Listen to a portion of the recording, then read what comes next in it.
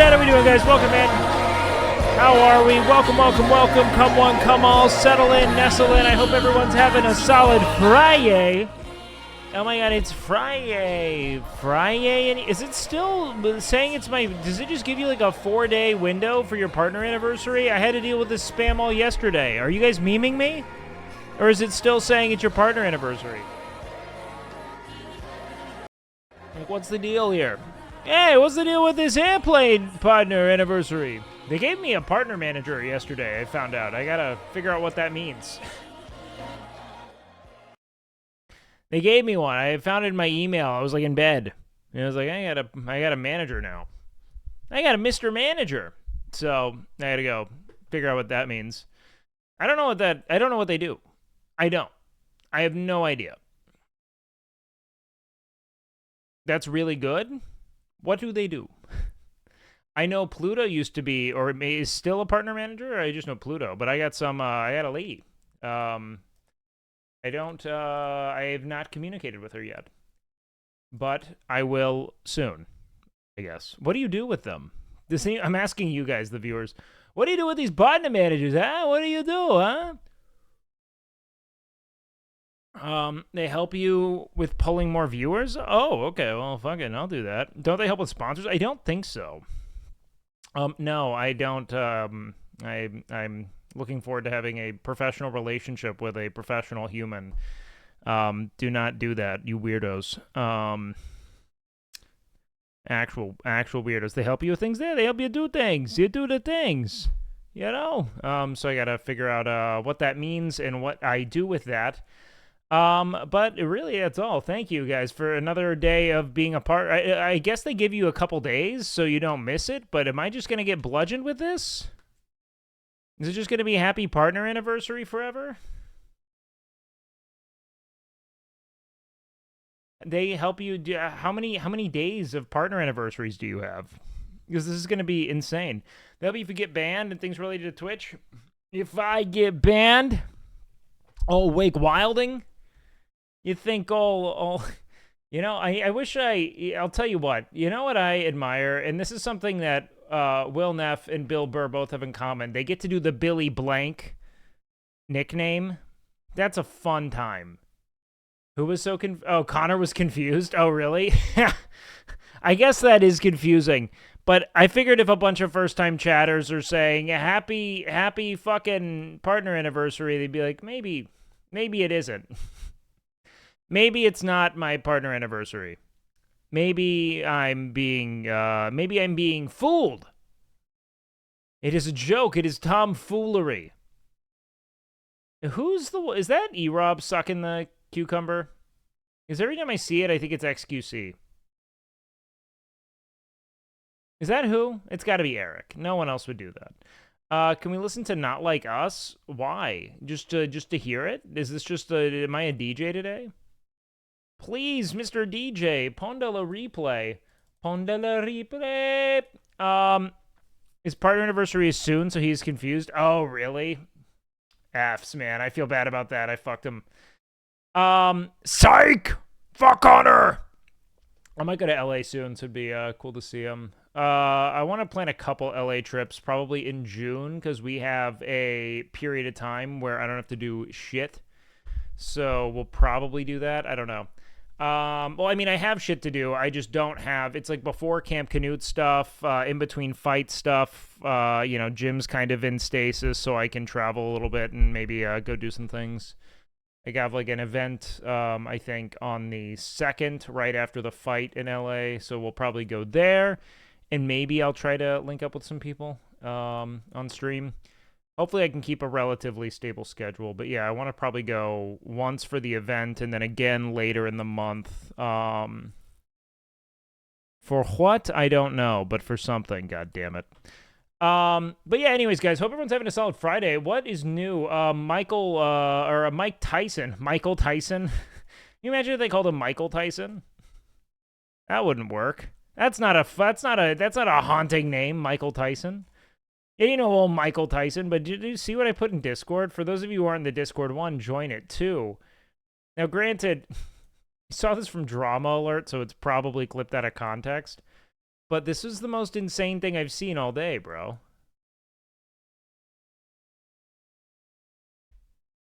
June 1st is UFC 302. It's also our fight.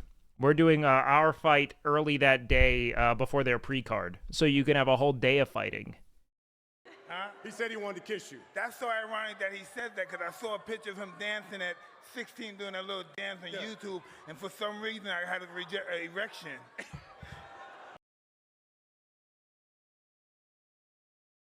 Brother, the CTE, did you see Bryce Hall absolutely roll Miz? I saw Bryce Hall embarrass himself publicly. Did you, Air Gordo, are you the kind of person who would see that and think that that was like a W for Bryce Hall?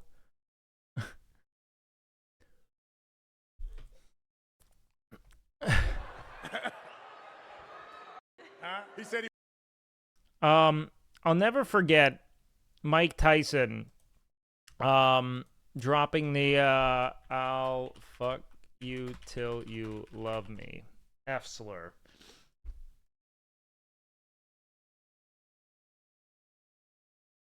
This was maybe the most insane thing I've ever seen a man say. Put your mother in the straight jacket, you punk ass white boy. Come here and tell me that if I fuck you in your ass, you punk white boy, you faggot, you can't touch me. And he's like, I'm gonna have sex with you because you're so gay. God, I bet you're gonna come because you're so gay when I have sex with you because you're gay. You're not man enough. I eat your asshole alive, you bitch. Fuck you, you hoe. Come and say in my face, fuck you, ass for everybody. You bitch. Come on, you bitch. You're scared coward. You're not man enough to fuck with me. You can't last 2 minutes in my world, bitch. Look at you scared now, you hoe. Scared like a little white pussy. Scared of the real man. I'll fuck you till you love me, faggot. It's like that's a closeted sentence, is it not?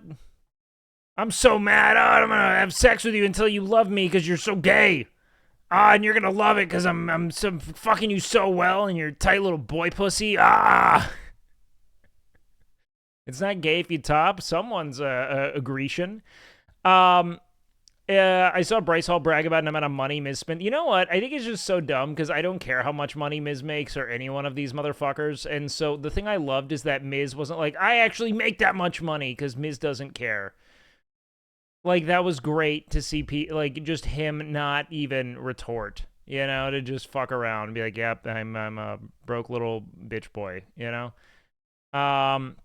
As you just saw someone embarrass themselves. It's just sad because you see their whole value system freeze at like 17 when they get famous. You know what I mean? Because that's the whole thing. Like, it just froze, you know? Like, he's like, oh, well, you have money and, you know, drive a cool car, and that means you're cool.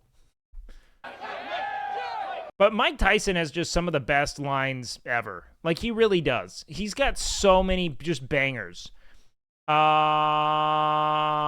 want to eat your heart. I was going to rip his heart out. I'm the best ever. I'm the most brutal and vicious and most ruthless champion there's ever been. There's no one can stop me. Lynx is a conqueror. No, I'm Alexander. He's no Alexander. I'm the best ever. There's some kind of profound, like, poetic impulse that Mike Tyson has that I'm so interested in. I still can't get over the staff telling Miz to leave after Bryce threatened him. Well, one guy's continuing to gamble $50K away, dog. I don't know if you think that there's a lot of moral... there's not a lot of, like the moral fiber of Las Vegas isn't exactly what it's touted for. You know what I mean? You have one guy gambling $50,000 a hand on blackjack. You're kicking the guy out who he's mad at every time. There's never been anybody as ruthless. I'm Sonny Liston. I'm Jack Dempsey. There's no one like me. I'm from Nairclaw. There's no one that can match me. My style is impetuous. My defense is impregnable. And I'm just ferocious. I want your heart. I want to eat his children. Praise be to Allah. Are you saying now, Mike? Like this is poetic. You know what I mean? Like, it really is. There's something about it's like the CTE hit his ability to like filter speech, but not his ability to like summon compelling sentences. And so like shit's just dribbling out of him. I broke my back. Spinal. I broke my back. What do you mean by that? You My broke back is broken. what? A vertebrae or Well, what portion? Spinal. Spinal. He wanted But to this kiss you. was That's this so was ironic weird. that he said that because I saw a picture of him dancing at 16 doing a little dance on YouTube, and for some reason I had a erection. Like even Jake Paul's like, what is he saying, bro? Out here. And I'm just convinced, you know what I mean? These fellas, how dare them challenge me with their somewhat primitive skills? They're just as good as dead. Like, Mike was so interesting. Like, he's such a fascinating character as a boxer. I'm the best ever. My style is impetuous. My defense is impregnable. Like, that's an insane slew of words, frankly. Like that bangs.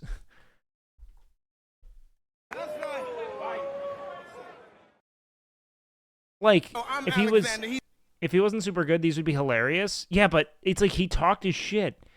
And this is like historical. You know what I mean? Talking about conquerors, he's like, I'm Alexander the Great.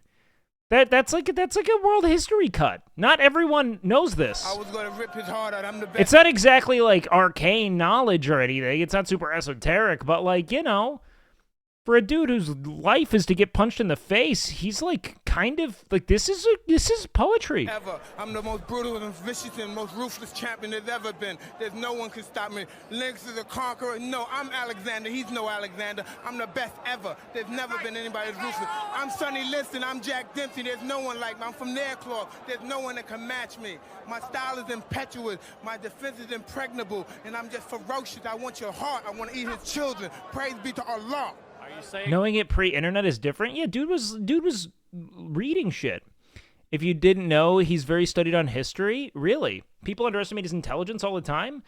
It's not even just his intelligence. It's like, you know, like I would underestimate the functional intelligence of any man whose job was to get punched in the face and punch people in the face. 100%. Like not their capacity to be bright, but their functional intelligence in real time, of course, like it's got to be a bit impaired. Dude's rattling off captivating sentences. Like this is Pulitzer Prize winning shit talk. For fighting, it's insane. I'm a fucking student of war. I know all the warriors from Charlemagne, Achilles, the #1 warrior of all warriors. From then Alexander, Napoleon, I know them all. I read them all, I studied them all. I know the art of fight, I know the art of war. That's all I ever studied. Bro's in that Bard Monk hybrid build. Doesn't make sense. That's why they feared me when I was in the ring, because I was an annihilator. That's all I was born for. Early Tyson didn't take many headshots. It's true. I will say this. I don't know how much he actually... He wasn't exactly known for going the distance, right? Like, his entire style was just decimating a human being. Why is he crying? Because he wants to! Now those days are gone. It's empty. I'm nothing. I'm working on being the art of humbleness. Can you believe in me? That's the reason why I'm crying, because I'm not that person no more. And I miss it. Because sometimes I feel like a bitch. Because I don't want that person. There's like so much internalized trauma from clearly growing up in an environment where this dude was fucking picked on. I mean, it has to be. Because, like, what I see is, like, a dude with, if nothing else, a complex relationship to his own sexuality and a lisp. That was a recipe for being bullied to shit in, like, the 70s and 80s. Person to come out, because if he comes out, hell is coming with him. There's no one can stop me. Lynx is a conqueror. No, I'm Alexander. He's no Alexander. I'm the best ever. There's never been anybody as ruthless. I'm Sonny Liston. I'm Jack Dempsey. There's no one like me. I'm from Nairclaw. There's no one that can match me. My style is impetuous. My defense is impregnable. I've listened to this so many times. I'm just so impressed. Mike Tyson's scaring everyone. The guys you were in the ring with. Bro, where's that clip of Mike Tyson...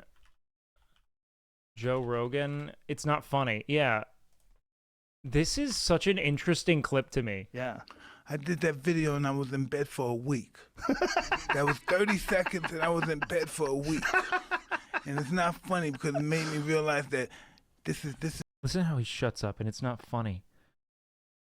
And just the immediate fucking silence that befalls Joe. this is big boy serious. shit, okay? Big boy shit. This big boy shit. You was There out it is right there. Yeah, that wasn't really cool. But saying that it gets you orgasmic, that's a strange thing to say. Like, this is Mike Tyson was bullied as a kid? Of course. Without a doubt. There's no way he wasn't. I mean, like, it's one of those things where you see someone's defining, like, physical attribute being, like, you know, his lisp, and you're like, of course. Like, that explains so much of this dude's life. In his like, captivating relationship to, like, sexuality and his, like, shameless inquiry of it is something I find so fascinating to me. Because he clearly has a really perverse relationship to, like, whatever he finds arousing. You know what I mean? It's so, like, he's such an interesting case study of, like, how someone becomes the most, like, brutal and ruthless boxer ever. Well, that's just what I want. I wanted to find out because you're really bright, and I thought you would figure it. No, I'm being very serious. No, I know. I know you're being serious, but I mean, no one will understand. Like, Mike's not here for a press thing. He doesn't care. Like, everyone is using Mike for their own visibility. Mike's like, I wanted to have a real conversation with you because I think you might know something about this. That other than you, like, that's your mindset. Like, no one will. But I think that, like, all the things we were talking about before, the way you drive yourself, the way you push yourself, the way you put yourself into that frame of mind, no one's gonna understand that other than you. So yeah, that's what got us talking about it, BP.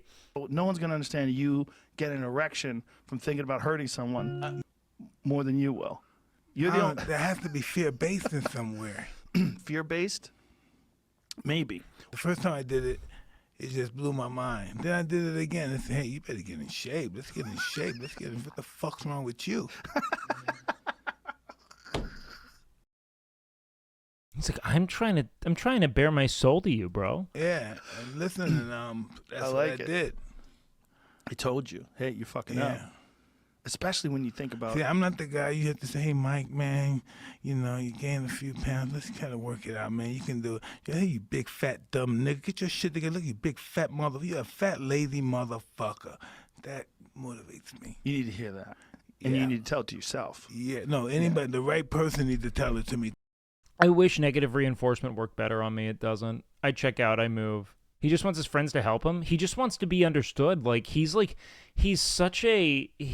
you know, a listless fucking navigator in the sea of his own emotional experience. And he's like trying to find a North Star. Like, he's trying to make sense of where he is. It's fascinating. Like, I find him so captivating. Who the fuck's going to say that to Well, you? they do. Hey. I listened. Where was I? Was somewhere around Freddie? I went somewhere.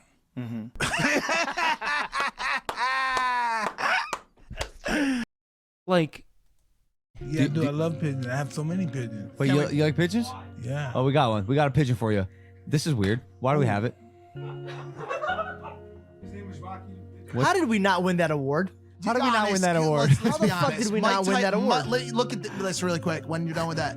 Mike Tyson. Like, it's just so interesting because everyone's like, Mike Tyson, and he, like, clearly doesn't, like, he's just looking for, like, connection. Like, it's so interesting to Took me. 4 grams of mushrooms and is playing with a pigeon on our podcast. Why did the award go to anybody fucking else? Hey, listen. I have 500 pigeons. He's like, listen, I don't care about your awards. I don't care about your podcast. Listen to me. Listen to the thing that I want to share with you. That many That's a pigeons? lot. Have you ever done a head count? Like, is it actually counted. 500 pigeons? No, but Why? excuse me. What the pigeon? It's my culture.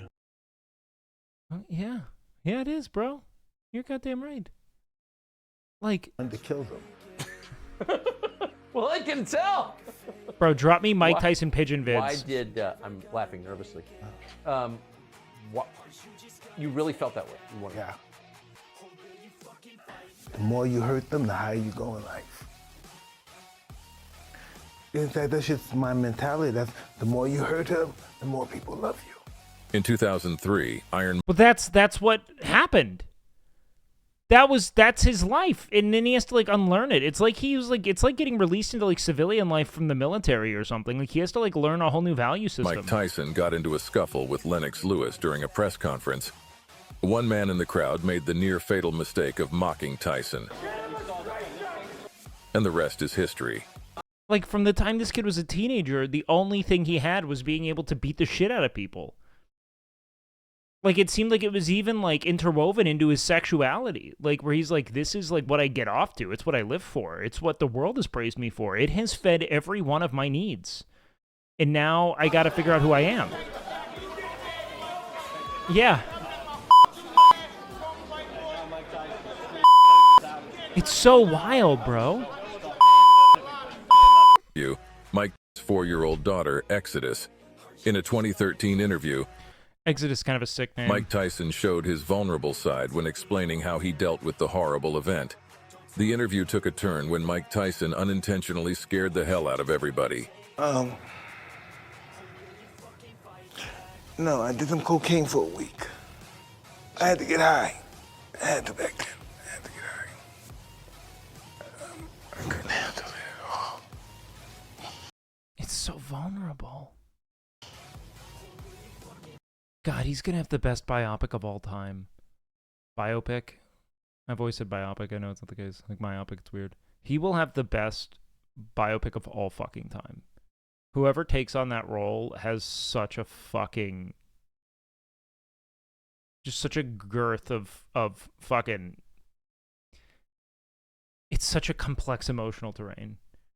Jamie Foxx is gonna play him? Wait, what? He's gonna get too fucking old, bro. You have to go.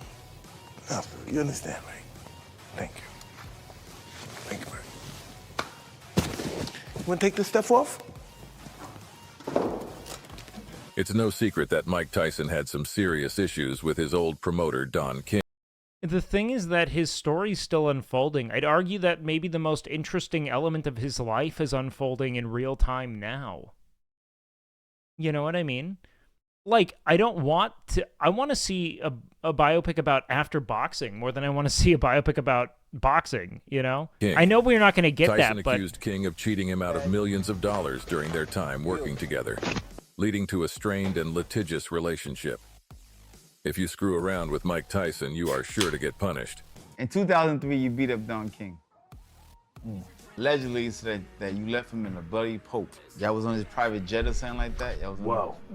Yeah, that was pretty serious. Don was talking to me, and he was talking about, man, we gotta get these white motherfuckers out of... It's so parasitic, too. Yeah, people just want to use the, like, my favorite fighter is here, but, like, dude, he just needs, like, he needs a friend. It's so tragic and cool. Like, they want to use him for his, like, eccentricity. But, like, there's, like, a truth that he's just trying to arrive at. He's like, he's such a sophist, man. Business, man. That's all these white motherfuckers do. Just come over here, me, you gonna sign this check, nigga, me, you gonna be two rich niggas, okay? And so he had me on that, but as soon as I get on the phone, I'm going back, I'm gonna make another deal with Dawn, I'm gonna have millions again, everything's gonna be all right. But on the plane, I started doing some cocaine.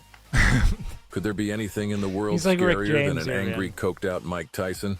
We don't think so. One of the most controversial events of Mike Tyson comments on Jamie Foxx-led biopic. Let's see.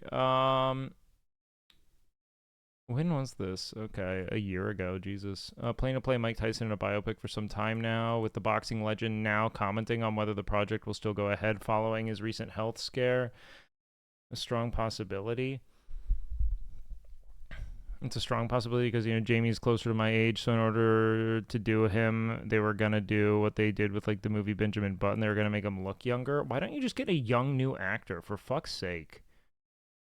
This is such a fucking, like, this is the embodiment of Hollywood at present, is just rehashing tired shit and never in any universe bringing new people into the fray because they don't sell tickets. A new actor won't sell tickets. It's that simple. It just won't. Like, there's just no new star treadmill because there's no, like,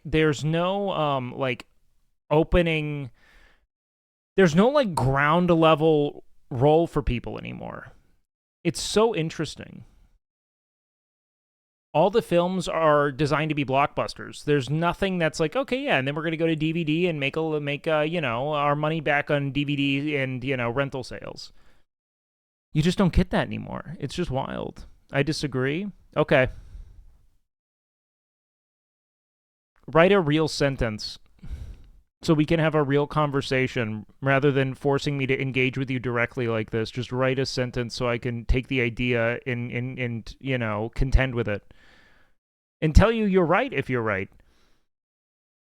The Jamie Foxx-led Mike Tyson biopic has been in the works since 2015 with Fox set to... Okay. That dude from Saltburn? Okay. So you're just like, this is a person who was successful.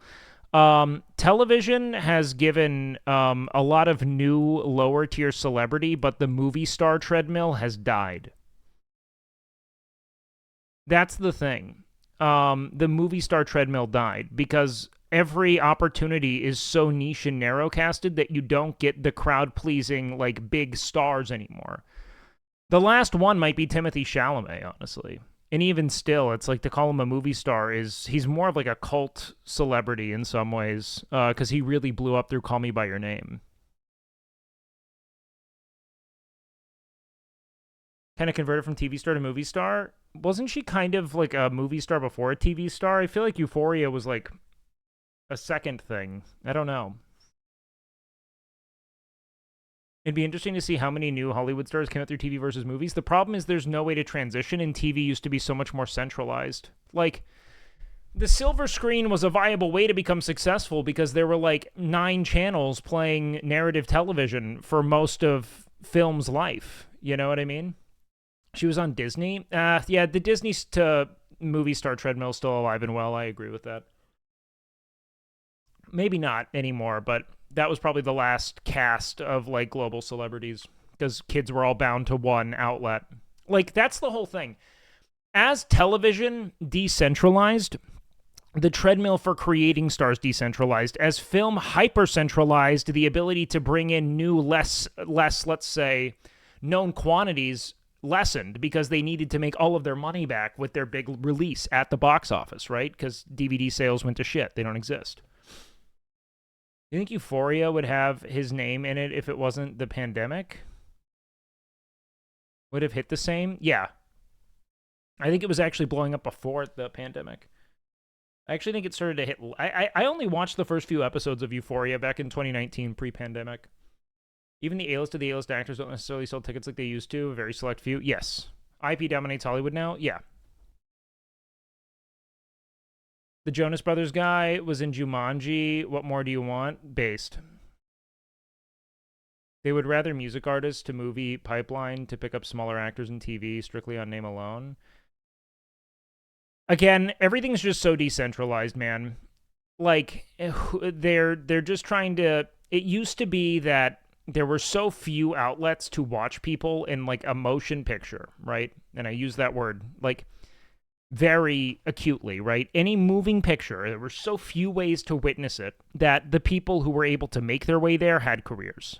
Like, that was, you made it the second you were on TV. Now, you can have a middling to outright unprofitable career being on many screens all the time. It's just not the same. So and everyone's interests are so splintered and narrowcasted that to find one person who brings in a mass audience is becoming nigh impossible. And so they can't like field test you by having you do like a $10 million romantic comedy. You're either in the $100 million film or like no film at all. It's just brutal. But I do think Jamie Foxx is amazing, so it'd be cool to see him you know, continue to dominate. I mean, he's like an EGOT kind of guy, isn't he? I don't know if he's actually an EGOT, but he could be. The studios merging and the buyouts are actually pointing to the opposite. There's so much centralization, they just try to sell us the illusion of choice. No, I think you're missing my point. That's what I did say that. Like, films are hyper-centralized, but every other way of creating celebrity is so splintered and decentralized that it doesn't pick up steam like it used to. Like, you being on, like, Friends was... like a groundbreaking thing. If you were like a guest star on Friends, everyone would have seen you. You know what I mean? Same with Seinfeld, MASH. We don't have shows like that anymore in the same way. Tyson's career was the day he bit Evander Holyfield's ear during their boxing match. When asked why he did it, This is what Tyson had to say. He's been with me for 2 fights. But you got to address it, Mike. I did address it. I addressed it in the ring. Why did you do that, though, Mike? I mean, was that the proper response? Look at me. I gotta go home. My kids are gonna be scared of me. Look at me, man.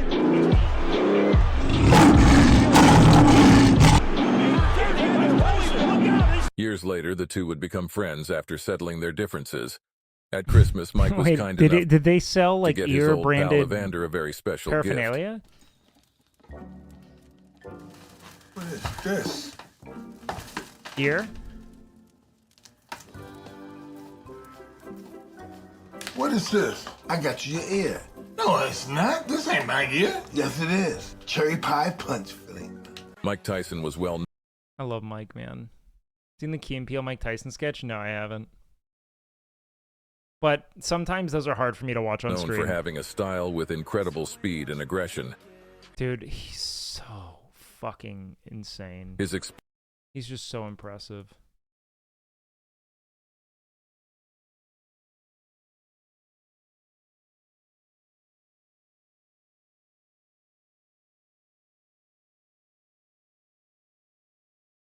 Capitalism is doing capitalism shit, centralizing the capital while decentralizing the workers and consumers because a unified labor class is the scariest thing to ownership class. Yeah, but that's like that's like a really interesting like premise in general. I would argue that in film in particular, yeah, I mean, if you can eliminate the power that an individual has on a contractual or bargaining level, you can definitely take more for yourself. So I do see the value in it, but it also benefits them to have individuals with extreme power because we actually see like the weakening of their business. Maybe they're making more money than ever, though. Who's to say?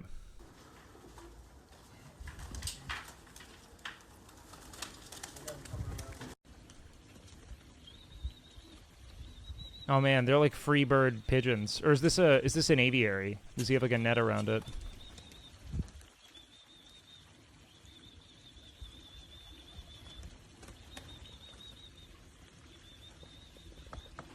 See, this is truly Zen.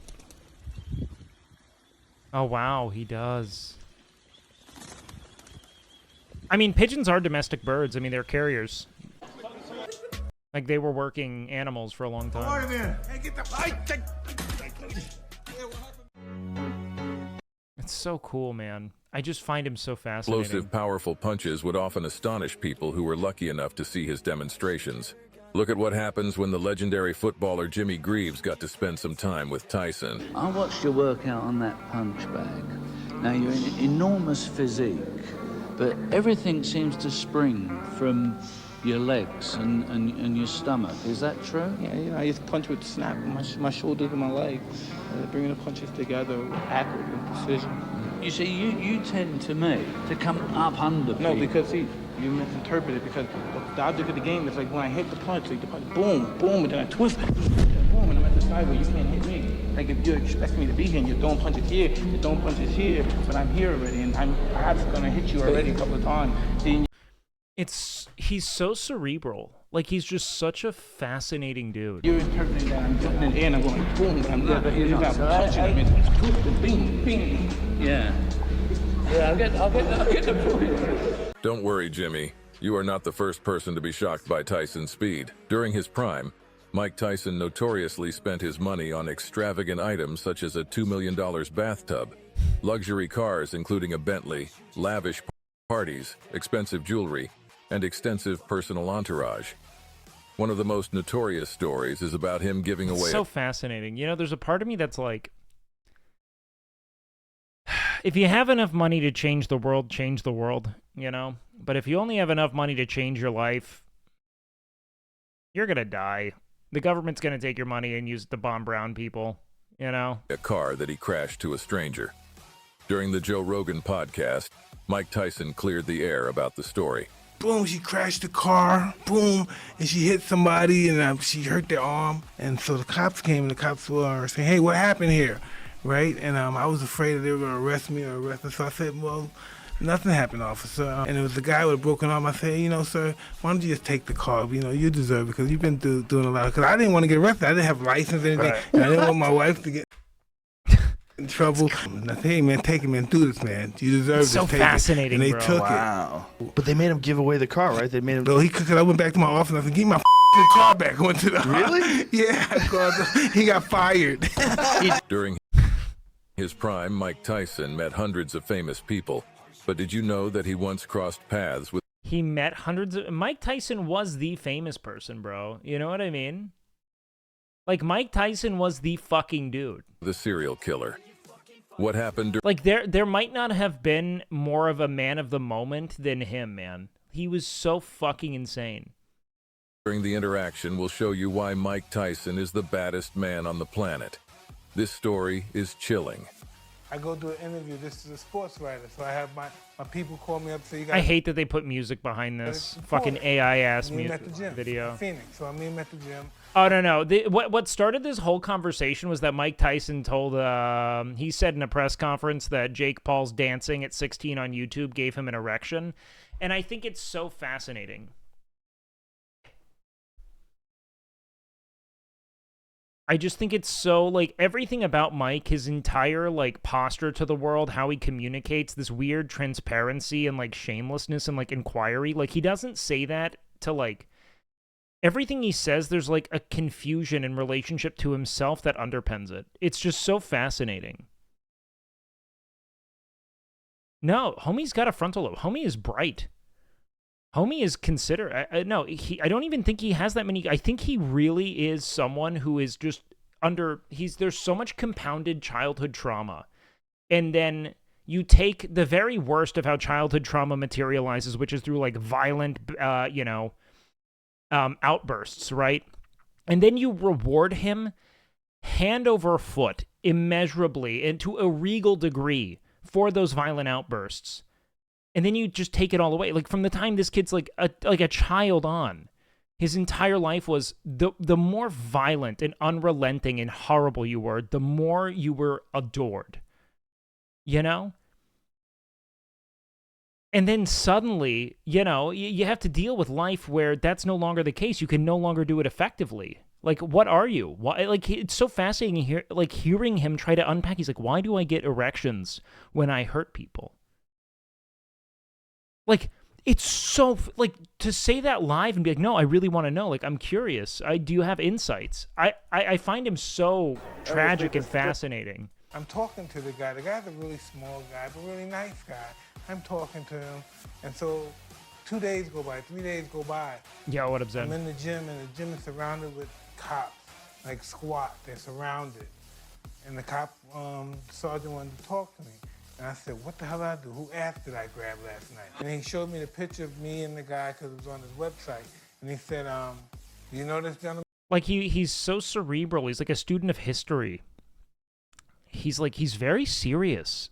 Like, he's one of, honestly, the more I, like, learn about Mike, the more I think he's one of, like, the top 5 people I would ever want to talk to, period.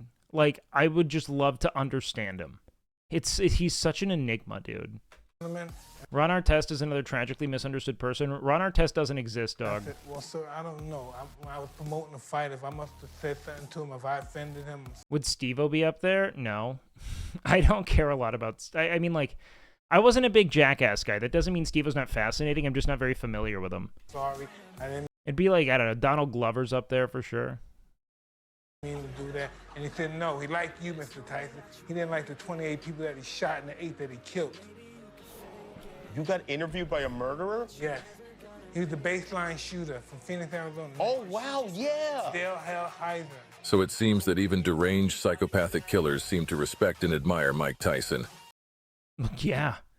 If anything, Mike Tyson represents the power and respect a lot of people want from their acts of violence. You know what I mean? Like, he's revered and feared all at once. Just hear what crimes this guy was responsible for. Now, he will not be hurt. There has to be a fear of pain, a fear of betrayal. He was convicted of 80 crimes, including 6 murders for a shooting spree that spanned over 14 months between 2005 and 2006. Hausner and his 14 months? partner Samuel Dietman had preyed on animals, bicyclists, and people. Mike Tyson was well known for keeping exotic pets such as tigers and lions. During the Joe Rogan podcast, he explained how he had to wear a mask on the back of his head to deter his tigers from accidentally eating him. Pay attention to how casually Mike tells the story. Turn around, your mask, yeah. Wow. You got to do that or he would jump on you? Well, they think I'm running and shit, and they're playing. And if they accidentally, because they chew on my arm and stuff, and if they accidentally bite my head, they can hurt me. But accidentally, they don't mean it. Right. When they on my shoulder and arm, I let them bite me in my legs. And you're just playing. Yeah, but they could pierce my skull. They've been comparable. These psycho killers, they only target women and kids. Mike fights men in their prime. No, I don't think you understand what I'm saying.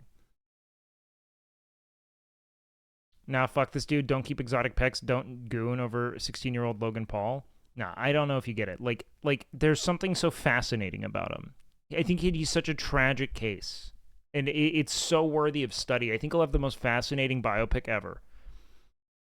His, quest for understanding his brokenness is one of the most fascinating things I've ever seen. I don't think he's a role model. I think he's fascinating. Jesus. I did have a pet tiger. Her name was Kenya, and she was around 550 pounds. I had a great affection with her. I kept her. I slept with her. I kept her in my room. He can fascinate me from prison. I have no qualms about whether or not... Look, I think we all know that prison is horrible at doing anything effective. I think this dude has just been failed in every way by not just the people who surrounded him, but the world that built him. And I want to understand him. Stayed with me. I had her for probably 16 years. In the same way he wants to understand himself. You can't imagine the size of her. She got too old and I had to get rid of her eyes and her hip got bad. During an interview with spiritual mystic Sadhguru, Tyson asked the teacher a very important... I hate spiritual gurus, bro. I hate gurus in general. I think it's just such a pompous moniker to assume. Important question which caught him off guard. To provide some context, Sadhguru has been very open about how the Earth is overpopulated and how we should have less people on the planet. Okay, what's your fucking plan, big dog? Why the fuck would you ever say that? What do you... what do you think's going on? All the religious groups are against me because I'm talking about population. They want more souls. I want less on the planet. All right, Thanos. Dude saw fucking Endgame and was like, yeah, all right. I never thought about it like that.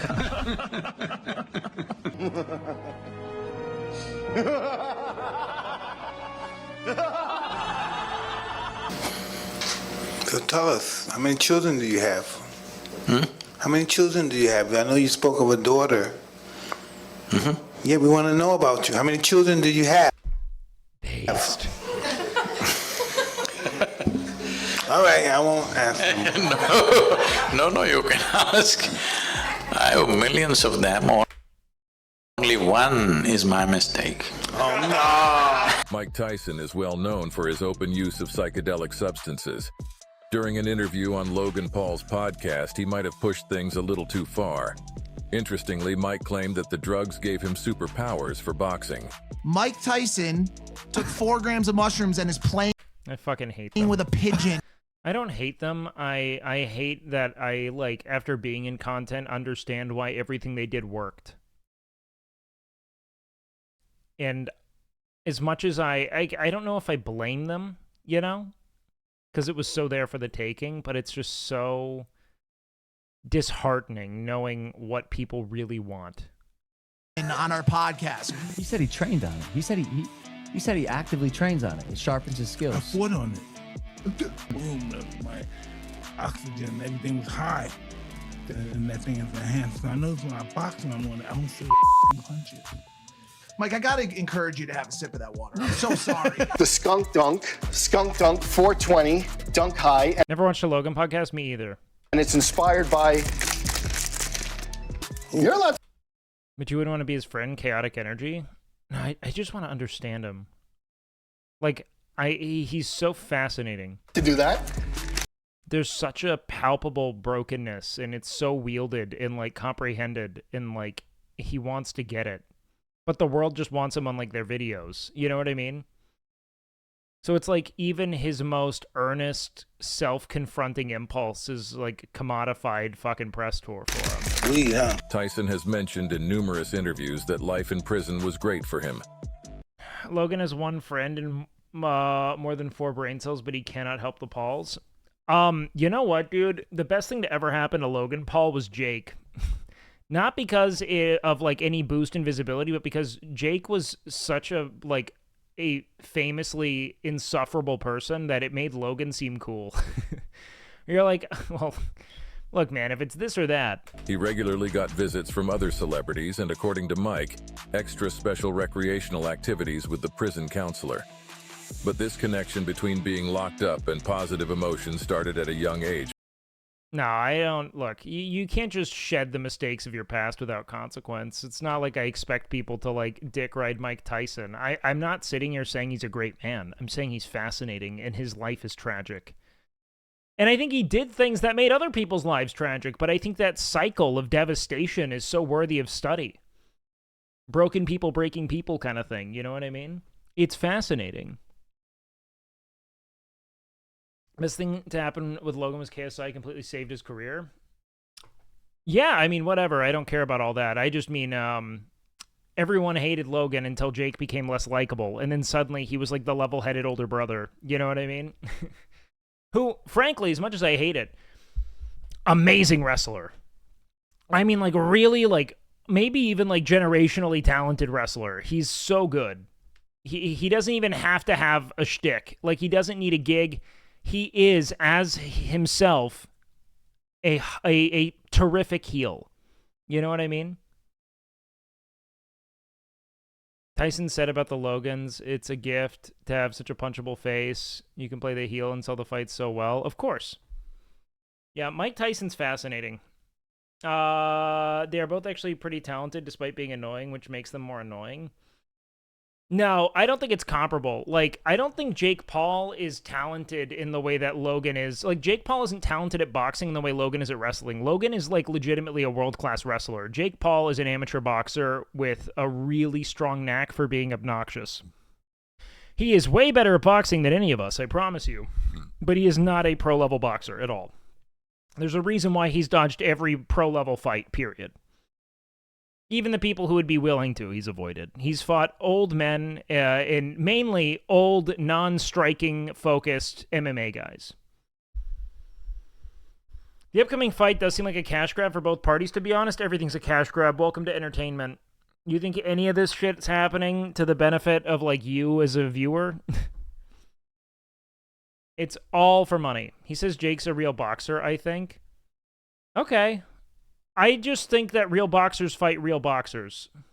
And I'm not trying to argue whether or not he's talented enough. I'm just saying that the proof feels as if it's in the pudding. You would legitimize yourself as a boxer by fighting boxers. That's that. I think he's just saying he is a real boxer. He's not a pro boxer. He is an amateur boxer. That is real. You know what I mean?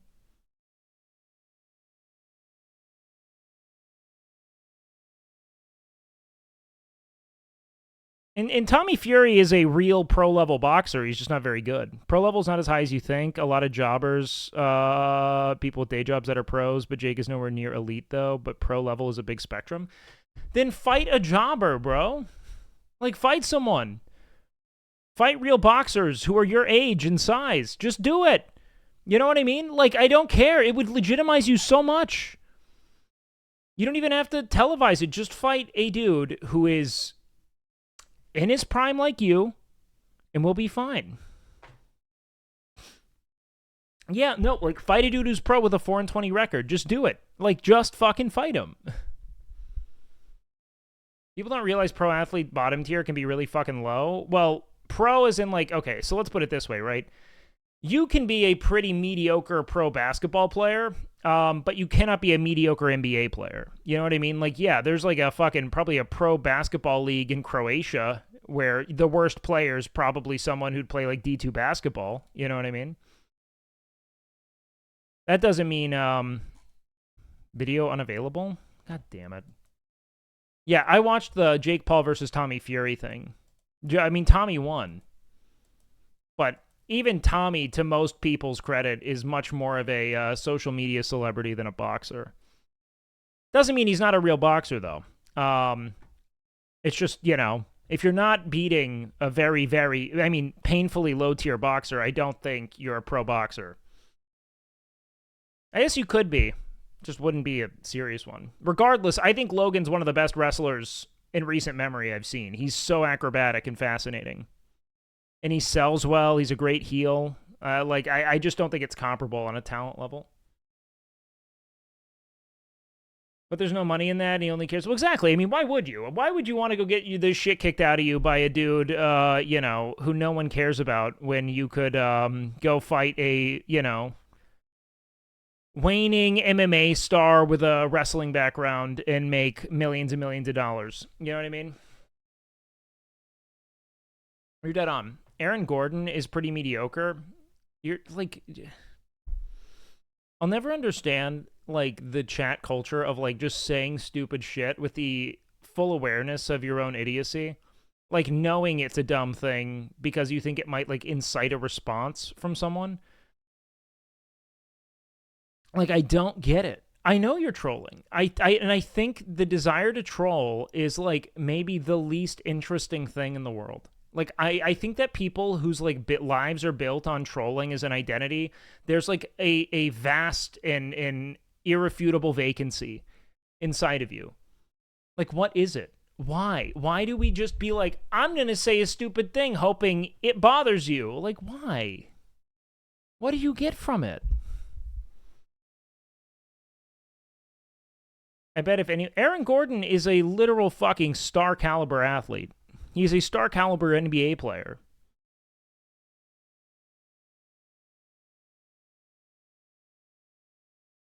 I'll just never... I don't know. Trolling culture never resonated with me at all. I find it so upsetting.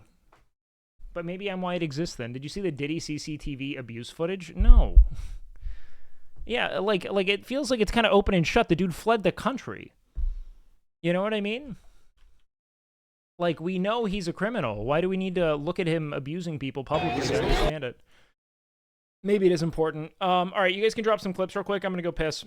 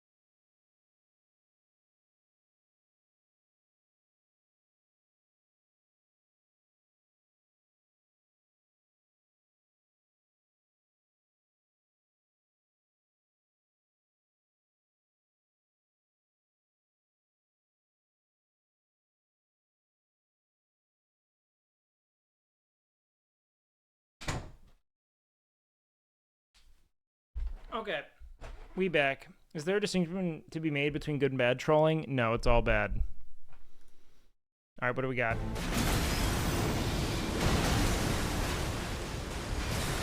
Oh, wow. Here I am, an absolute cretin, thinking that Melania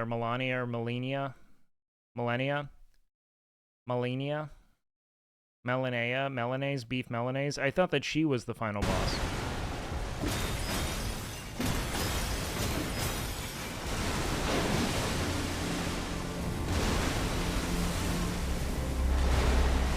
Mayonnaise. Yes! Yes! Yes!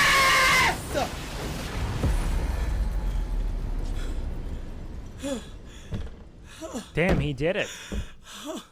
Honestly, pretty amazing resolve from the dude.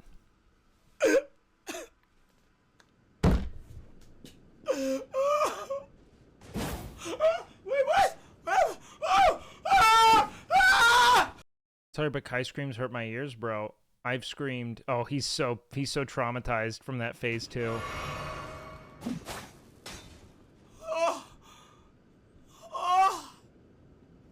Guys, I've screamed every time I've accomplished anything in a video game. Okay, bite chat, bite chat. Look at this little guy. Whoa, what's up with that tongue? That's so sus. That was sus. That was sus. Is Daily Motion gonna have it? Bad. Alright.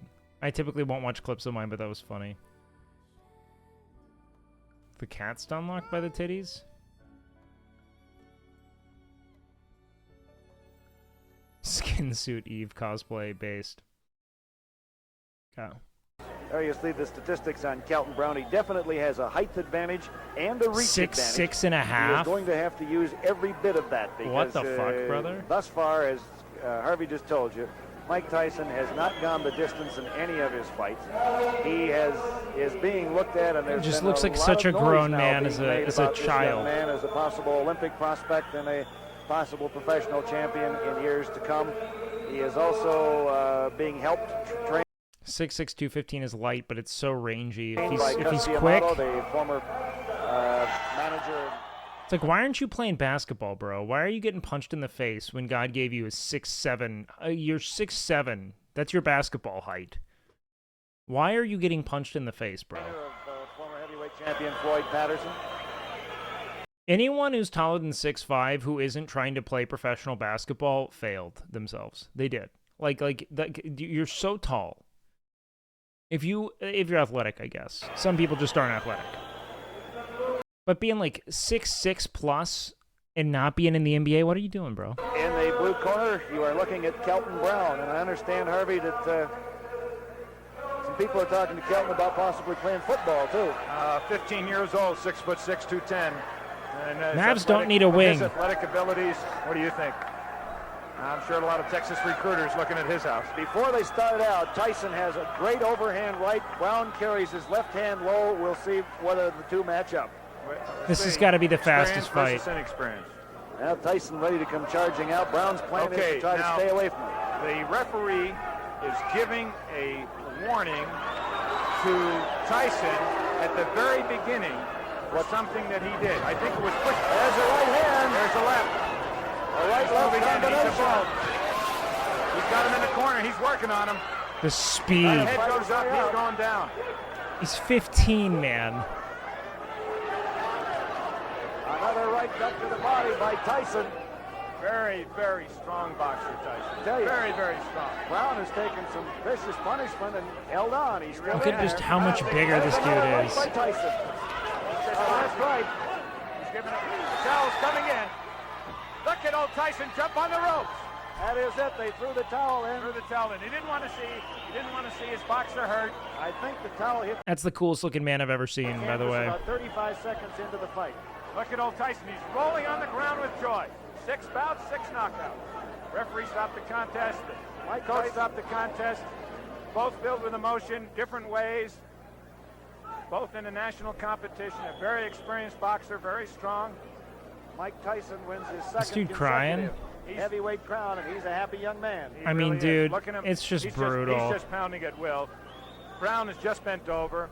The referee, Bill Wackley, walks in, and the towel comes in at the same time. The referee stopped the contest, and the coach stopped the contest at the same time. Really, one is pigeons as a hobby. Wait, what? And the other one is effectively a novice. And Mike Tyson is going over to his opponent, puts her arm around. It's hard to believe this young man, Mike Tyson, such a champion that he is, races pigeons as a hobby. He's doing that at 15? This dude hasn't had a grown man hobby.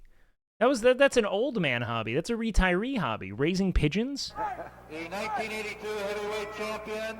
Here's the From region number 1, the red corner, Mike Tyson. Undefeated in 2 years.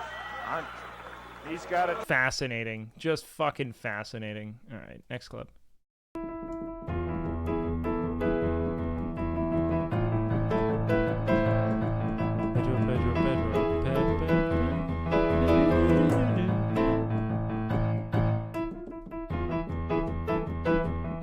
This is such a cool interface she has.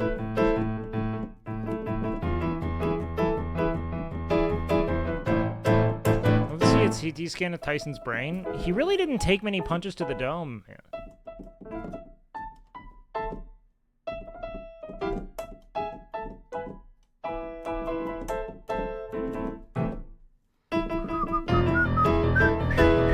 Yeah! Look at her hit her game face here, man. Look at Hachu lock in. Yeah!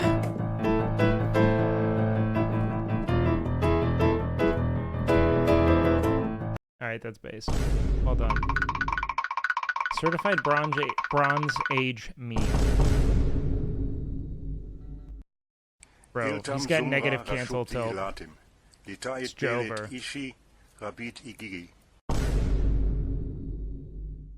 Iltam Sumra Rashupti Ilatim, Litait Belet Ishi, Rabit Igigi. Ishta Sumra Rashupti Ilatim, Litait Belet Nishi, Rabit Igigi.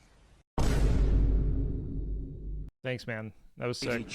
Front facing baby chick. Front facing baby chick. Front facing baby chick. Front facing baby chick. Front facing baby chick. Front facing baby chick. You guys need to shut your fucking mouths. You guys are the most annoying chat in the whole fucking world. Fuck all of you. Fuck all of you. You fucking crazy bitches. I hate you. Shut the fuck up. I can't fucking play. That's God what I always damn tell my it. sister Abby as I stick my tongue inside her asshole. Who's this guy? StarCraft Hey, guy, I'm Thor, assuming? I just Hey. found out that I was born feet first. Does that mean my mom was my hat at that time for a moment?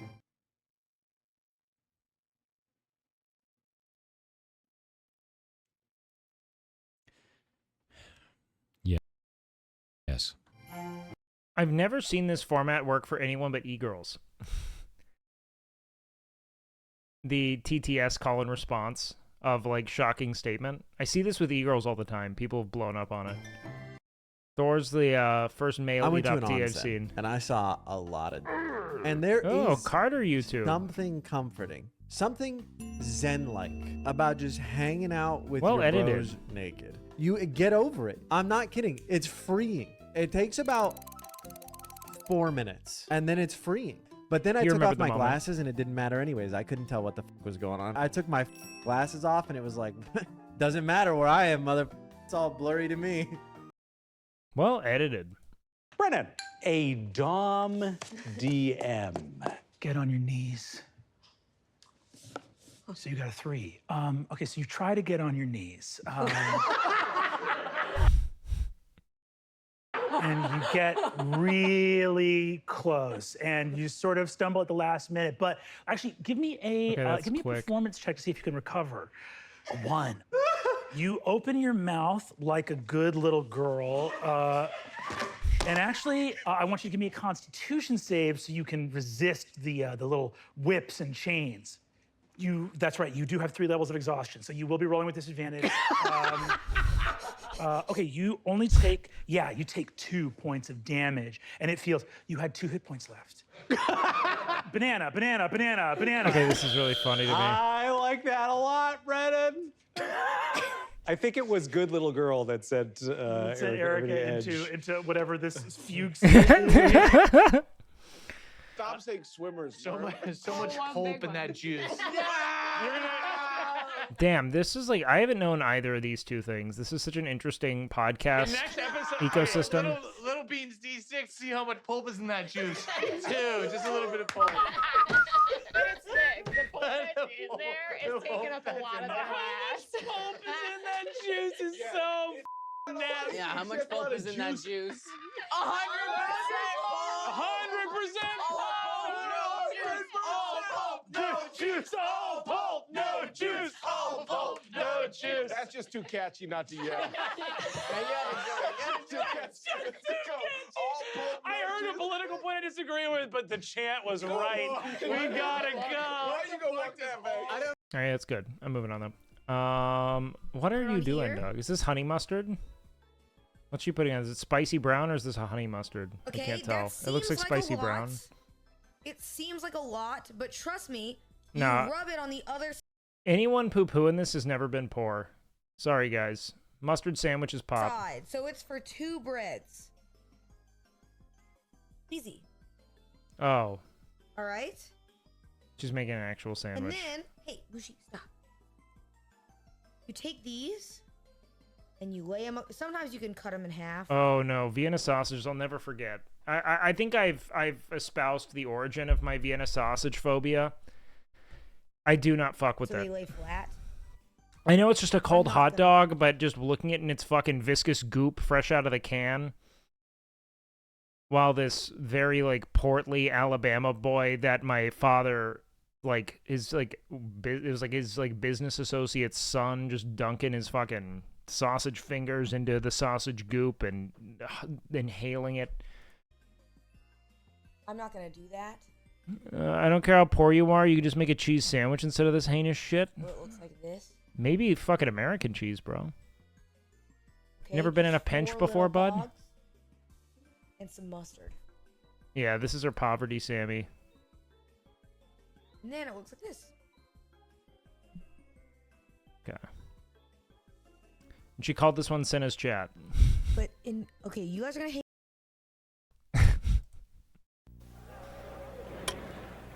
Into the final, which is the heavyweight. Let's take a look at the 2 contestants and the public address and answer, Jim Bowman. Now, ladies and gentlemen, the All right, another Mike heavyweight Tyson fight from championship of Hasrig. the 1981. It has All right. only had 5 fights. I just but wanna he see is this dude. unbeaten, 5-0, and Joe Cortez is 13-4. So you would naturally expect the heavy hitting in this one, but we have seen some today that has some early. In the blue is a bomber. Wow. Here we He go. bombs You can't- away, Jimmy. Let's watch this carefully. Because Tyson in the blue is a bomber. He's trained by no other than Cus D'Amato. And there it's all over. He had to have been so bored as an amateur. Holy shit. Explaining the rules to the board game capitalism. So number one, the first You rule, good and this is streamer? actually Yeah, why are you really asking cool me game that? design, What? is the game's already started. All right, you guys are going to have to drop some clips because I am almost out. In fact, I am out after this. You were actually born into it the moment you were born. They registered you with the game. And what's sort of fun about that is the people who made the game are always winning and will always stay winning. So you are interacting with a That didn't make world the clip in queue which because I've clearly already seen whatever that is. Sleep everything Club. either has a monetary value, or if it doesn't have a monetary value, it is worthless. So the cool thing about that as a system is it's like, oh man, I have like this piece of property, and it's like, cool, that is worth whatever you can get someone else to pay for it. It's a fixed amount when you're poor, but if you're not poor is a status condition you can have in the game, which you all have. All right, yeah. I feel like we've reacted to this like 4 times in the last week.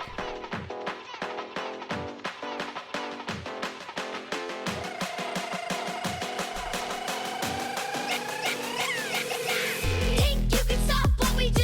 I doubt it. We've got the energy, we'll tell you all about it. I searched for my spark and I found it.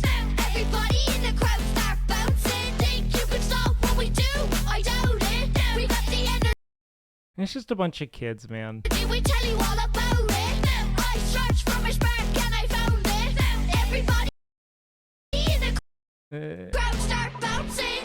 Making bangers, I tell you all about How much you want to bet this kid is an Aiden Ross chatter? How much you want to bet this dude's in Kai Cenat's chat right now? I searched for my spark and I found it. Everybody in the crowd start bouncing. Think you could stop what we. I searched for my spark and I found it. Old reach. Listen up, 'cause what we. This feels like such a classically Irish attempt at a cultural export that's just gonna fall flat on its face again, like every astroturfed Ireland cultural export. Like your cultural export is fucking like bread beer, and that's it. Why is Wake watching children? Because someone sent a clip, and not every time you watch a child do anything is it predatory. I hate the implication of like, why is there a child on there? Fucking, because someone sent me something a child did? I don't know. Not always fucking weird. Do every day is decent. Cabin crew on stop on top of every playlist. If we see a dream, you know we're gonna chase it. Nor. Give me some Bewitched, man. Okay, ready? What the hell? 6,500 now, bid 775 against you. Come back in it. I just bid. On the internet, Heritage Live. I need to hear from you. Oh, did Miss do a betting stream today? We're getting outbid. I just bid. Do you want me to bid again? Back in. I bid. There's 9,000, but that's a player. You've been We wrote bid again.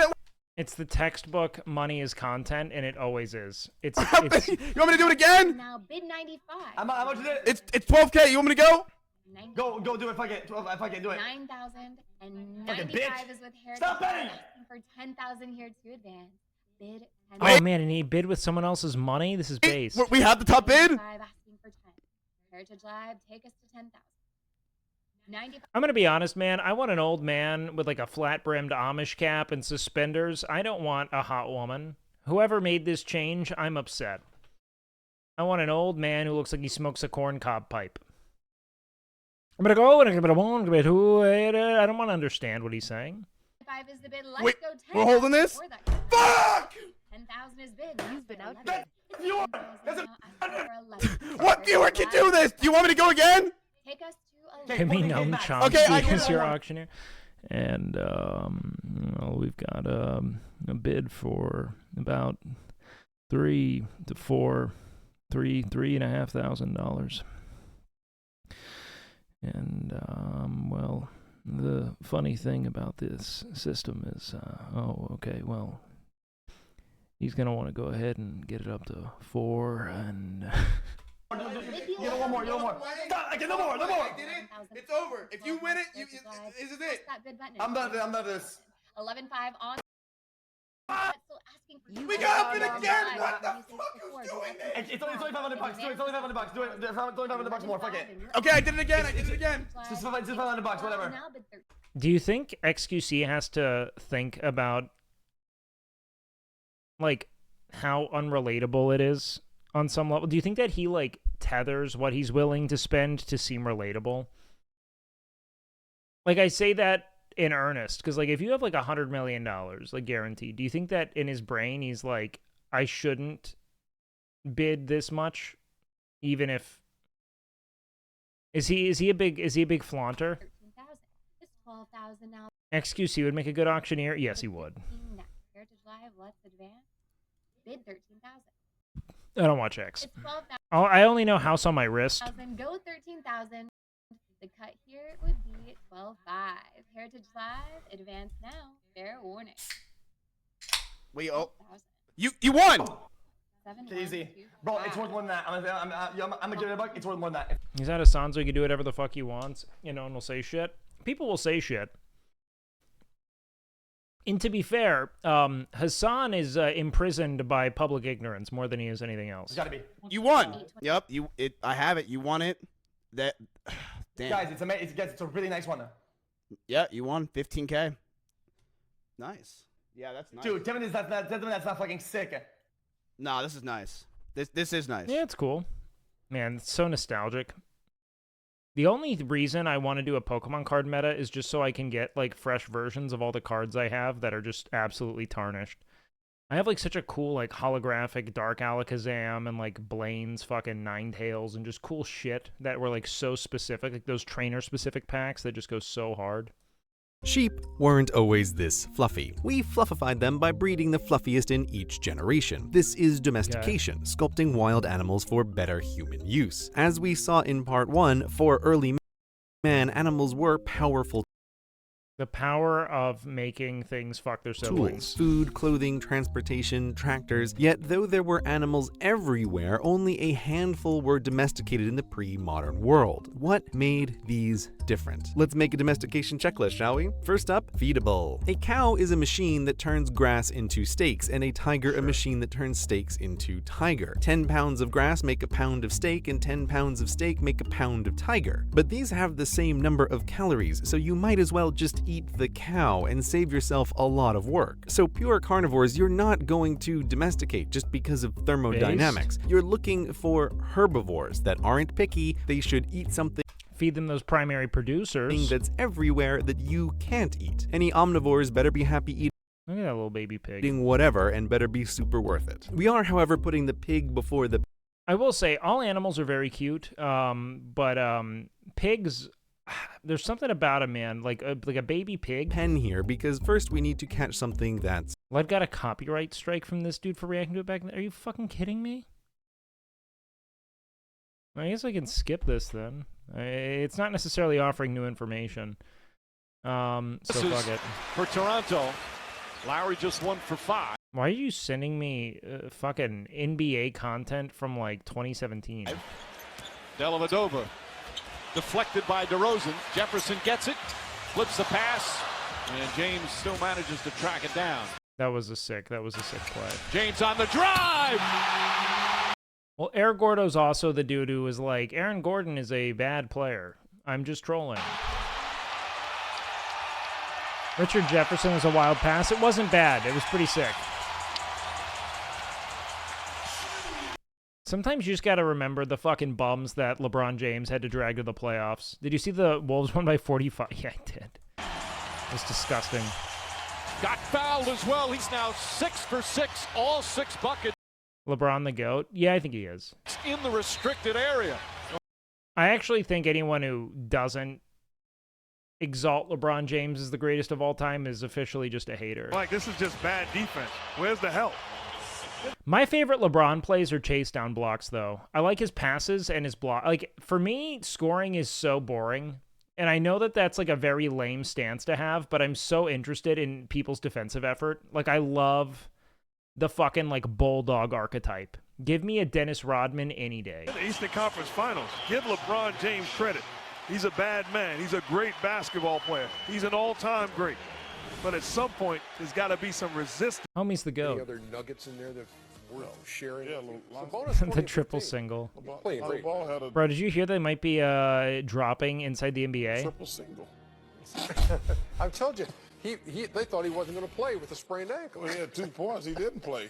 Okay, tell me this. Wait, he had 2 points and you're going to say. Bron has no aura? What? It's just a hater stance. I don't even think you watch basketball. Bron is an aura. It's just of like a goofy dad. Like LeBron James is just a goofy dad. That's it. Oh, it's confirmed? As of when? Shit.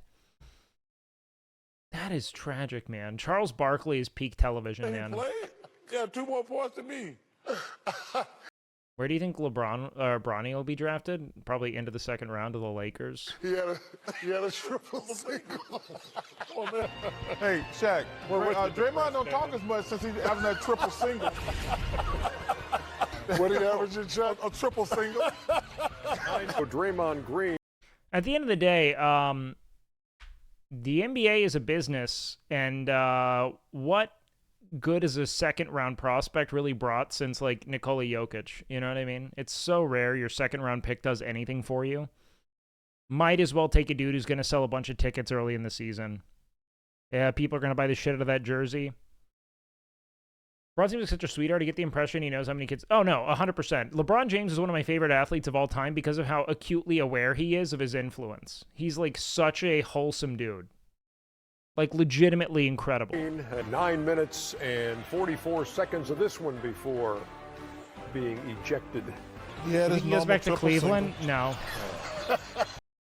I don't think he goes back to Cleveland. I think that LeBron and Bronny probably play in LA, if I were to guess. Wait, am I insane for thinking LeBron never cheated on his wife? My friends think I am. Look, if he cheated on his wife, it never came out, and that in and of itself means that he probably cheated in an ethical way. With NDAs and everything. With his wife fully aware. Savannah was like, this is the cost of business, whatever. But it doesn't seem like he did, based on the fact that nothing came up.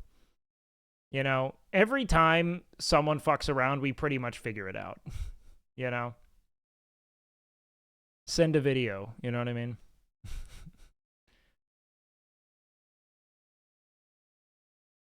You can't just bring a kid into the world. Bro, those AD text messages are so fucking funny. Send a video. That's just NBA circle jerk, though. Continue. Under everything, man. A man had Anytime. single tonight. Danny Green for 3.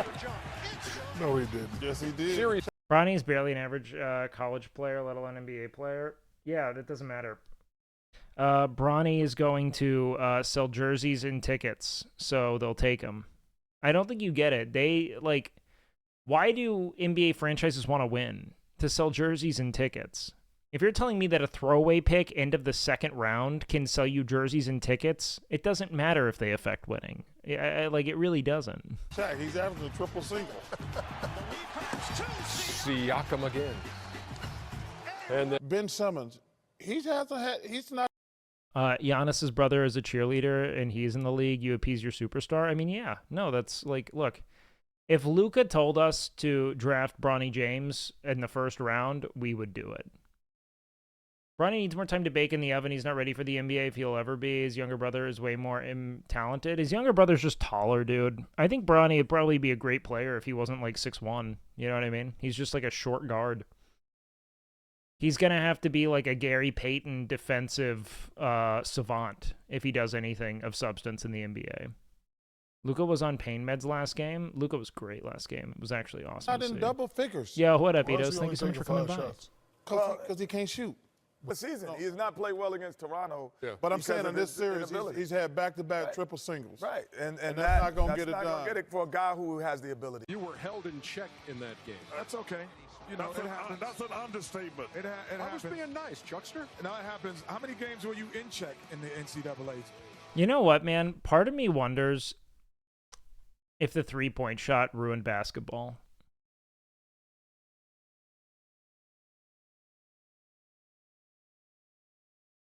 Because the talent of getting the best shot went away. It was about how do you essentially, like, threaten to get the best shot so you can kick it out to the actual best shot.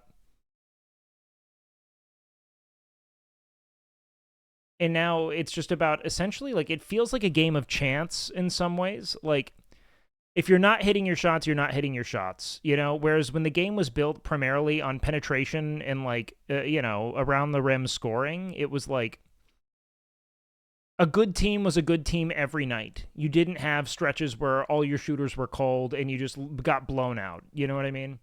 Ooh, damn, my goodness. Wait, you were the player of the year? I'll tell you what, 4 points on 2 of 7, but he only got 40 minutes in that game. Tell you what, he had a triple single. You know what I do have? It's hard to think whenever like 8 people were talking in here. I saw you type Humpty Dumpty. Yeah. Granddad springboards? Why, so you can dunk? Like, I was like, I gotta hit enter, but just get a new name, just so I can do something different. I'm sorry, I didn't expect it. I'll tell you what the three-point shot has ruined is pickup basketball, because it's a 2-point shot in pickup. 1 point for a 2-point, 2 points for a 3-point. Why would I ever? It's like, it feels so stupid to try to score any other way. My shit was a gunner. She would raise you if you knew her. Gang can't know that I fuck with her. Who is this? Like, who is this, like, model meant to be? It looks like bad fucking Overwatch porn. Does this look like Hosier? To me, this looks like Keanu Reeves and Lex Friedman. So she better not mob me. Right, guys, so when we're simplifying, gotta multiply through 3x, but Charles, you gotta put that away. That's really distracting. I have a doctor's note. I can have things like this. Bro, Lex Friedman writes the most obnoxious shit. I just, like, saw a random repost of a tweet where he was like, the Trump-Biden debate needs to be a podcast where the objective is truth and wisdom, not drama. And I'm like, shut the fuck up, dog. You think any of that shit matters? Like, how much fucking neoliberal Kool-Aid have you drank, dude? Did you think either of those people aren't just gonna fucking toe the partisan line and then go into office and give all of their wealthy, donors and benefactors tax breaks? Like, what are we doing? They help me focus. So then we're And that dude is like lauded as like a beacon of wisdom. 30 from both sides. Charles, come on, man. What are you doing? What do you think of water enhancers? Well, I think water's pretty good as it is. Are you asking what I think about like flavoring? Equals 3. Oh! Come on, Charles. There's no way that... What am I watching, man? Help me focus! Adding 2, 6x. He calls himself the face of iBattle, and we pretend that it's a fact. But when these rankings come out, you're in the... What the fuck is iBattle? Okay, see, now this is sick. I can't see it. That was dope. That was wicked. Unaired racist Lunchables commercial. Lunchables developed an ad to appeal to urban youth. The commercial never saw the light of day until now. Why does this feel like it's not going to be real and that this is just... Yeah, because this is a skit. Lunchables, nigga, $5 a pack. We gon' make that ass clap with this healthy snack. Stack up the cheese. It's funny, though, because every brand was doing this. Like Reese's Puffs, bro. Reese's Puffs, Skippy Peanut Butter. Do you remember Skippy Squeeze? You remember this shit? And you know what? It was brilliant because if you made a quote-unquote, like, urban ad, you made an ad that appealed to suburban kids.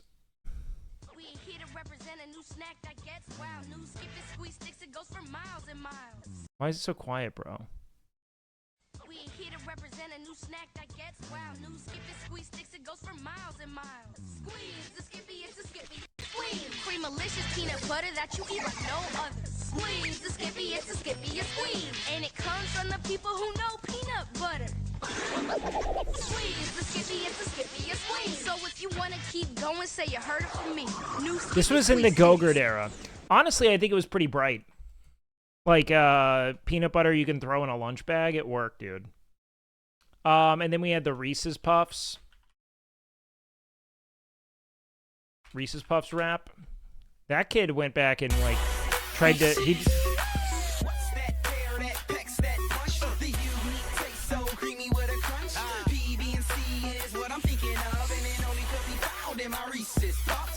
I'm gonna be real, though. I do think that the jingle is a lost art because those things were little earwigs, man. They'd stay there forever. They would not leave.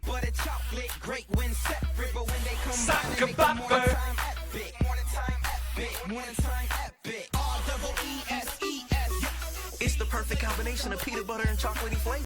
Wait for the big sugar yeah, God, like kids haven't always wanted to eat sweet shit. It's my blaster. You know what I hate is that, like, people think that, like, the, like, big sugar thing was, like, a pharmaceutical conspiracy. Like, it's like a textbook Occam's razor situation where it's like, no, because they wanted to sell more fucking cereal. What do you mean? Like, it has nothing to do with degrading health. Like, it has everything to do with selling things that are addictive. Like, really sweet food. You know what I mean? Like, it's so much simpler than that. It's not, like, it's not roundabout. It just tastes like it tastes really good when you have sweet things. Kids love it. They're going to buy it. That's it. Happy partner anniversary. Thank you. Apparently it was yesterday, too.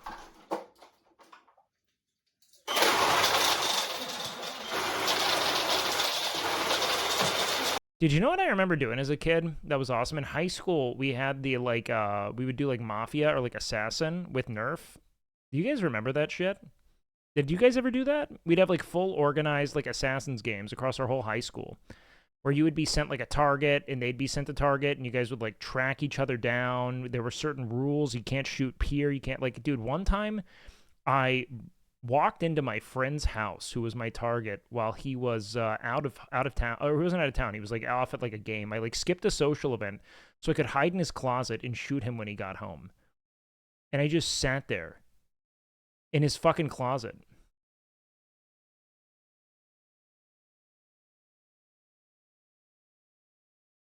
Sounds a bit sus?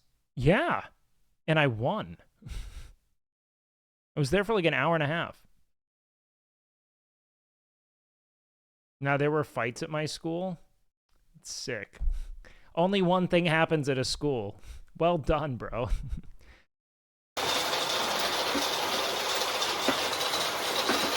You fucking asshat. No, man, I'm from the streets. Fucking suck yourself. Like, you don't know. There's people do shit everywhere. Have you seen the paintball episode of Community? Yeah.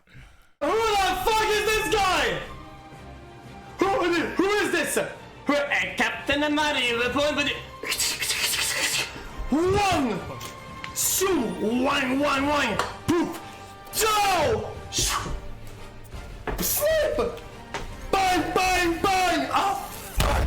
I'm on open mic again. Fuck. Community is such a brilliant premise. Like, it's such a great show.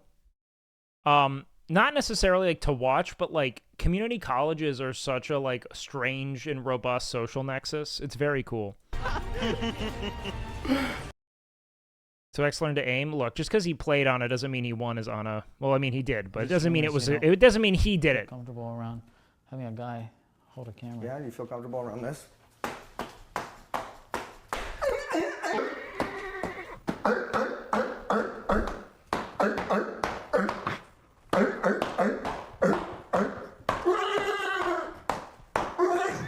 X was a very good Winston from what I understand, yeah.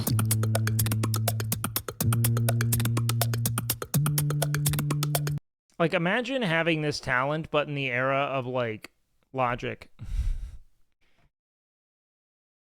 And, like, Ableton. You know? Like, it's just, like you're always going to be a side act. Like, you're a sideshow. I don't have any talent, okay? This is amazing. But it's like, we have drum machines.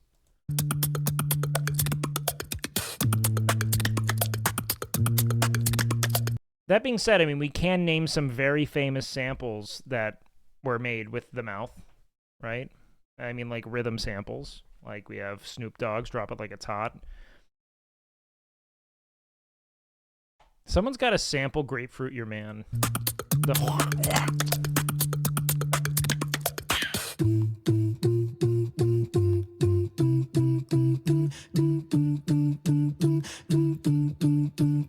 Remember the American Idol beatbox guy? No.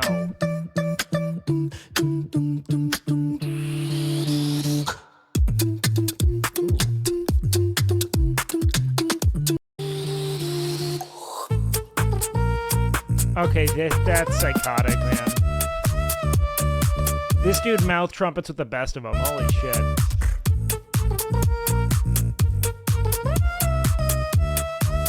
You could be the first Giga Chad to do the grapefruit wake. That's not true. Kai Green exists. What is this? That's me. I fought you lately. I'm saying I can hurt you first, like I said. Bro, chill, bro. You can't guard me. I don't care about these TikTok hoopers, bro.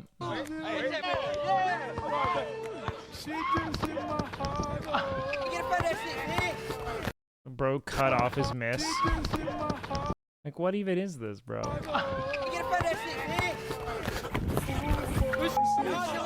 Most unnecessary fucking move known to man. Like, he literally just has to go to the left and then up. Like, he didn't have to go around the back. Oh, cut. Come on.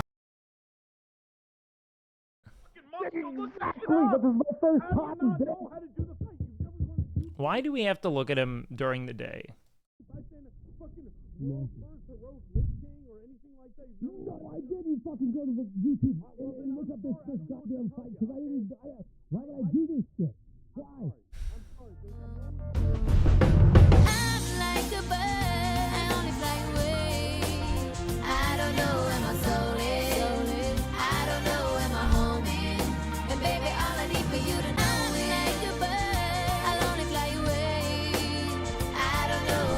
Okay. Wow, meme culture's alive and well.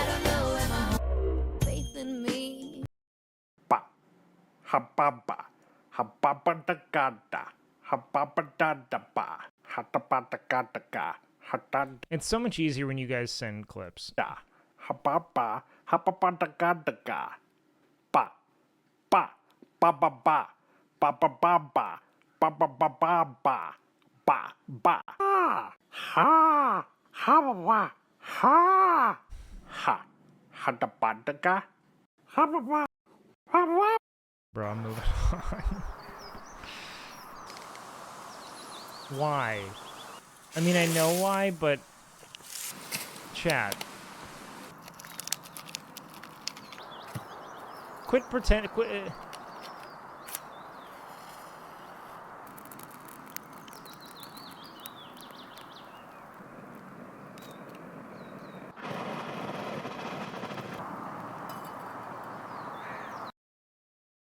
Okay, kind of dope.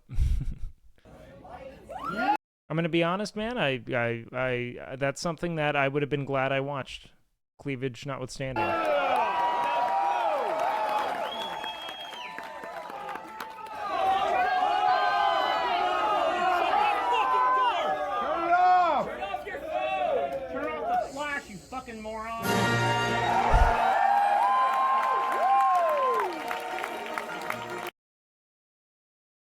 I think it's a fascinating phenomena of like adults.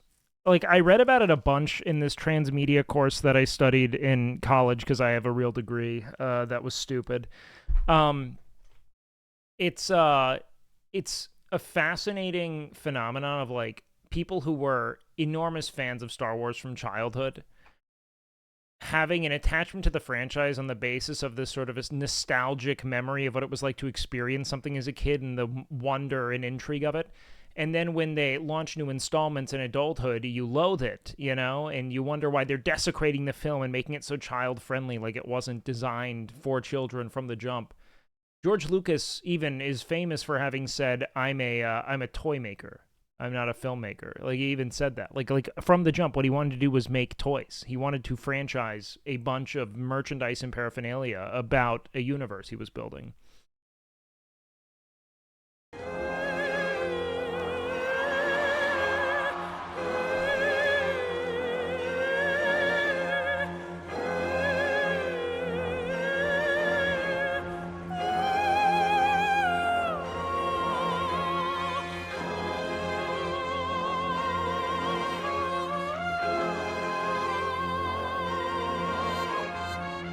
Lego Star Wars has been the best partnership in toys. It's definitely insane. Okay, this is sick as fuck. Hands up! Yeah, fuck it up, King.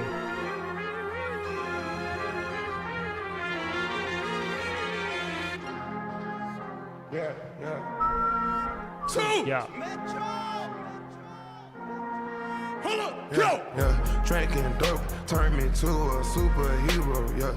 Yeah, hit that pill, turn me to a superhero. Oh yeah, she's nuts.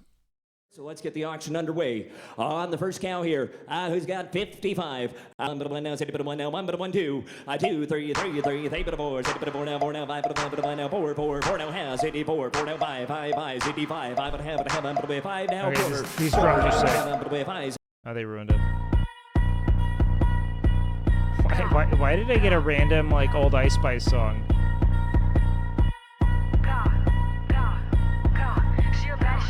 Stop playing with him, Riot. She a baddie, she showing her panties. She shake it like jelly. 100 bands of Chanel. Go drink.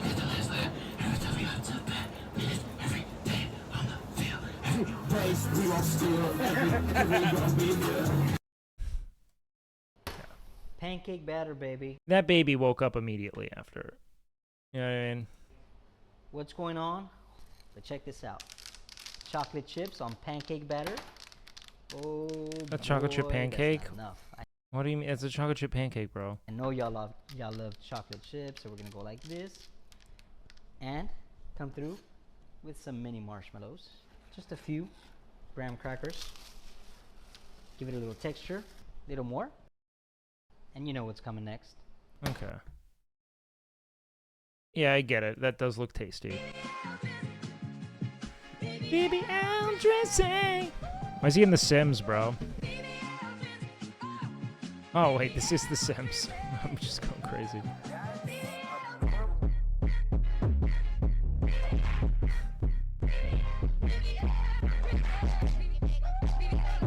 I just thought this was a really bad video for, like, the first 3 seconds. My brain's breaking, man. Oh my god.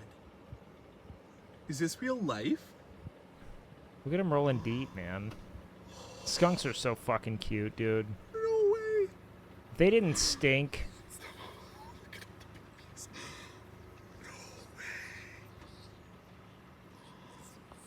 Dude's having his double rainbow moment, man. No way. This is an ayahuasca-induced spiritual awakening, man. He's becoming and unraveling simultaneously. It's fascinating. I'm gonna die. This is so cute. I just think it's so wild that we have such a fascination with other creatures. Like, it has to be, like, evolutionary symbiosis, because, like, we don't experience, like, fear of these creatures. You know what I mean? Like, it's the antithesis of. It's not indifference. It's not like, oh, okay, well, this thing's not going to fuck with me. We, like, want to hold it. You know?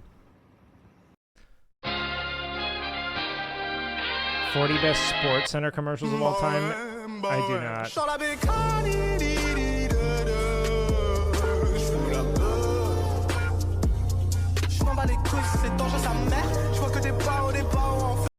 Okay, let's see.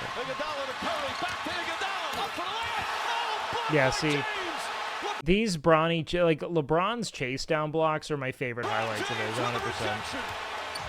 They're so impressive, man. There's so much hustle and athleticism. Like, it's just like a winner, man. Picked off by Iguodala to Curry, back to Iguodala to the rim. Oh. All right, I've seen the.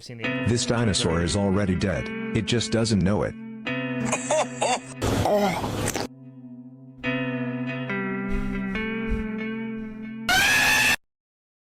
right, that was some YouTube poop shit. You guys are dropping the ball.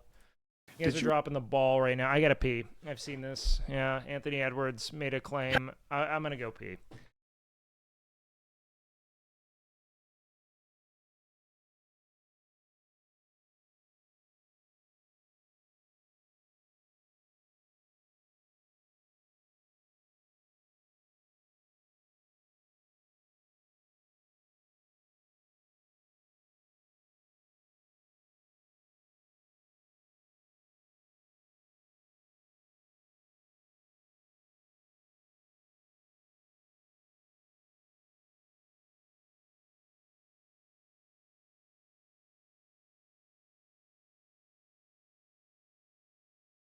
You circumflex. You circumflex. I circumflex. You circumflex. You circumflex. You circumflex. I circumflex. You circumflex. You circumflex. You circumflex. I circumflex. You circumflex.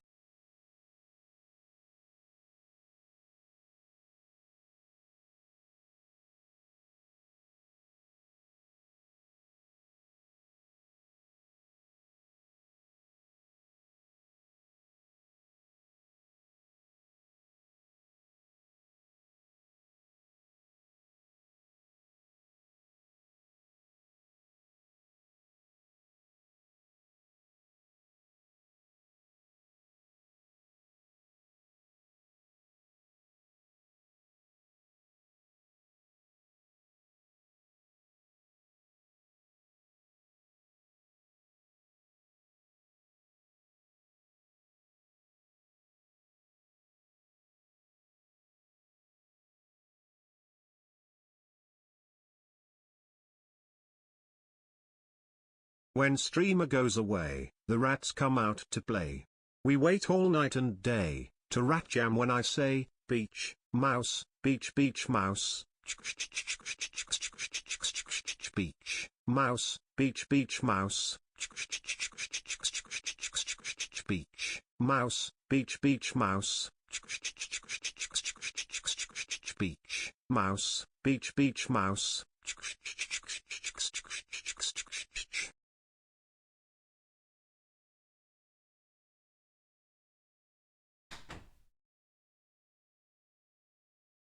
Okay.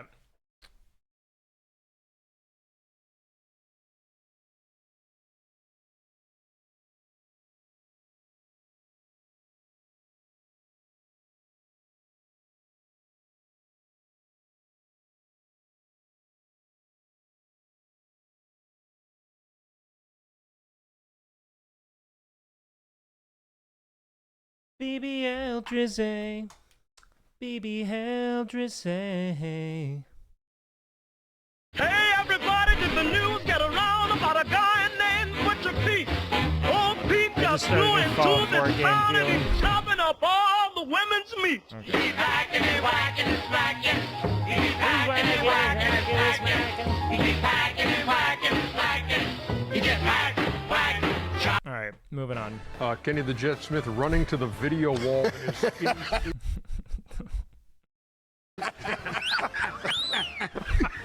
Keep that up there, Ernie. Just keep it till we go to commercial. You know what, dude?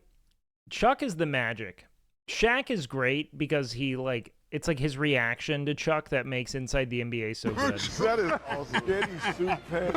Basu, we go to commercial. Basu Kulkarni. Underdog, put that on a t-shirt. Kulkarni, I like that. All right. That sounds... But Chuck is the dude. I gotta read. See that look. See that look.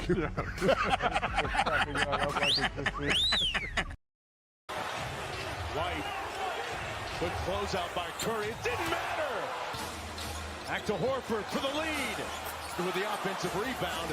Wide open Smart. Cash. Back out to Smart in rhythm for three.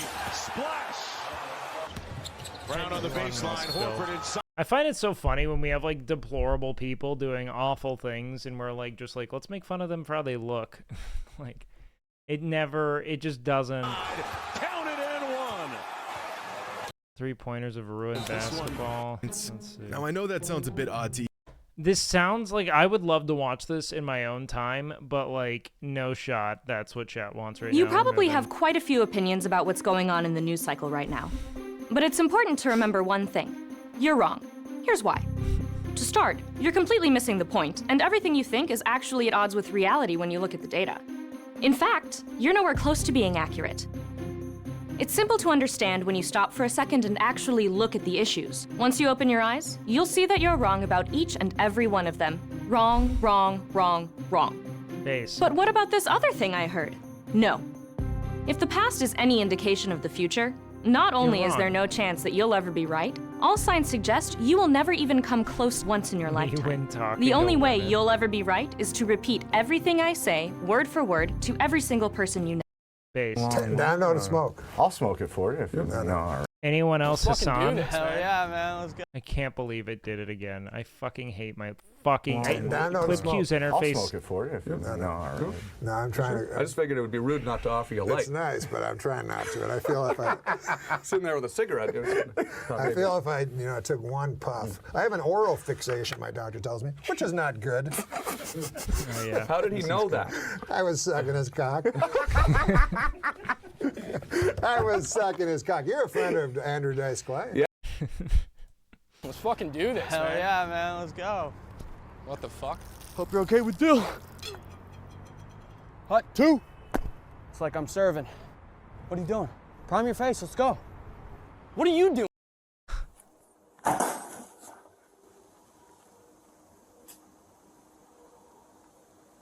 Man, he went into the fucking ducts for this.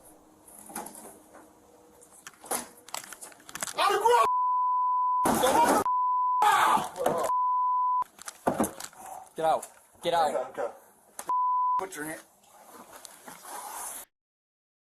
I really think that cops, like, there's nothing they love more than catching someone because they now have, like, a window of time where they can be legitimately violent, you know?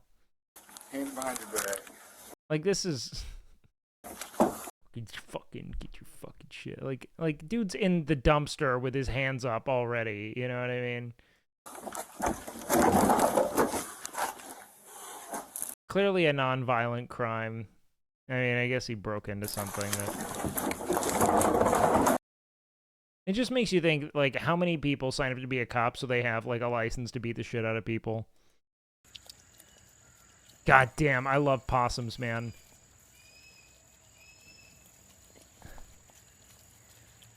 Why is the cop's gun out? Well, I'd understand it for a precaution. Like, they don't know that he doesn't have a gun. But he's definitely not getting one out there.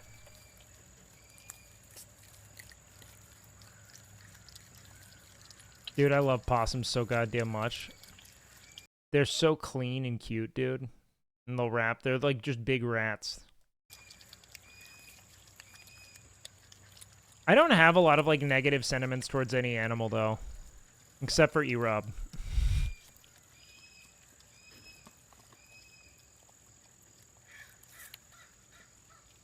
Look at them. Like there's no animal that makes you like, ugh. You know? Again. Except for. Yeah, I've seen this a ton. Say hi, Daddy. Say hi, Daddy. Hi, Daddy. Whose goddamn white baby is that? This is your baby, okay? He's just light-skinned. Mm-hmm. What movie that was this? That one might be mine. That one right there. I'm not totally sure. Just because you name him Darren don't mean he belonged to Darren. But I don't care what this baby's name is. This baby is rice-skinned, but not light-skinned. That is a white child. That is Caucasian from the mountains of Caucasus. That is a Slavic baby, a Viking from Iceland. That's a good... That baby got 730 as a credit rating right now as an infant. You don't... This has got to be the coolest bee removal I did this season. Holy I used my heat shit. thermal gun to look through the floor to see where the bees were. It showed me that this hive was going to be a big one. Once I started cutting the floor, They're fascinating. Like the organization of the hive is... didn't have one defensive bee in my face, and that's when I knew I was going to do this removal unveiled. I started looking for the queen, and I was shocked to see her walk right up onto the zen you have to deal with this much buzzing and never once panic. The floor. Once the queen is found... Also, when she announced Unveiled, it felt kind of, like, sexy. Not like it affected me that way, but like it was meant to. Like, it's like, I'm going to do this one raw. We're doing this without protection. Like, I feel like I'm doing something naughty right now. Like, I'm not supposed... Like, we're not supposed to do this. How's your day, honey? We're not supposed to do this. I know the job is a... This is risky. Done deal. Finding the queen means all the bees will follow her into her new home, and this hive had around 60,000 bees that I needed to cooperate.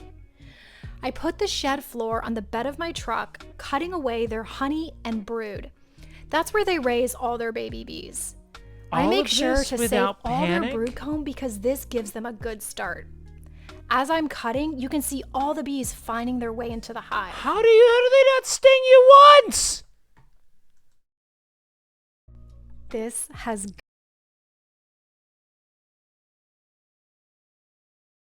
Does she only really do shorts? Okay, fuck it. Show me what you got, lady. I'm so locked in. Fresh honey. Oh, he's eating the whole comb? You can do that? God, that looks good. How is it? It's good? Good. Fresh honey. You know what I think's fucking wild? And the extent to which I start to question vegans. When they get mad at people who eat honey.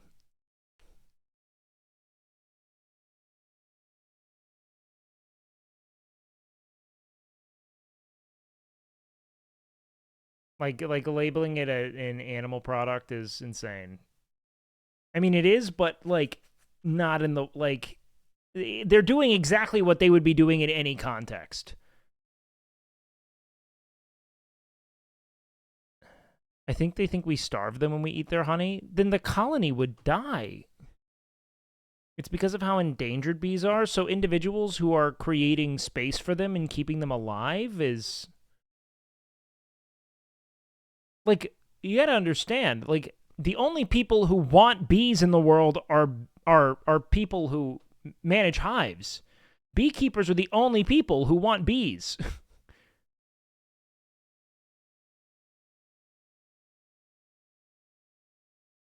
Everyone else wants to kill bees.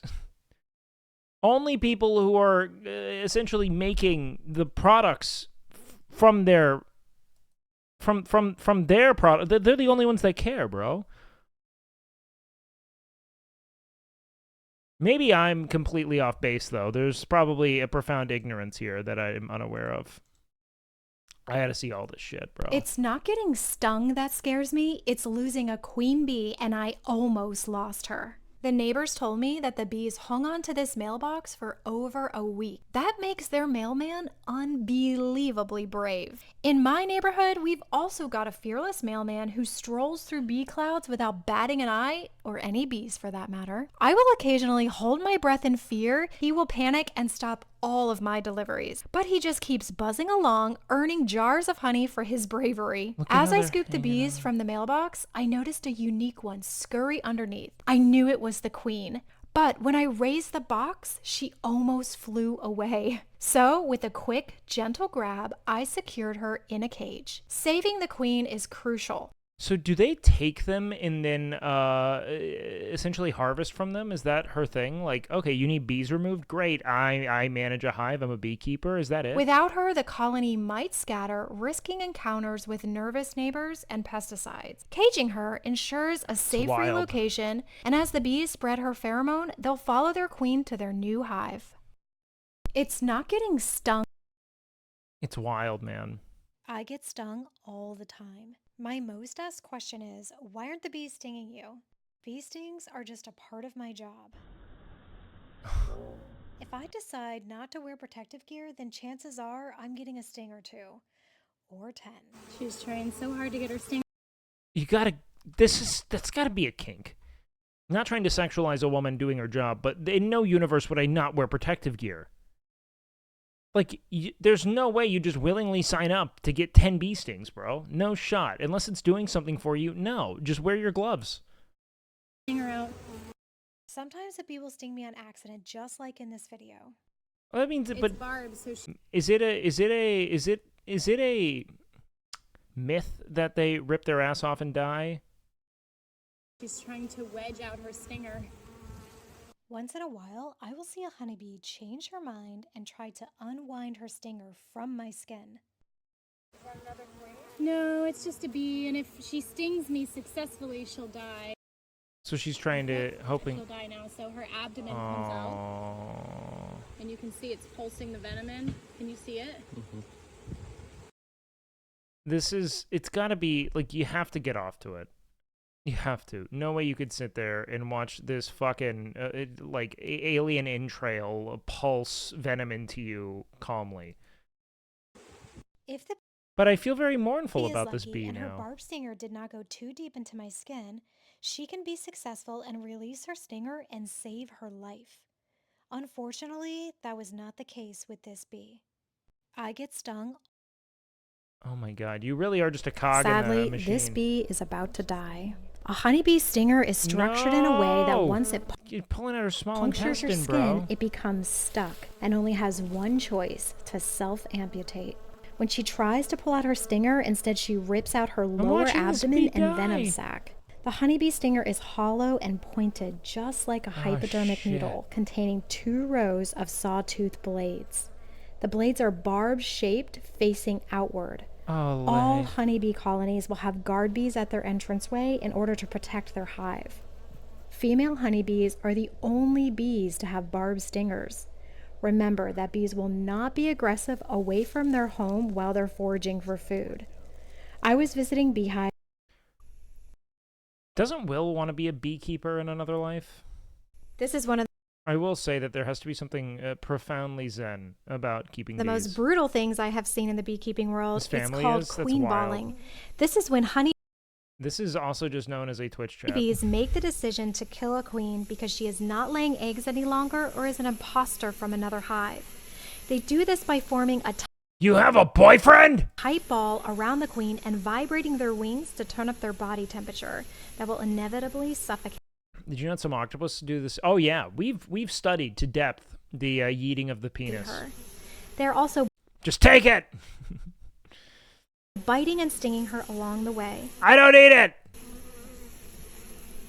Yeah, an octopus will rip its cock off and just yeet it at the prospective mate. And they'll be like, do with this what you will. I was shocked when I caught this on camera, so I decided to pick up the ball of bees and save the queen. I gently rolled the bees around with my fingers, slowly pulling away the honeybees. I did take a few bee stings while saving the queen. How did you just... Dude, no. You have to get off to it.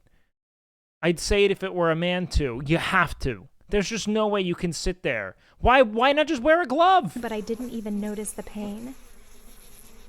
If you listen closely, you can hear her piping, and that is her desperate attempt to be saved from her dethroning.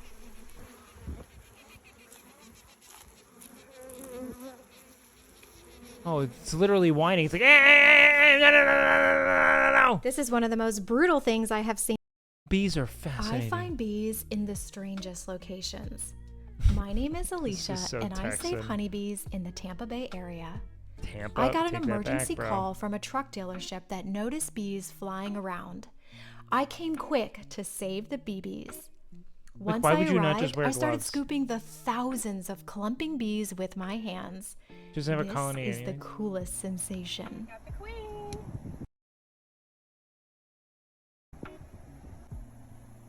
It's gotta be. It's gotta be a kink, bro.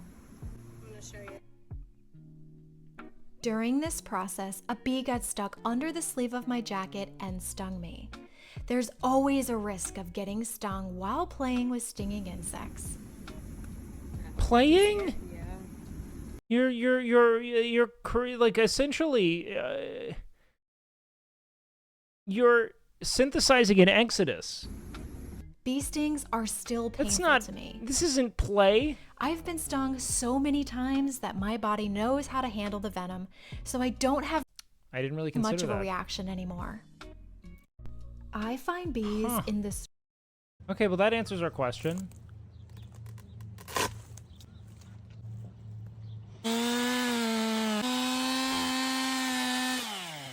Wow. You know how fucking pissed I'd be if I carved out, like, a furbog tree world for me and my colony, and this fucking bitch comes in with her, Carhartt attire and her TikTok and just fucking decimates it? You know how fucking irate I'd be? If I could talk to this woman as one of those bees, I would... Like, for content? This is for fucking content? Look at what I did! You'll put me in what's essentially like a fucking Soviet bloc apartment in your backyard.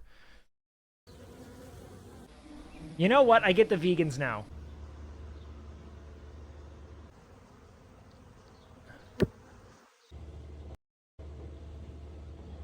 Hey, you just rub it in their fucking face?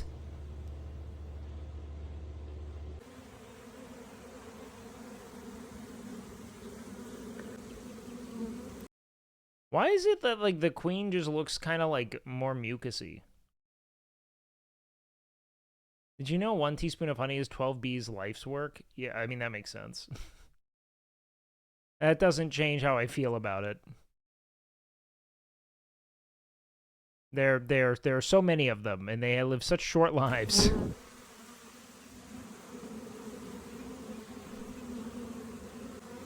Look at that thing twerking.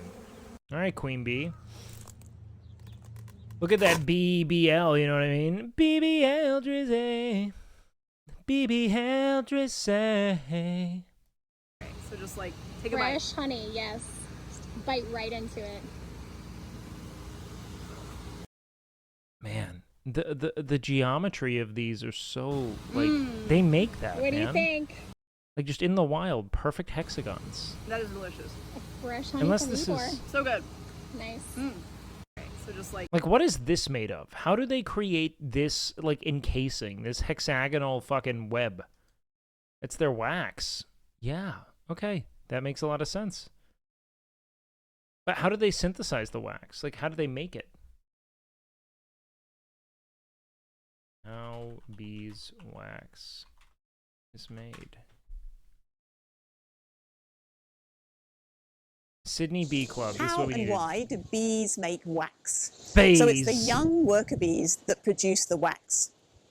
They develop special glands on the underside of their abdomen which secretes the wax in a liquefied form which Oh, do they just shit hexagonal wax? solidifies as it comes in contact with the air.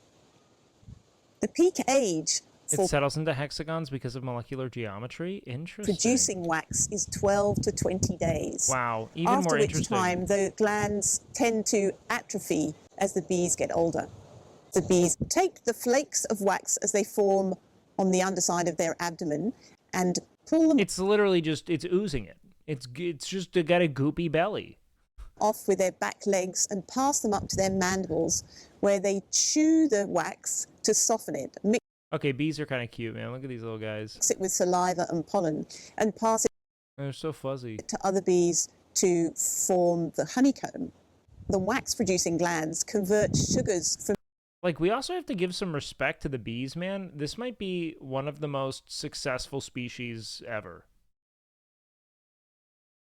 And it's so symbiotic. Like, it's like a keystone species to so much of life. And they're so cute. And like when we just talk about an animal's success, it's got to be up there. from the honey that the bees eat to make the wax. This makes it a highly important resource, and it's important that they expend the least amount of energy to make the wax. So the hexagonal design of the We are number one, #human pride. We're also very fragile. Just because we've made a lot of shit doesn't mean we're like the most successful, you know? But maybe it's hard to argue. I'd argue mosquitoes are up there too, man. Well, I mean, like, we're successful by our own metrics, you know what I mean? But it's also like we're very fragile. We're hyper specialized and can only exist in a really specific context at present. Until we like beat nature, we're definitely in a weird predicament. cells has been discovered to be the most. We beat nature daily for now.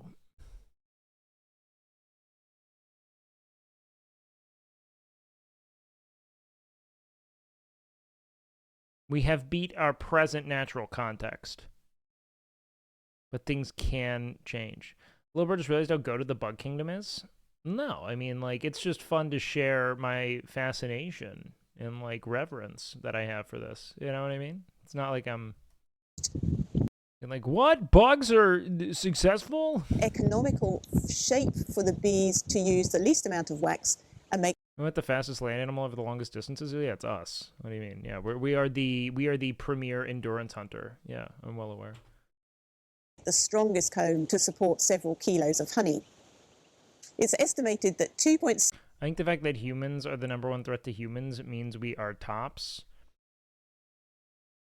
I mean, we are undoubtedly and invariably at the top of, like, all food chains. We have, better than any other species, commanded nature. But there is also the risk of us, you know, we have to consider pride. We have to consider the agony of understanding our own mortality, you know?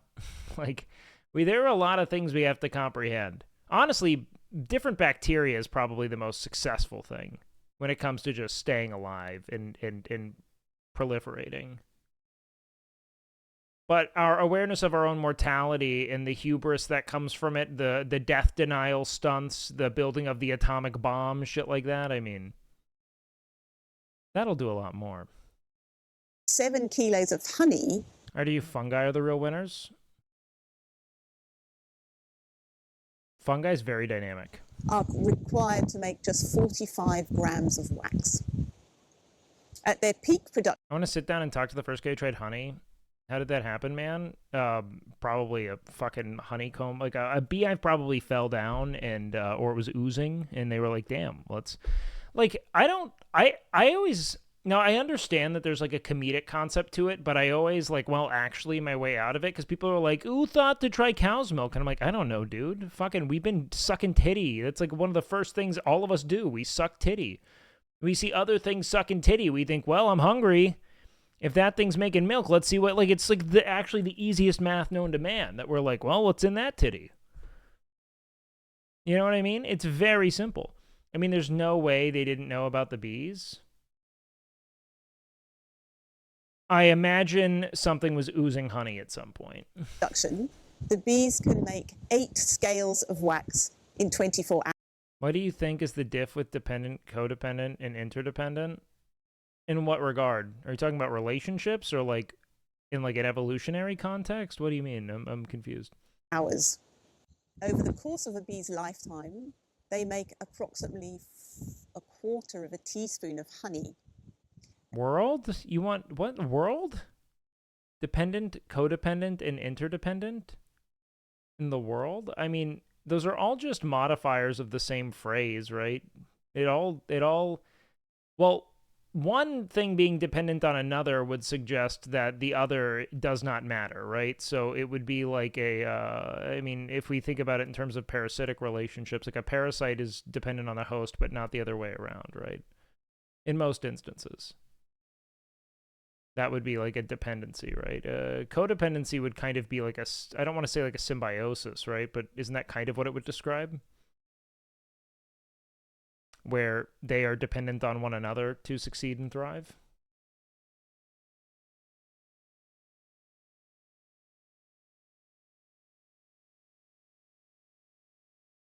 Wake, where do you want to travel to and why and when and where and when? I mean, everywhere, bro. I can't imagine there's anywhere I wouldn't want to go and visit. Right now, I really want to travel through East Asia and also Eastern Europe because I've never been to Europe at all. Interdependent, I don't understand. I actually don't really understand what would classify interdependence. Let's see. The dependence of 2 or more people on things on each other. It sounds a lot like codependency. I mean...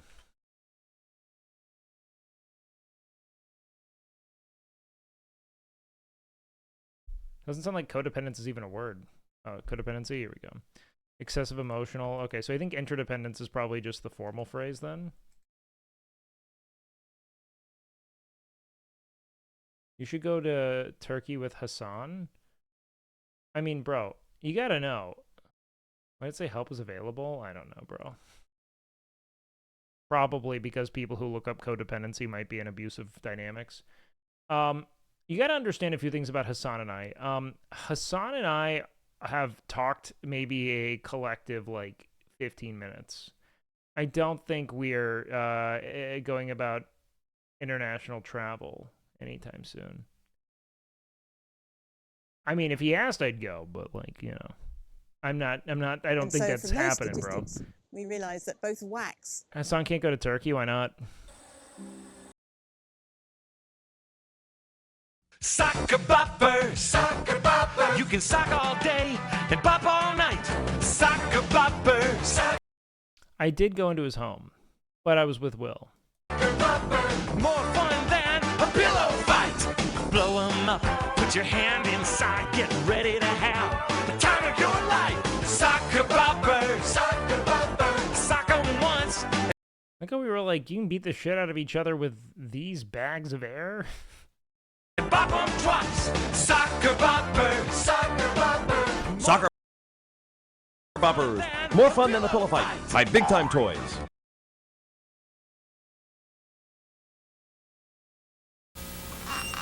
Hey, if your parents get divorced, who gets the fish? Man, it's like a slamming salmon.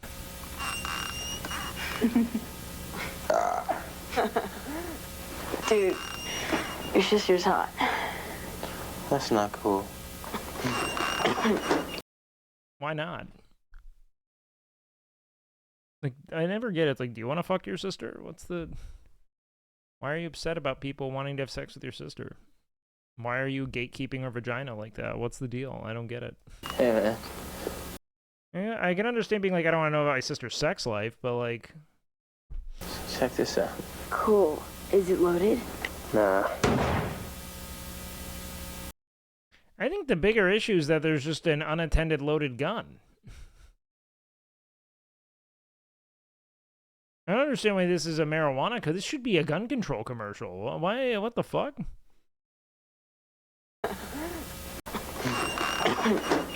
Why does his dad have a loaded revolver in his office? Like, it sounds like his dad was bracing. His dad bought that at the height of the .com collapse. Check this out. Cool. Is it loaded? Nah.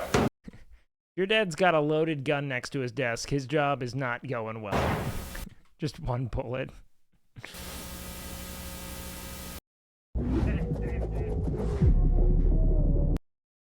Successfully. No choose.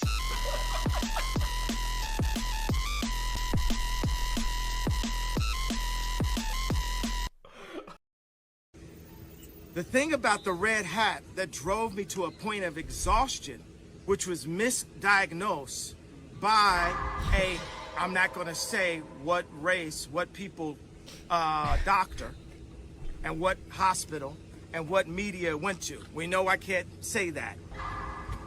It was a Jewish doctor.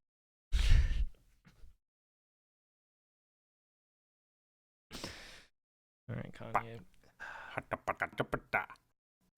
Bro, I don't want to watch a second installment of this. Right now. Hi, Canal Express. And that's how it starts, a phone call at least an hour before you plan to cross to coordinate a meeting spot on either side of the bridge. Some people feel guilty. Scared of driving over bridges? Maryland's company takes the wheel? I'm going to be honest. Is this after the bridge collapse? Because I get it. Or the need to or is this before? Explain themselves. They don't have to, but they will. Obviously, probably before because weren't happy there's a bridge. All right, no worries. SQ says for a lot of his customers, eastbound is fine, but westbound is a problem. When you're going westbound, it's more open so they can see. Among his customers, more than one psychologist, some news people, some business names you'd recognize, and other names you wouldn't. Yeah, we have several truck drivers that are OTR drivers over the road. And what's the ride like? Different bridge, got it. Conversation if you like, and they'll supply masks, sleep masks, and some people bring blankets. 6'3", 6'5" guys that will get in the back seat and they'll get in the floor and then they'll just cover themselves up. They also get motorcyclists and bicyclists. I don't blame across. them, man. They Make a don't little judge cuddle people. puddle. They help them. Look, man, bridges, after that, I don't blame them one bit. It's just funny the moments in which we become acutely aware of how we are all essentially bound together by a miraculous display of collective competence, right? Like, one dude falling asleep piloting a ship can ruin an entire fucking, economy, essentially. Like, it's captivating just how tenuous this entire sense of, stability and safety is. Like, we're all just like, oh, I'm going to drive on the sidewalk away from that being totally ruptured, but we don't do it. All of us so routinely choose not to. Like, that speaks to, like, the goodness that binds humanity together in a way I think is so necessary to shine light on whenever we doom scroll and, like, fucking,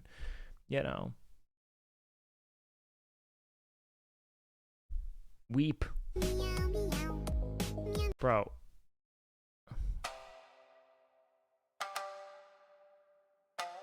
Sidewalks would ruin car. I don't think that that's the concern of people who choose to drive on sidewalks, dog. You do with traffic laws, it serves each party to make intentions clear to avoid congestion? Sure. A package courier found shot in the head near Good Springs has reportedly regained consciousness and made a full recovery. Based. Dog, what is... Why is Clip Q so like 2010 today, bro? This is such an early YouTube meme.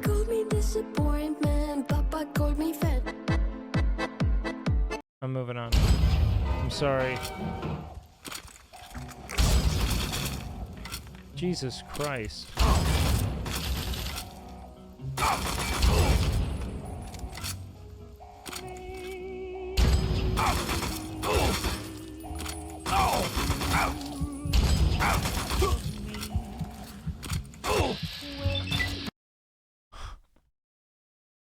Yeah. I like to think of Lenz's law as the no you don't law, because whatever you try to do, nature acts to oppose you. From my Halo days. If the plate is falling, See that eddy currents are strafing? induced to slow its descent. But if you try to pick up the plate, nature also says, no you don't. In this case, a south magnetic pole is induced under the plate, attracting it back to the magnet. They don't know if I'm weak or if this is actually insanely difficult.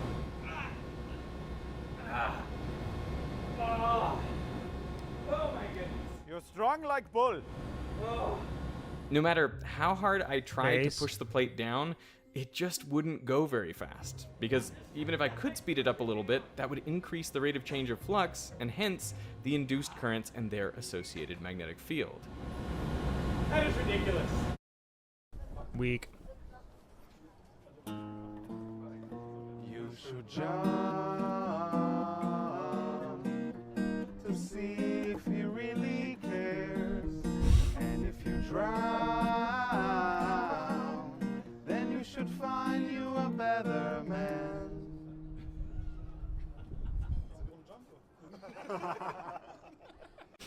Based. Good afternoon, D&D, TikTok, and beyond, and welcome All to right, Roll I'll for watch Sandwich, fucking the Roll series for where I let Sandwich. fate God decide my fucking lunch. damn it. Never put Roll for Sandwich in queue. All right, clip queue, then goes into miscellaneous reacts, which then goes in. Because typically you're supposed to send Twitch clips so I can give my take on things. But lately, people just send their fucking niche meme. I don't get it. You know what? No, we're going to watch Roll for Sandwich out of clip queue. I don't like it. It's so confusing. It just looked like her boobs were out. That was so confusing for a second. Froggy's the best content on Twitch, dude. An idiot sandwich. Idiot sandwich what? An idiot sandwich, Chef Ramsay. Based.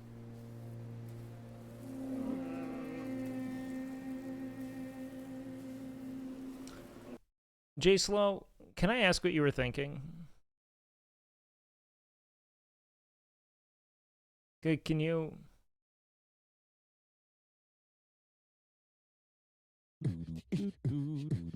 Not watching a full sketch. This I can't do it, boys. is my Clips. pet eastern tiger salamander. He lives. This thing is made of Play-Doh. This is a child's art project brought to life. This is like if you animated someone's drawing of their pet iguana. Life of a king, and for the most part, he's a pretty good boy. The most common questions I get when people see him for the first time is he poisonous? And the simple answer is absolutely. But if you look in his mouth, you'll notice he has no fangs.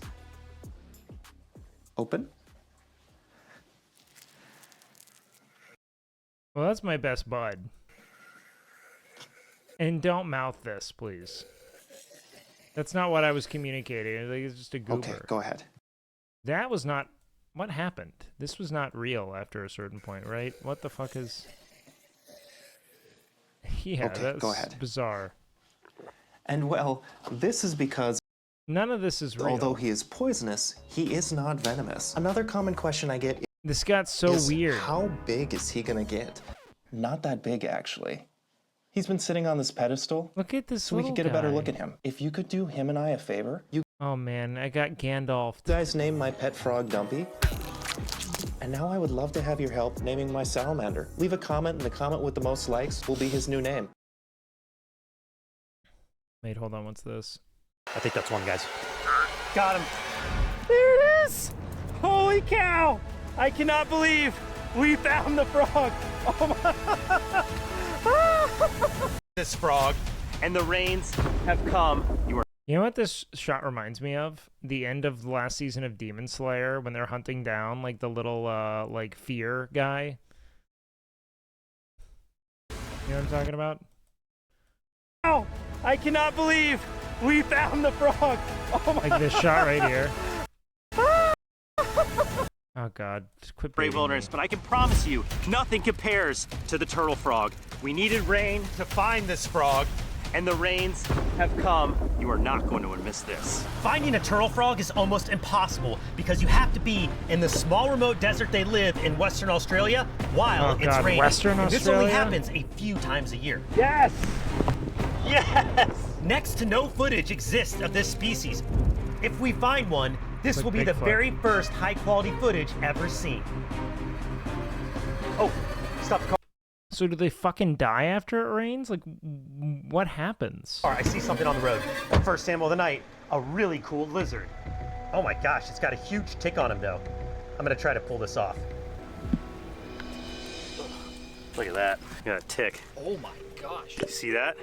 That is Oh, a that thing big is tick. fucking And that is a bloated. really cool lizard. Very good sign for our search tonight. We're not exactly looking for shinglebacks, but this one was crossing the roads.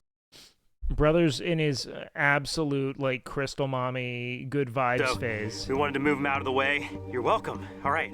Just a Let's let you chill-ass go. lizard. Is everyone down with this react, by the way? I just wanted to know what this guy looked like. Off the road, so you can continue on your way, and we'll continue on ours. Let him- This yeah, let rain him has eat the his animals assailant. On the move. Like all amphibians, turtle frogs need moisture to I missed survive our and nature to breed. reacts. They're That is fun. why they come up to the surface after it rains. Without this rain, the frogs will remain buried beneath the ground and impossible to find.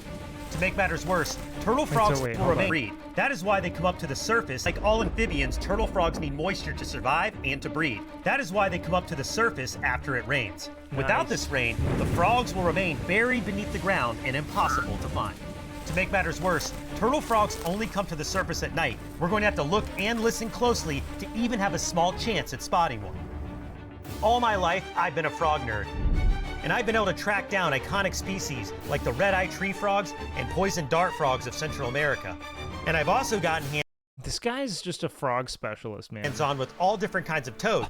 XQC frogs, Ms. frogs. Giants.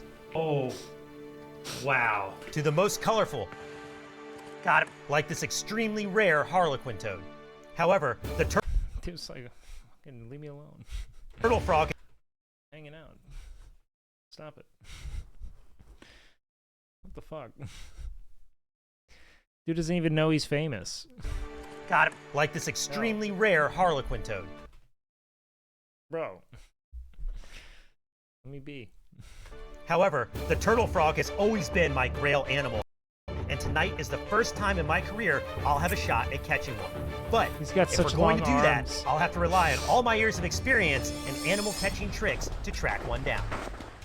Perfect habitat for the turtle frog. See that right there? That's sand substrate. Turtle frog, it burrows down up to 3 feet below the surface, so it really needs this sand to be able to do that. Okay, let's keep looking. We're definitely on the trail now. It's really a miracle in itself that we got prime turtle frog conditions tonight. Like seriously, all week long the forecast called for clear skies and no rain. But tonight, out of nowhere, the rain rolled in, and I have to say, it's making this adventure feel like destiny. So you're gonna stop this frog from fucking? I don't think he gets this. That's what he's doing. Guys, I got something. All right, so what you're looking at there is a spiny tail gecko, named for the spines on the tail, which are actually just modified You know what? That tracks, man. scales, and they're soft. They're not sharp at all. Now, these geckos have a pretty unique defense mechanism where they're able to actually secrete a chemical mixture from their tails. They like whip it at the predators trying to eat them, and it doesn't taste very good. The eyes of a gecko are probably some of the coolest eyes on the planet. They actually don't have eyelids, so they have to lick their eyeballs to keep them moist. Imagine that, licking your own eyeball. Sure glad we have eyelids. Love these geckos. Okay, we're gonna let this gecko go back in the bush and keep looking. Well, that's a good sign. We're continuing Dude just gets back to to see it. new creatures. Every time you pick up a lizard, it's like they're on Xans. You know, they're just like.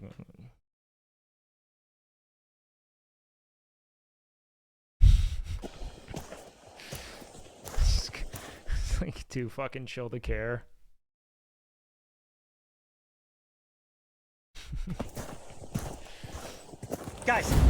Guys, I got one. Look at this frog. Holy cow, that is cool. Wow. I love that he just loves frogs. It's like there's nothing cool about like it's a cool frog, but like he's just like his excitement for it. Found our first amphibian of the night. It's not the frog we're after, but Oh man, wait, this is a cool frog. that is a great sign. That means I had some pet toads. They died. that we're I got them out of my friend's like rancid swimming pool when I was in like the third getting grade. enough rain for the amphibians out here to come out of the soil. I wanted to like hang out with them, but they just like piss all over me and then try to jump away. I remember how they felt. They were fascinating. This is the western spotted. He's just trying to be the new Steve Irwin. Homie's just trying to show us cool animals. And we're like illegitimizing it. Frog, and just like turtle frogs, they only come out just after a rainstorm. This is not the frog we're after, but it's a good start. Let's let this one go. Keep searching. Perfect conditions. We just got to keep looking. Got the rain. We're in the right spot. I've already seen one species of frog. This is like look at how like the sweet spot. It's such a little like stout thing. Got everything except the turtle frog itself. Okay. After hours of searching, we weren't seeing any signs of turtle frogs. Luckily, my experience has taught me sometimes the best way to find the frog you're looking for is with your ears.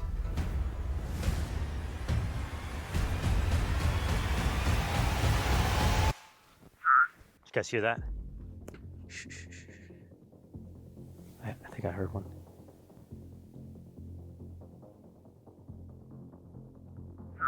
Yep. Wow, they're. You guys hear that? It sounded like an old CS voiceover. One more. Let's see if we can hear it one more time. If we hear it again, we'll try to find it.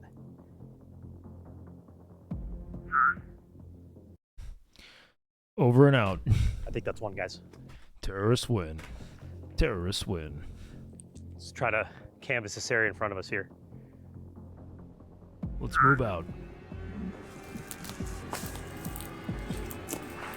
If you aren't loud, you don't get to mate. You're blackpilling him. You have to be a confident extrovert with a huge cock. That's the way of the frog.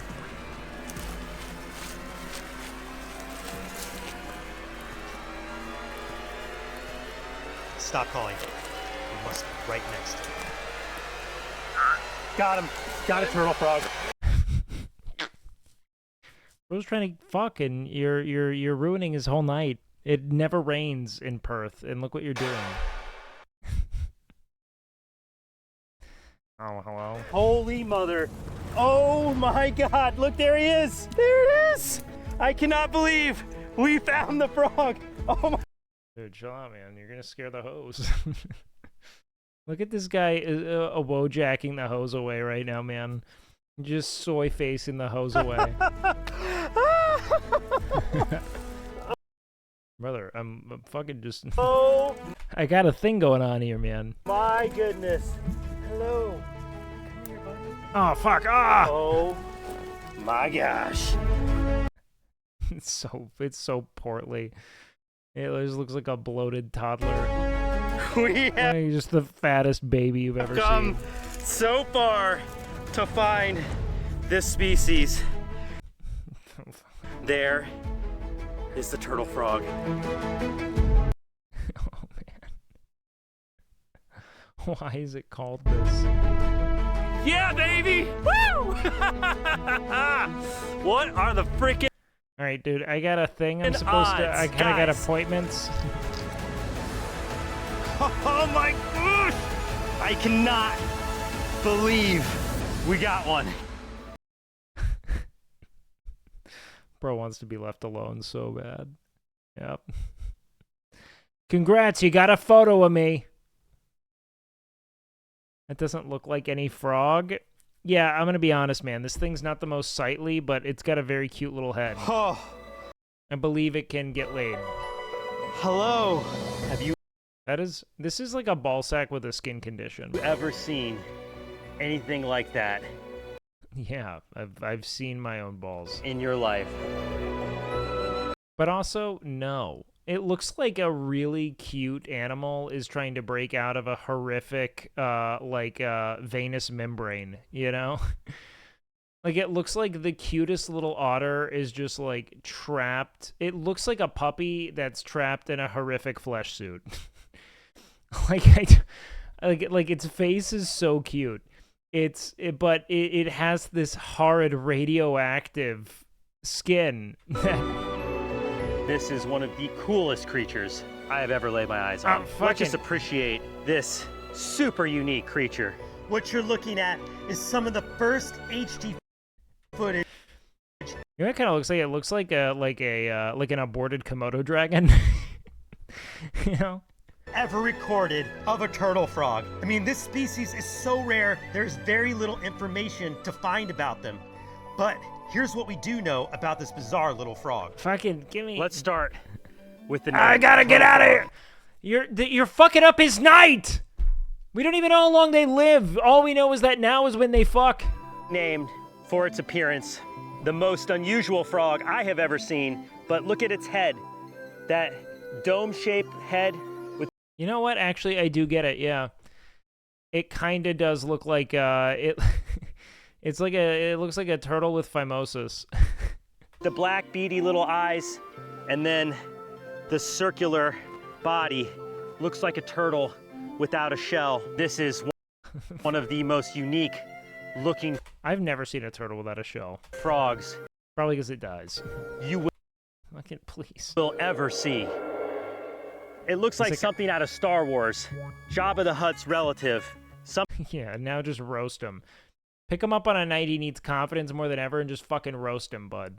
This is his one chance. He's gonna be the first turtle frog with erectile dysfunction at this rate. People, it's gonna be fucking like, I know I'm hideous. Say it looks like a little wad of chewing gum, and it certainly looked like that when we first saw it. Looks like a ball sack dog. I have wanted to film. I have wanted to find one of these frogs for my entire career. This is a big moment for me. If you can't sense my excitement after this is about as big as it gets for a frog nerd like me. Hi, buddy. Look at that. This is his Super Bowl, man. Are you kidding me?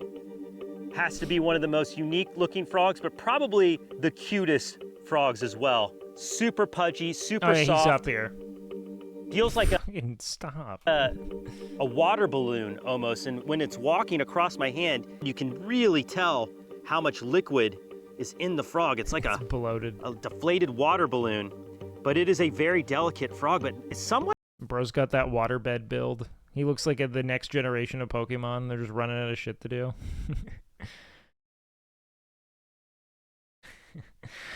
Yeah. We've got this is a psychic grass type called, I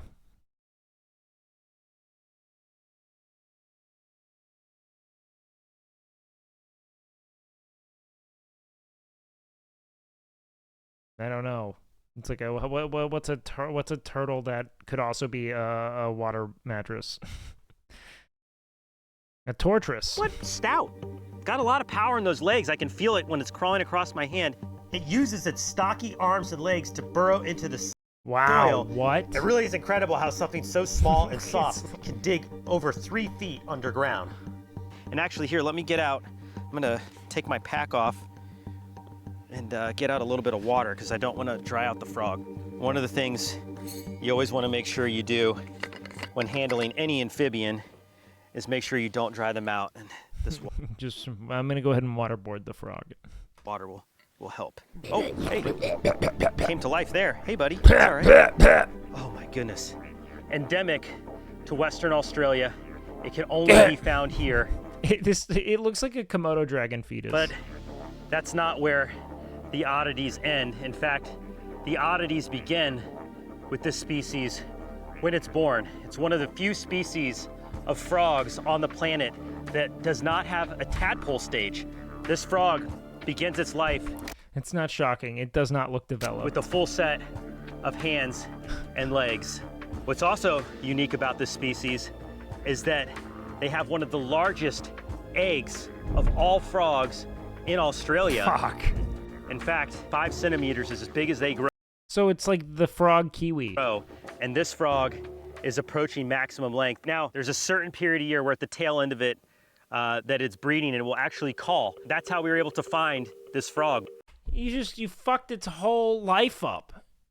It might not get to another breeding. Like, you fucked its whole life up, dude. This was his night. And it was definitely a team effort. We've got Max with us here from Australia Wildlife. Like, it's born to fuck. Max and I were slowly honing in on this little frog, And then I crouched down, and there it was. Just like you saw it, right there. Look at him, man. He set his bed and everything. He's got like a nice little like you know. He's kind of enveloped in brush. He built his fuck nest underneath the bush, looking right back at us with those beady little eyes. It's like pulled over. Like suddenly he's on an episode of Cops. Dude thinks he's on fucking Frogline NBC.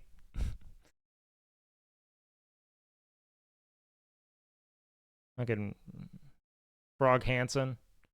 Why don't you go ahead and take a seat? Eyes. And it was so unlikely for us to find this frog, guys. The rains were not supposed to come, and sure enough, they appear today, almost like out of thin air. A front came in, provided enough moisture for us to have a chance to put this frog in front of the cameras, and I am so excited you guys get to see it. Now, we think this is a male because of the way it was calling, and when they're mating, they have an extended honeymoon. Once just wants to be left a turtle frog locates its mate, they will both burrow together. Yeah, which you will not be able to do now for months before actually breeding. All right, big and dog. depositing Holy their shit. eggs. This is a very unique species, guys. There's not a ton of information and very few studies of this frog. So when it comes to filming animal oddities, doesn't really get any better than this. And I am just over the moon right now that we were able. Wait, what did I have here? Giant hornet versus... Oh, shit. I didn't want to watch that. Okay. Let's finish up Clip Q. We've got Hell's Kitchen to watch. Or not Hell's Kitchen. We've other shit. We've got Master Chef.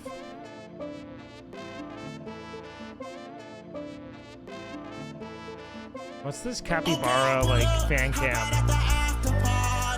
Dude, one of my high school best friends... We don't talk a ton. I mean, he's still one of my favorite people in the world. I just never really get to see him. For a long time, our only communication was that he would send me capybara memes. Like, every day, in droves.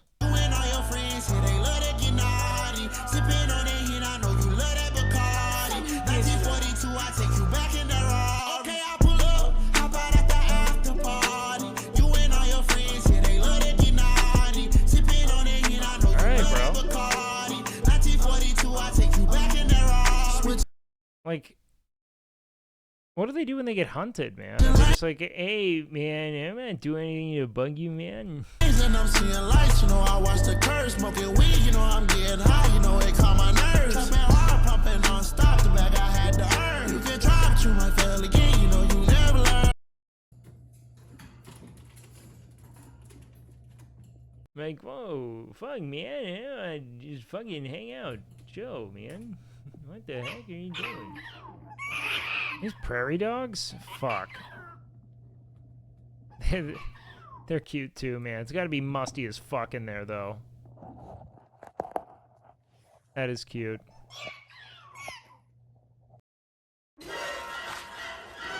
Because they used to be too big for predators, but then, you know, jaguars showed up and they just have it adapted. That's funny. Oh man, is this my guy who drops all the hot dogs on these fools? Normally not a good look to have things under the floorboards, brother.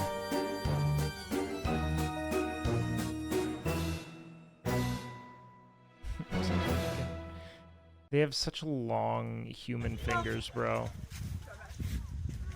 Oh god. They're such killing machines, alligators, man. Like, it's just responding to... I know we're all just responding to stimulus, but, like, there's no, like, processing, you know? It's just input, immediate response. Whoa, he got his arm, bro! What the fuck?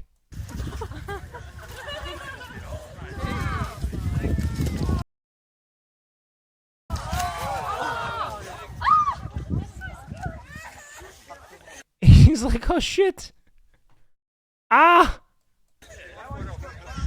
He's so still. Ah!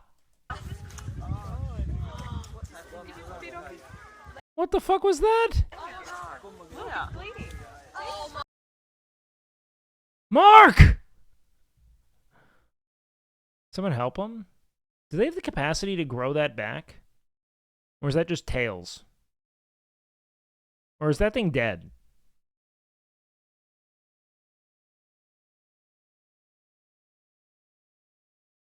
But it clots real quick. Interesting. I don't know if a crocodile can regrow a tail. I mean, I know that some like amphibians and lizards can.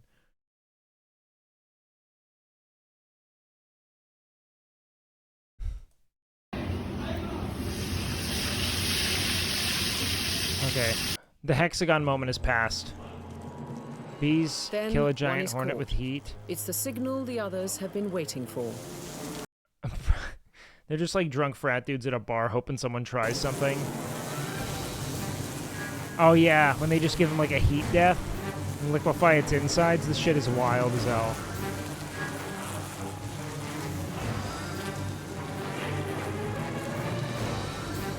Fuck his dick!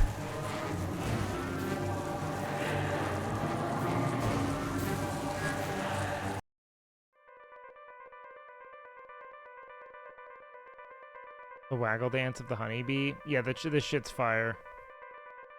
I don't think I'm gonna watch it though. I blew my attention span on that fucking turtle frog cockblock. I could eat that girl for lunch as she dances on my tongue. Tastes like she Is this new? She's very interesting as an artist. buy her so much stuff. It's a craving, not a crush. She's been famous for so long. Yeah, she's talented. So now she's coming up the stairs. So I'm pulling up the chair and I'm pulling up my hair. Baby, I think you were made for me. She's really tapping to White to get this music video. Everyone is. She's on her Fred Durst shit. Been trying hard not to overeat. You're just so sweet. Radio plays this song all day, really?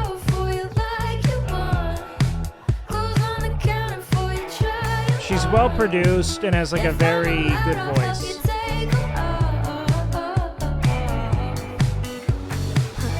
Like she's really just like a total like sweet spot, talented.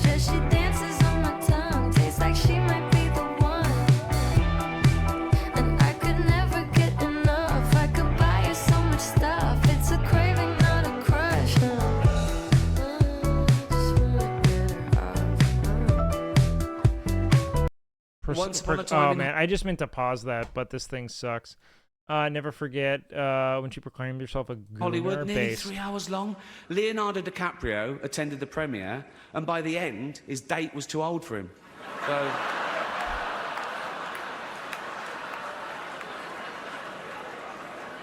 Even Prince Andrew's like, come on, Leo, mate, you know.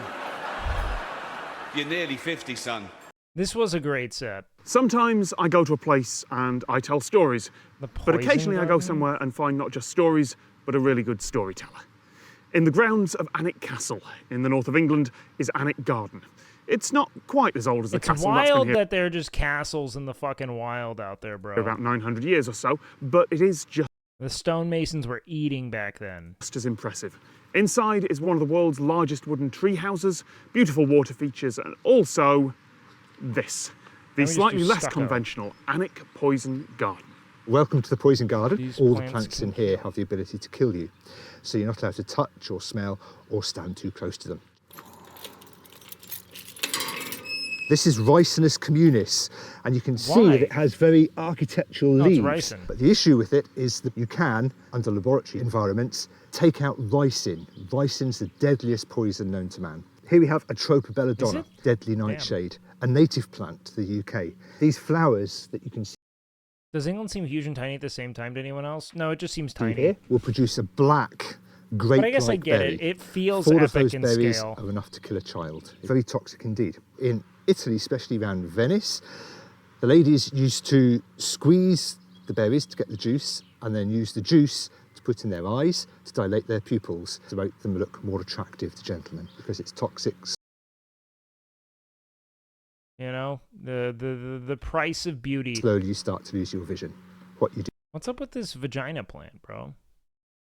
I was gonna say their bait was winning there for a sec. Ruta graveolens, again a very common plant that you can actually buy. Joe's gonna ravioli, my nona. Centers, yet it is phototoxic. which means that if you get the sap onto your hands, then in bright sunlight, your skin will start to blister. Once that chemical is in your system, it will stay in that system for up to 7 years. Now, we had a senior gardener who came into the poison garden and happened to see a weed growing out of this plant. So without putting her gloves on, she took the weed out. Within an hour, she started to form blisters on her hand, and she ended up with 3rd-degree burns. This plant is called Aconitum nepalis. It's very common. It's often called monkshood. The whole of the plant is very toxic. 2 years ago, there was a head gardener down in Surrey.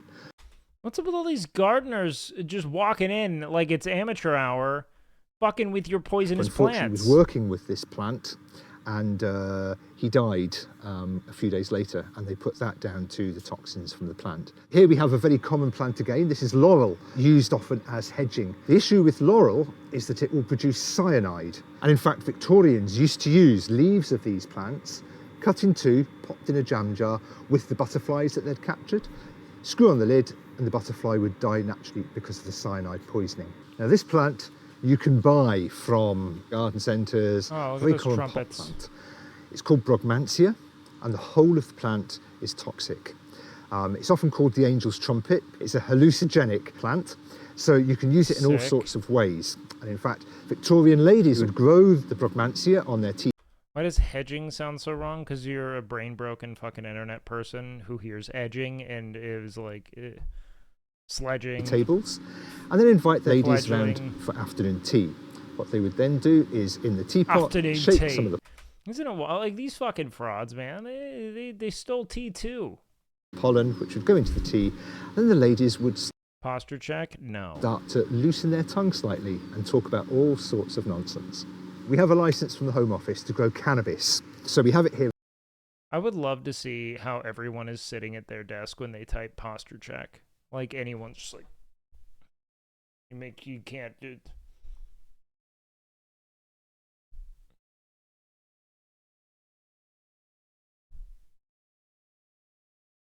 Here in a cage. Obviously it's a Class C drug. We use this plant to start to introduce to children all about the harmful effects of drugs. This is henbane. It produces very peculiar flowers that give off All right, I'm over it. I think that's pretty good. I think you'll know like a couple more. There's one that's like the most known one. Okay. What is this? I wonder if I'll know that one. Is it the Spider-Man one? Find him. No, it's not the Spider-Man one. Are these You can't say you know memes? that one when somebody else just taught you that one. But I know that one now. So it can't. So yes, I Okay, know. What does he say in it again? It's Wednesday. No, Tuesday. It's Tuesday, boys. No, that's not it. He's got the Spider-Man outfit on. And he definitely says Tuesday. He's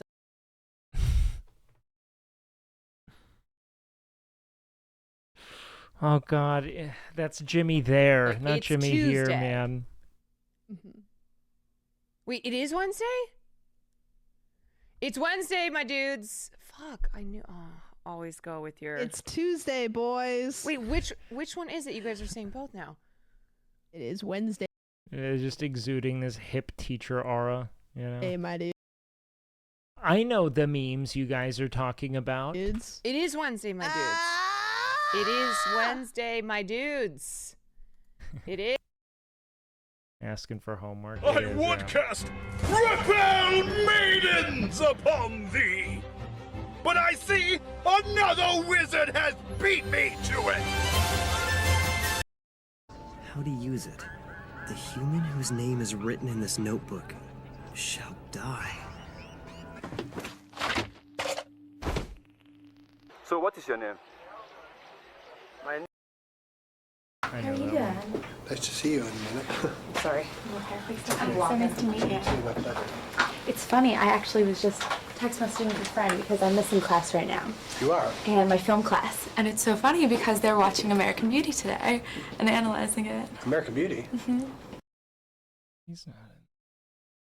What's funny about that? You were in that. No, it wasn't. American Beauty? Nope.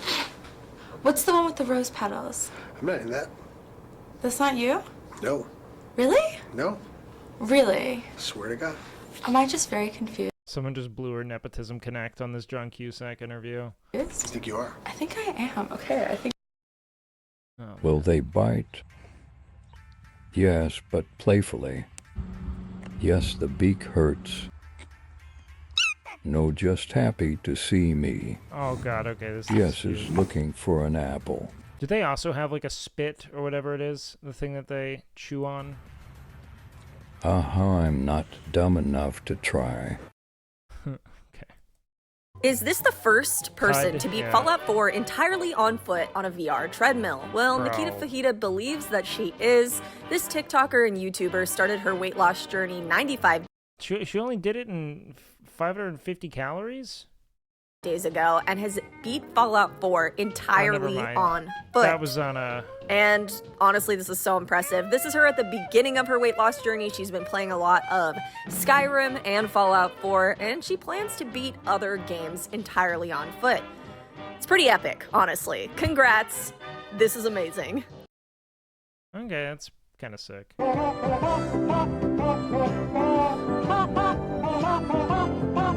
are we doing this? Next into the tank is a kid entrepreneur who wants to help other kids fulfill their entrepreneurial Nope, it's aspirations. over. Yeah, what kid has that, bro? It's your dad's aspiration. This poor kid's having his childhood robbed from him. Hi, Sharks. My name is Jack Bonneau. I'm the founder and CEO of Jack's Stands and Marketplaces, and I'm from Denver, Colorado. Sharks, I'm seeking $50,000 in exchange for 10% of my company. I'm 10 years old, but when I was $50,000 is not a small amount of money. I'm here to make money. Let him finish, Kev. So my parents loaned me $1,000. Are you serious? Are you serious? He's an idiot. He's a con artist. You. We're all out.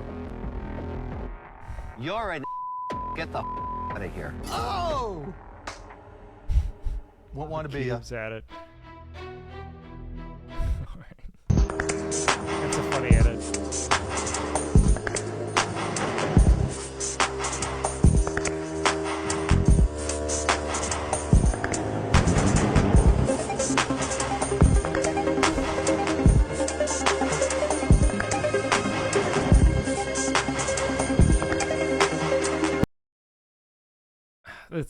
It's such an American thing, though. You know, it's like that you'd rather there just be like 4 like rusky ass mafioso dudes with like guns than a woman just existing.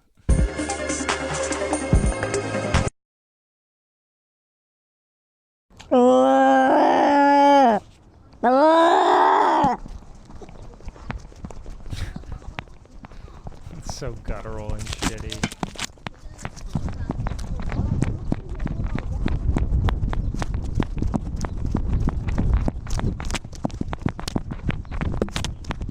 This is someone who just wanted to know what his cat was up to all day, and it's fascinating.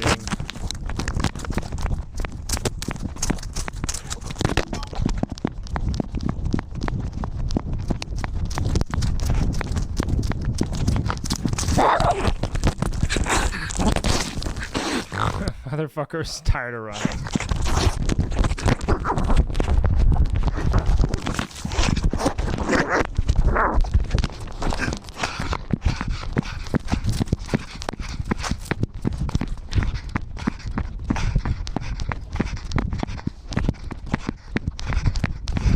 Stay out. All right.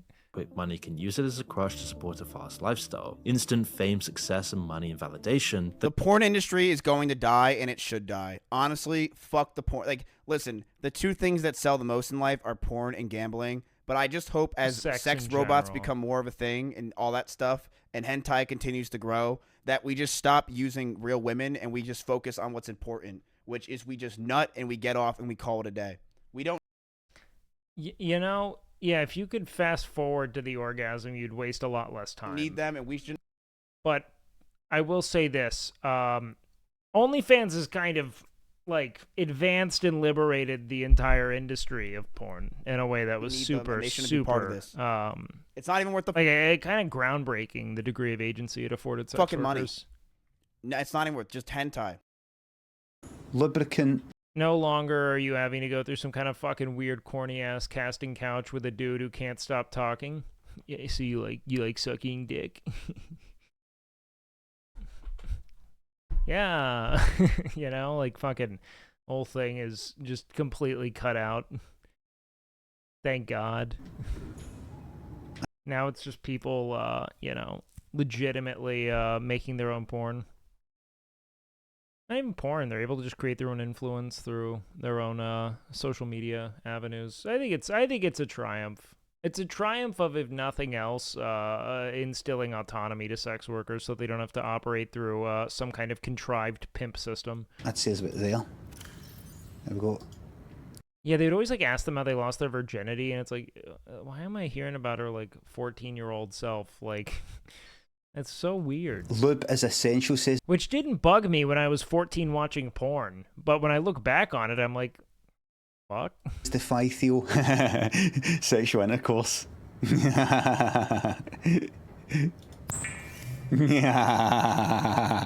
Nice one. Santa has a list of good and bad children. Okay.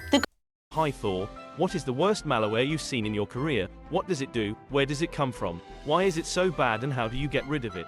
I think the worst malware I've ever seen in my life, and it's really pervasive, it actually infects quite a number of machines, is probably Norton Antivirus.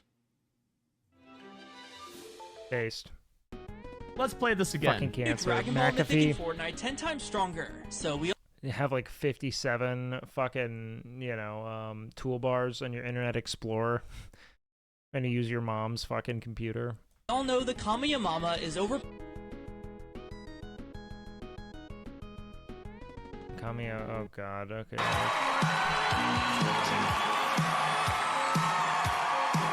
I'd like to thank all the ladies.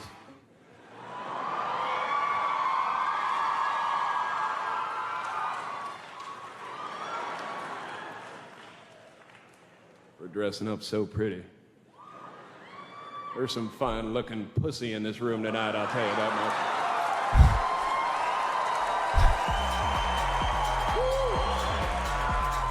These iconic moments brought... Come on. Yes, Betty.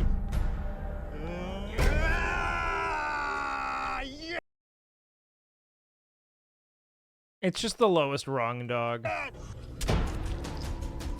Isn't John McAfee the dude who had shit hammocks? So he'd lay under them and women would just, like, shit on him? Is that McAfee? Or was that Kim.com? Okay.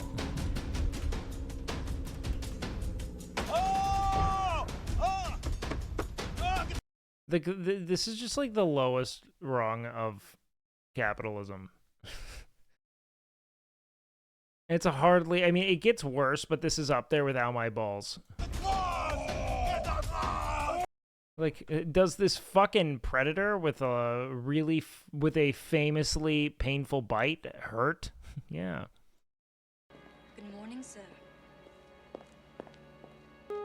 Tom Selleck is a stud, dude. Guns don't work on Sunday.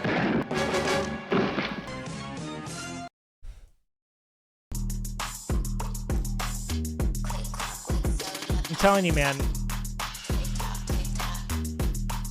If Froggy and I are both online at the same time and you're watching me, it's like the better. This is so much higher effort every time. What good is a fast car, a flash house, and a gold-plated dunny to me? Absolutely no good at all. I've been put on this. What the fuck is a dunny? By the way, I didn't mean to skip that, but I'm not going back.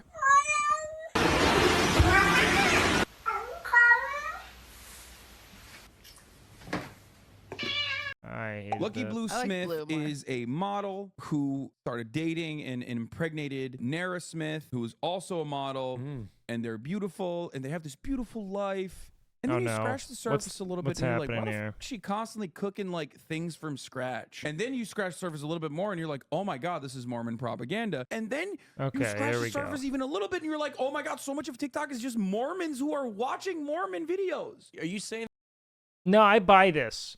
Mormons are like, they're very much like aesthetes who have like exalted and idealized the concept of domesticity in so much of what they platform is really just like, it's Mormon propaganda is Trojan horsed by relationship idealisms. Like, that's what it is. It's like the aestheticization and commodification of intimacy in a way that is like very storybook and fascinating. But no, it's dead on. If the Mormon Church is funding her TikTok? No. Well, if they did, they need a gay representative. No. Two happy gay men living a Mormon life. Sometimes she'll literally be like, I made cereal from scratch. And I'm like, bitch, you didn't have to do that. You did it for the TikTok, which is fine. I mean, let people enjoy things. That's what they do. I don't know. I'm a hater. I'll be honest. I think I may follow her. This is really nice. Makes me want to breed. Scratch. I think I want a Austin, nuclear dude. family. I don't believe she's actually cooking for her family every night. I think she's doing this as her job. Yeah. That's what's annoying about stuff like that is people see it and they're like, oh, I want to live a life like that. That's not real life. No, Cutie's actually nailing it, man. That's like, no, you're making a fucking Hot Pocket for yourself. You're eating like the leftover mac and cheese that your kid didn't finish. Like, that's what being a parent is. That shit is so unrelatable and untenable. Like, it's just you fucking belabored after a long day of probably working because you can hardly afford to stay at home now. You know what I mean? Just trying to get something on a plate so your kid shuts the fuck up. Are we in the shot? Look at this. Look at these ladies just taking photos. It's so close. Oh, you don't want me? I won't. Don't worry. Don't worry. Oh, it's okay. Oh, yeah, okay. Don't worry. Whoa!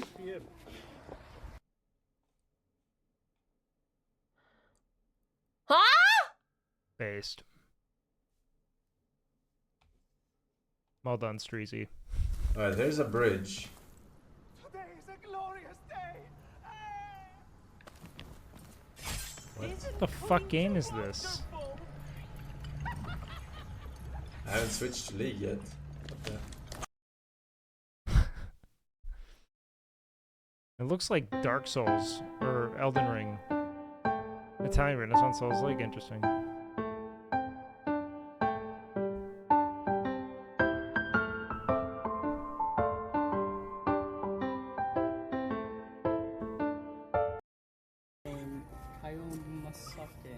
Okay, pull up.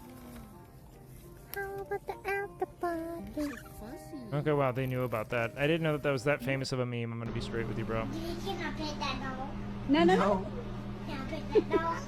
You Can I can pet that dog? No, he's sleeping. I understand you, dude. Yeah, we all want to pet that dog. Trust me. It haunts us all. Look at this guy just being a chiller, man. Capybaras are just they're just hanging. They got kind of a good thing going.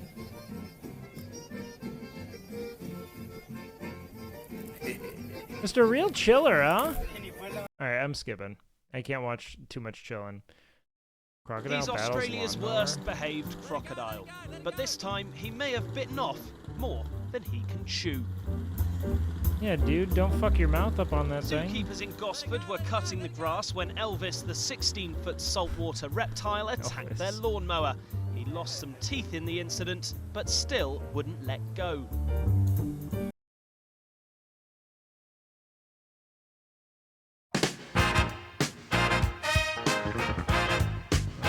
We had some bangers. My favorite town. Hey guys, I'm in the Florida Everglades and I'm using my feet to attract this swamp puppy. Oh, I've seen this guy. Mr. Crocodile's coming in hot. I think he's about to yoink me.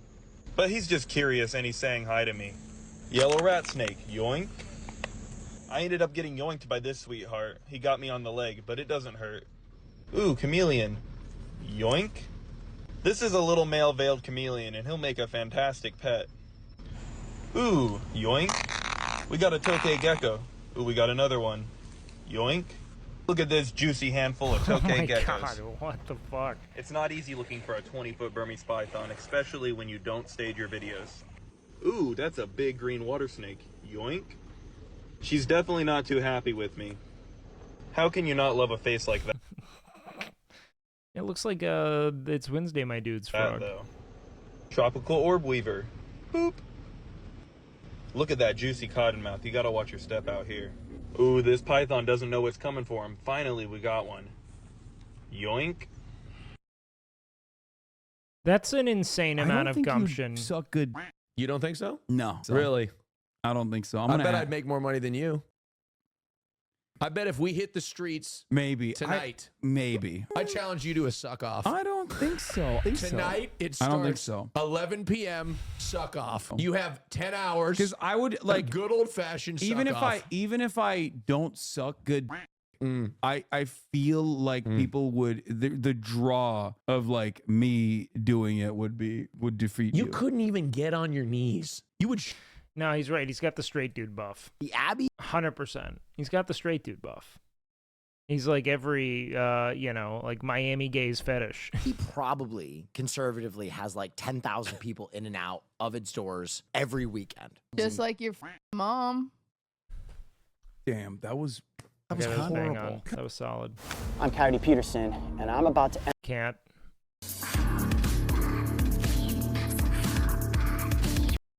Thank you, Yoon Froggy. Wow. Степа. What are his table manners like? Честно говоря, да, по медвежью. То есть Oh, такой God, that's rusky. Got нерасторопный, it. все роняет, все, скажи, ломаем. More coffee. More. More. Можно, ему можно. Вот. Look at this good guy. Молодец, молодец. He's just a buddy. Да. Так, открываем. Look at him just hanging. See, this is the kind of shit that's gonna get Hassan killed. He's gonna see shit like this and really believe it. You know? It's like, yeah, man, we like cake and coffee. We'll be fine. This is the shit that will get his head, his tiny little head ripped off of his body, 100%. Не, все. Does he like the cake that we brought? Очень вкусный. Очень вкусный, свеженький.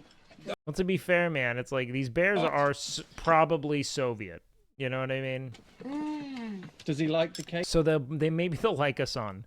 That we brought? Главных условий их обитания это. They are comrades. Молодец. And if you didn't feed him, would he attack you? Да нет, атаковать вряд ли, но это лишний повод. Oh man, you fucking fool. Dude, что мы ему доверяем, и он нам доверяет. Когда что-то не нравится, он нам показывает сигнал, что он чем-то недоволен. Да, да. В данном случае он нам объясняет, что он хочет еще побольше торта.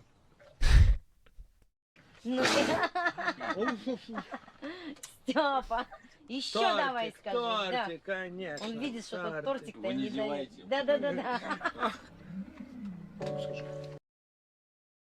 Фрукты можно. you just have giant knives on your feet, just a cute little If thing. you could swap bodies with any real celebrity for a day, who would you choose? I would swap bodies with, let's just say, like Charlize Theron or Keira Knightley. And then I would come here and I would let all my friends hit. I've said it 1,000 times, brother. You got holes. You know what I mean? Yeah, it doesn't just make you gay. It's like... It makes you a coward. You know what I mean? Because if your idea is, I want my friends to be able to get off, you can. So you would fuck all your friends. That's what I would I do. think that makes you gay. I support it. You're not just gay, you are a coward. Nick is underrated. I've said it a lot. I think Nick is, I think that Nick is one of the most generous streamers in terms of not just how he offers his platform, but how willing he is to build his stream around making you look great. He is such an assist man. Like, he loves the apples. He's always looking for a way to help other people be funny. Does not make me gay. I support it. Is that gay?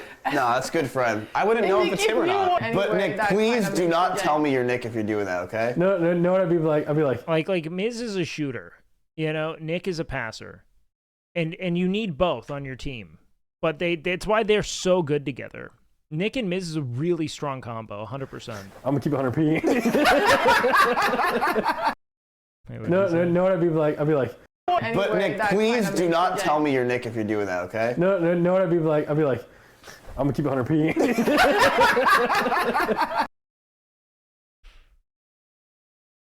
Did you take him up on his offer then? Of course. What is he, Rob, then? Fucking the water boy? I don't know. Watching? The rock hyraxes are awake.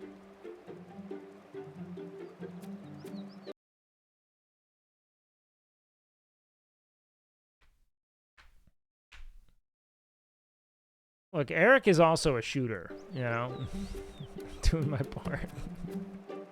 No, I love Eric. As they do every morning, the colony assumes strategic positions on the boulders, soaking up the warm golden light and generating some energy for the busy day ahead. Just photosynthesizing. This is just you and you're laying in bed, not wanting to get up. You know, you woke up, but you don't want to start your day. Although that's all this shit hyraxes are rarely busy. But we're one of the few people aware of. We're one of the few species, maybe the only species, aware of the fact that we shouldn't do that. You know what I mean? We're the only ones who have internalized like secondary obligations that aren't intuitive to us. Like it's our awareness of time, like us as like temporal creatures, is such a curse. It's what leads to death denial. Everyone else is like, I don't feel like it, so they don't.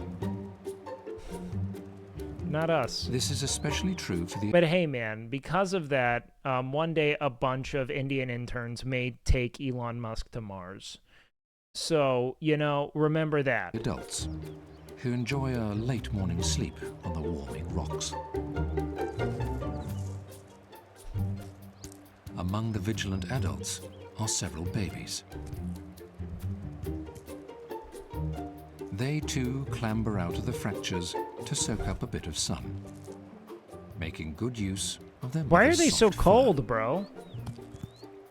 Finding a position that suits everybody can be a difficult task. Alright,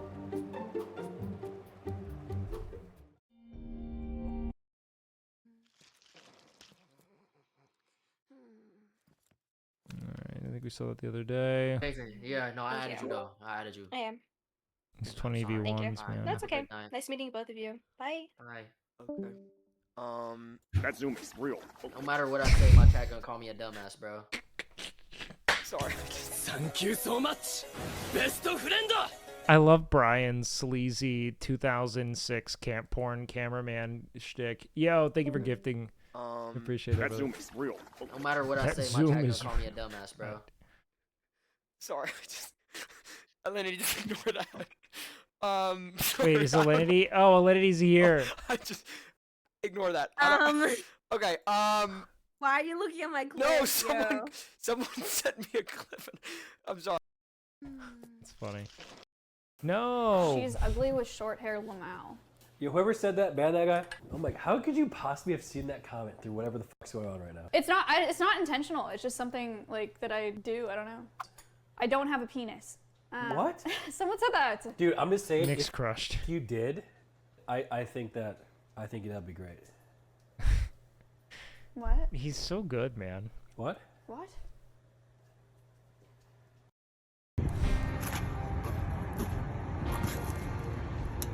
Weight-filled fish sparks scandal. We got in weights and Cleveland. fish!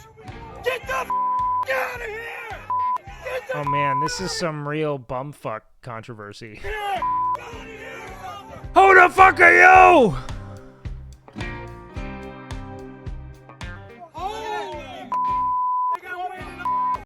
Did you see the grizzly bear I posted on my Instagram today? No, I didn't. Oh boy. Oh boy. Oh boy. Yeah, over to the right.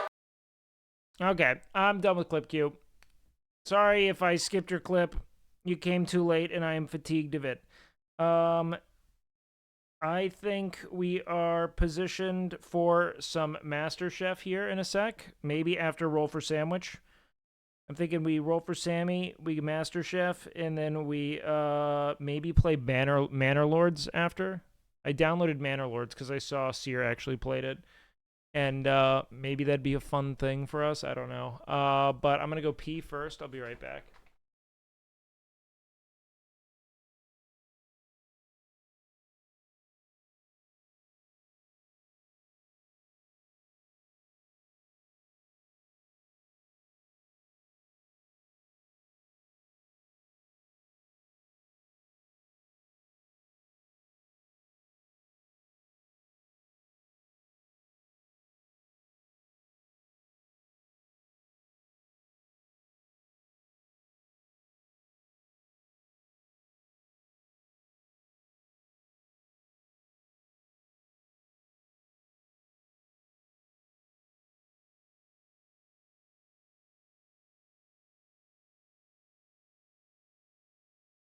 When streamer goes away, the rats come out to play. We wait all night and day, to rat jam when I say, beach, mouse, beach, beach, mouse. Beach, mouse, beach, beach, mouse. Beach, mouse, beach, beach, mouse. Beach, mouse, beach, beach, mouse.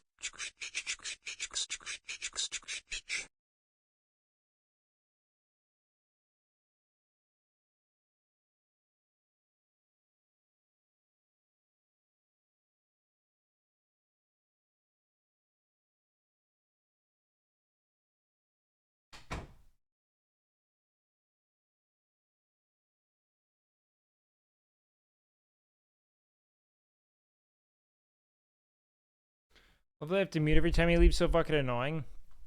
Yeah, I feel like the general sentiment is that they fucking hate, most chatters hate it, and I might disable point TTS because I feel like if you want to annoy chat, you're gonna pay me for it. I don't know. I'm never hearing things that you know what, actually, first time chatter? No. Trust me, it's not just first time chatters. No, wait, I know, but you guys have to realize that you do this. You guys have to, eventually, you guys have to deal with this.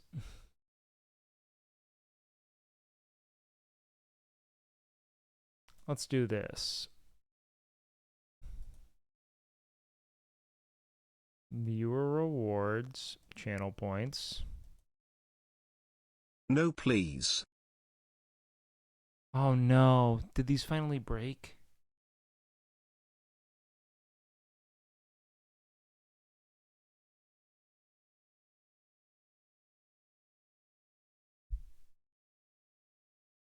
I think they did. From hand rolling. Oh no, we're down to 1 ear, boys. Oh fuck.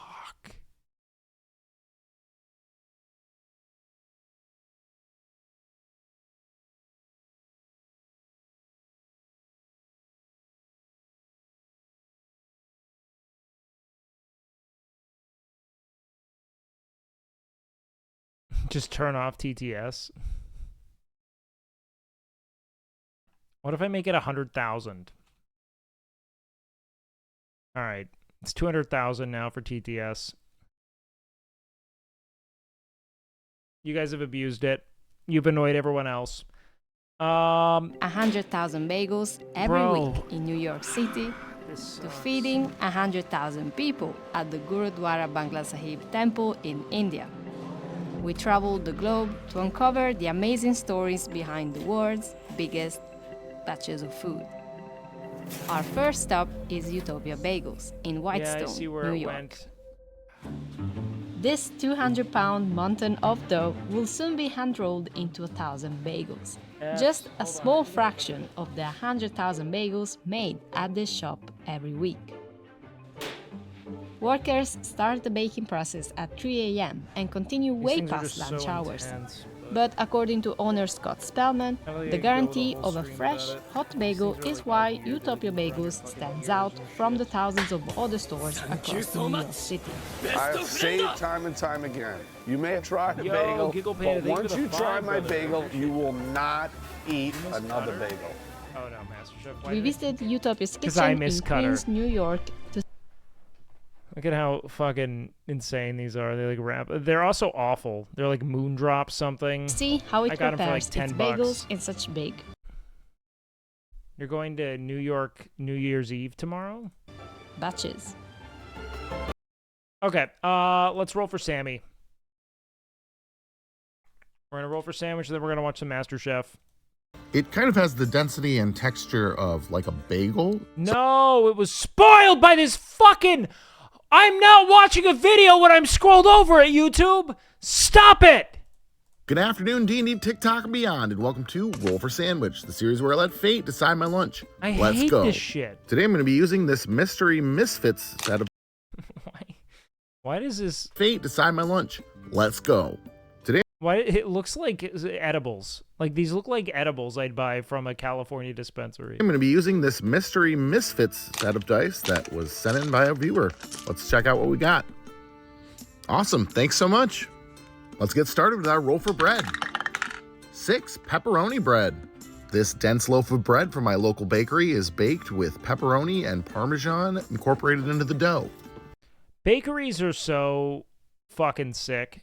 We have, and that's something that the panaderias and in South America taught me, is like having like a town square where people sell things that are like artisan products, like cutter pizzas, is so fucking cool. Just the quality of food that you eat is so astronomically improved. And that being said, most grocery stores have bakeries, and they are good. We just don't utilize them enough. It kind of has the density and texture of like a bagel. And like they employ real bakers. Like I had a friend who worked at a grocery store for a long time, and like he knew the bakers, and she was really fucking So we're definitely going to toast it. And even once we did toast it, didn't get a whole lot of color on it. Yo, like she was employed to be a baker. But it did make the entire house smell like pepperoni. Damn. Next up, let's roll that for our looks like main. It should be like a honey bread. No way. 9, pepperoni. All right. Oh, dude, I hate how he does pepperonis. He does like the Hormel fucking bagged pepperoni instead of like getting like a stick and chopping it. All right, well, pepperoni main for our pepperoni get like bread. a real pepperoni. What luck today? Maybe the shot of olive oil that I did yesterday is appeasing the dice gods. What? Next what up, let's roll for cheese. Did you do, bro? 6, fresh mozzarella. Pizza Fucking rigged. Sandwich, pizza sandwich, pizza sandwich, pizza sandwich, pizza sandwich, pizza sandwich, pizza I love sandwich, fresh pizza mozzarella sandwich, so pizza goddamn sandwich, much so, pizza bro. sandwich, pizza. Stop it. Next up, let's roll for roughage. Pizza 3 sauce. fennel and 4 cocktail onions. Oh, he stays winning. This is fresh fennel, and every part of it is edible. I have no idea what fennel tastes like. I only know that they fucking ride its dick on MasterChef. Bulb can be sliced and have a crisp texture like celery. I think for our sandwich dough, we're going to use the more delicate leaves, flowers, whatever this top part is. It's very aromatic and tastes kind of like licorice. Visually, the green Oh, that's right. goes nicely with the white and the red, and it should give us a softer, grassy texture akin to sprouts. Cocktail onions are small pickled onions used as garnishes They're more for pickly drinks. than They oniony, taste we mostly know. of vinegar with a small bit of onion flavor and still This will be retain a bit of tasty. crispness. I welcome a little bit of brightness from the vinegar to cut through the richness of the meat and cheese. Actually have a fairly balanced sandwich so far. Okay, let's get wild with our wild magic roll. 11 quail eggs. What is this MasterChef ass sandwich? Why are we going with all the fucking, gourmet bait ingredients? Back to our canned hard-boiled quail eggs that we opened that's up right, the they other were day. canned. I forgot These are about a bit of an odd addition, hence why they're on Wild Magic, but honestly, not a bad one. These eggs very taste creamy very and similar tasty. to hard-boiled chicken eggs, except that the yolk is a little more creamy, and they have a bit of an earthier taste. And last but not least, it's the D20 sauce roll. Here we go. Obviously, we want something tomato-based, but anything could pop Yo. here, honestly. Like a pineapple salsa would be nuts on this. You can't really 9, fuck it up. huckleberry jam. Honestly, still a banger. A little bit of sweetness to contrast the overwhelming degree of it's so saline. Technically, you know? these are huckleberry preserves, Very but rustic sandwich. close yeah. enough. The My Nona wouldn't have appreciated how you use those pepperonis, but those pepperonis. But I'll tell you, flavor of huckleberries is a blend of sweet and tartness with a bit of earthiness as well. With this, we have pivoted quite a ways This away is from at our least a pizza 9. sandwich, but Not I will let really. you in on a little secret. I like fruit on pizza. So Based me there may too. still be hope for this one. Let's go What is Albie or Huckleberry? ahead and get our sandwich closed up here. Why are you saying that? What am I missing? Get our toothpicks in to hold it together. What's that And let's from? get it cut in half. Just say you like pineapple pizza? Yeah, I mean, I like pineapple on pizza, but I would fuck with just about any degree. I mean, I think fruit is a phenomenal addition to just about any savory dish. Obviously, within reason, sometimes it's a weird one, but I do not balk at it, and if I notice a dish on a menu of otherwise normal food items having incorporated fruit, I'll seek it out. And let's take a look at that cross-section. Interesting. Man, that mozzarella is yearning to be melted. Well, this bro. one is kind of visually a mess, but theoretically, I could see it working. Let's give it a taste and find out. I bet this bangs so hard. If this thing doesn't pop off, blueberry pretzels, blueberry bagel, sweet bagel, ooh. Honestly, I expected a not bad to okay rating on this one, but it's better than it should be. Pepperoni is center stage against that mild mozzarella, and those acidic onions combined with those sweet preserves give us almost a balsamic vinegar flavor. Yep. Way, way better than expected. Give this thing a 9. I'm at an 8.9 for this one. Wow, okay. I meant that dyslexically. One today, and I'm going to call it the Huckleberry Win. Tonight on the Purple Streaming app, our D&D... I thought he was going to glaze that thing way harder than he ended up glazing it. All right, well, that's all we have for Roll for Sandwich. Do we have like a Joe is Hungry or any other goofy little food reacts we want to do before we hunker down for a couple hours of MasterChef? I don't want any more trouble. Well, you got trouble! I've actually never seen Tombstone. And it starts with you. Yeah, I watched the Culver's Joe's I'm not Hungry. gonna fight 100%. you, Ringo. There's no money in it. Kurt Russell's a handsome dude. Couple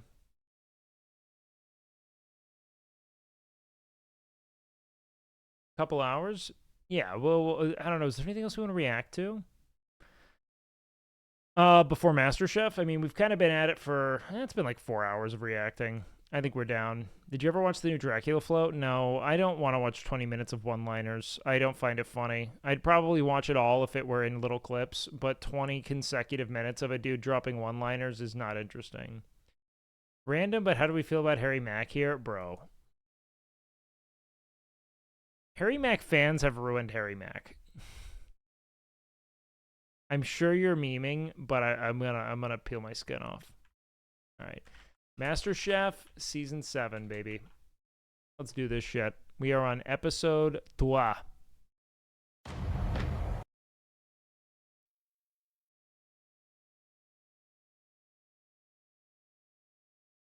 the fuck happened? Am I going crazy? I am. Previously on MasterChef, the 40 best home cooks in America. 4 hours of reacting down, time for more reacts. Well, I don't consider this reacting in the same way. I'm not, like, looking for things to comment on.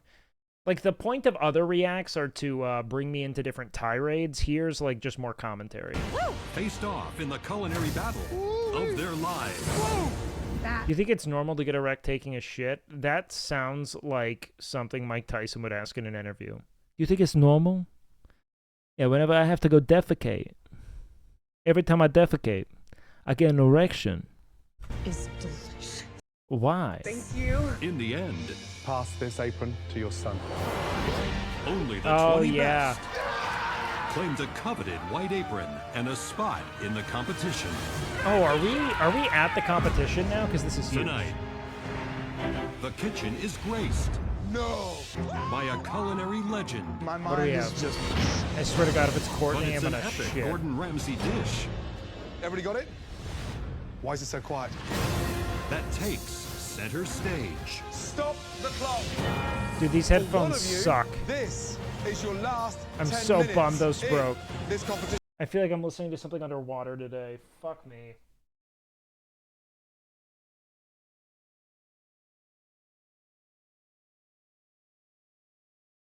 Some chat. Like the bass is so overtuned on these.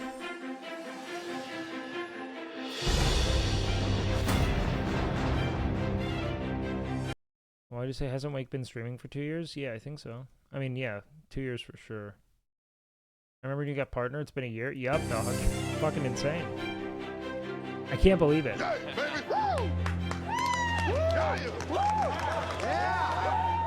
I'm a retired golf professional from California, but don't let this gray hair fool you. I'm like Muhammad Ali. When I'm in that kitchen, I float like a butterfly. I'm like Muhammad Ali. I had neurological issues. But get in my way and I sting like a bee.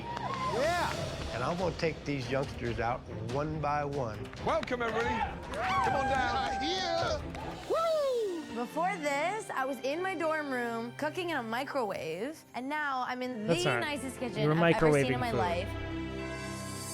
The equipment room Muhammad. is like stacked with steel. This, I still call him Cassius. steel that, every equipment you could ever wish for. Oh my god. Someone pinch me. I'm freaking out. Welcome to the MasterChef kitchen. Humble beginnings. She's freaking out over the kitchen. I love my girl Diamond. 20 home She's my cooks front will runner. Become America's next MasterChef. And Maybe the most cavernous one reality of you TV mouth to will date. win the ultimate culinary prize. The I forgot we got the fucking MasterChef DJ. trophy. I thought we escaped it. We did not. It's not here. Hey! Bro, I love Diamond. Because it's coming via a very special delivery. Oh, wow. Throughout the competition, we will be welcoming some of the world's greatest chefs. Terry's got just the craziest veneers or the whitest judge teeth I've your ever seen. dishes. And tonight, Christina and I are beyond Christina. thrilled I haven't really listened to him say Christina. Christina. to welcome a world-renowned chef Like, why? who has created one of the biggest food empires on the planet. Who's it gonna be? The one and only Wolfgang Puck. Wolfgang Puck! That's wild to me that he has this kind of magnetism, you know, that there's that aura about Wolfgang Puck, because I literally only know the dude from Overpriced Airport Food. That's it. I have no idea what he's responsible for having done as a chef. I only know the Wolfgang Puck. Look at this. They're losing it, bro. Wolfgang Puck is the god of the culinary world. Like, news to fucking me, bro. Who are you, by the way? Wolfgang Puck is the god Cassie? We did not see Cassie. of the culinary world. Hi, Gordon. How are you? Good to see you. MasterChef is stepping up their game. Okay, you know what? What's so funny is that of all the, like, the only meme that's successfully really sprung from my channel is spamming the mouth emote whenever there's a big mouth.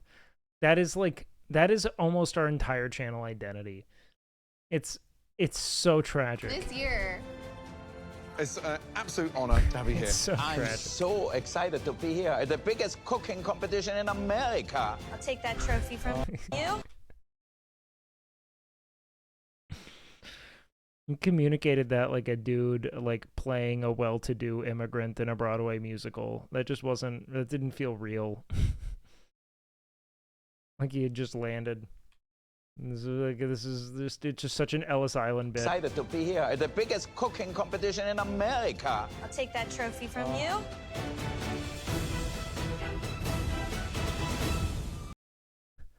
The cooking competition of opportunity. The competition starts right now with America's most Violent farting. This is the latest Will Neff meta, if it makes you feel better. I feel like if you have a big enough community, you have so many at-the-ready emote makers that you can capitalize on your memes more. You know what I mean? iconic food But we didn't translate all of our past memes into emotes, so they didn't, like, codify themselves challenge. into The our chat MasterChef identity. Mystery box. For your first MasterChef mystery box, I He sounds like Christoph Waltz. have juice and ingredients which comes in Yeah, whatever he just said there definitely sounded like Jews from Christoph Waltz and, like...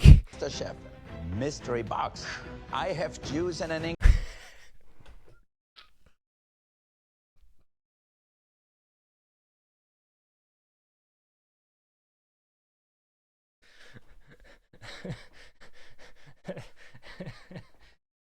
It sounds so anti-Semitic from him.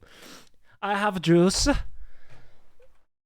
For your first MasterChef mystery box, I have juice and an ingredients which comes in many colors, shapes, and forms. It's like James Marco St. Marco. And I'm really excited. And I'm very excited to see both of your winners. What you gonna do with it? On the count of three, What are you will lift three. those boxes. 1. Oh my gosh. 2, 3. Lift. Oh, I have chosen the humble potato. This we were not expecting the humble potato, but here we are. You might notice the sweet potato looks a little bit like a penis. Potatoes! Your German sounds Norwegian, bro. All I have is Norwegian. Like, just get over it. Everything's gonna sound a little bit like Canute. I haven't studied another accent. I was never an impressionist. I just heard Canute. Gosh. And I started to make. I've never tried that with people before. I would have to sit there and repeat what someone else is saying for a long time to nail it. You'll have 60 minutes to make us one beautiful MasterChef-worthy dish with the humble potato as the starring role. You'll also have access to a limited pantry of amazing proteins along with fresh fruits and vegetables. Damn, I love a good Granny Smith apple. Wolfgang. You know what? Over time, as we've continued to like diversify and evolve the apple to what feels like an almost like hubristic kind of like playing God capacity, we're like, what if this apple's actually a grape? You know what I mean? I've come to realize that the Granny Smith was and always will be the best apple, and that none of these bizarre fucking, CRISPR hybrids are going to be as good as the Granny Smith. It is tart, the texture is consistent. No, because sometimes a Honey Crisp just implodes on itself like a mealy fucking mess. Granny Smiths have never failed me. Christina and I, that we picked the right. I've never had a shitty grainy Granny Smith ever. Cooks. Are you all ready? Yes, sir. Your time starts now. We are so honored that you're here. And I'm so excited to see these home cooks make probably better dishes than a lot of professionals. Like, it just feels fibrous and good. And I like that it's tart. But I'm a texture guy when it comes to fruit. All over the U.S. We've got home cooks from the East Coast to the West Coast, from Kentucky, Iowa, Illinois. We're gonna see the landscape of America on a dish. That's what I'm looking for. The pressure is on. Cooking a humble Thoughts on pears? I eat pears and shit. potato for Wolfgang. I was never a big pear guy. My mom liked them, but I was a picky little apple kid. I am making one of Chef Wolfgang. Pomegranate? Yeah, man, if I have 6 hours, I'll eat a pomegranate. The fuck? Yeah, that takes your whole... You're gonna eat a fucking pomegranate on the run? Like, going from 8... Like, all the convenience of a fruit is nullified when I have to fucking, essentially perform an advanced fucking intracranial surgery to get the fruit out. I have to get my scalpel out. Recipes from his book. It's Laka smoked salmon pizza with creme fraiche and caviar. Let's see if I can do it the way he likes it. Smoked salmon pizza with creme. Look at the cock vein on that sweet potato. I love sweet potatoes, man. They do make me rip ass, but like the thing that really irks me about these things is that the sweet potatoes have these crazy cock veins on them. Why? Why do they have the cock vein? Fresh and caviar. Let's see if I can do it the way he likes it. Just because that is what the best of them are? Today you will have a very big meaty cock vein. Russet potato stuffed with bacon and chives with a pickled potato and cauliflower mash. Growing up in church with my dad being a pastor, sometimes he'd come home bringing his family over for dinner. Mom was great at throwing together amazing dishes. And so, this is like an homage to her. Does she sound drunk? He sounds kind of drunk to me.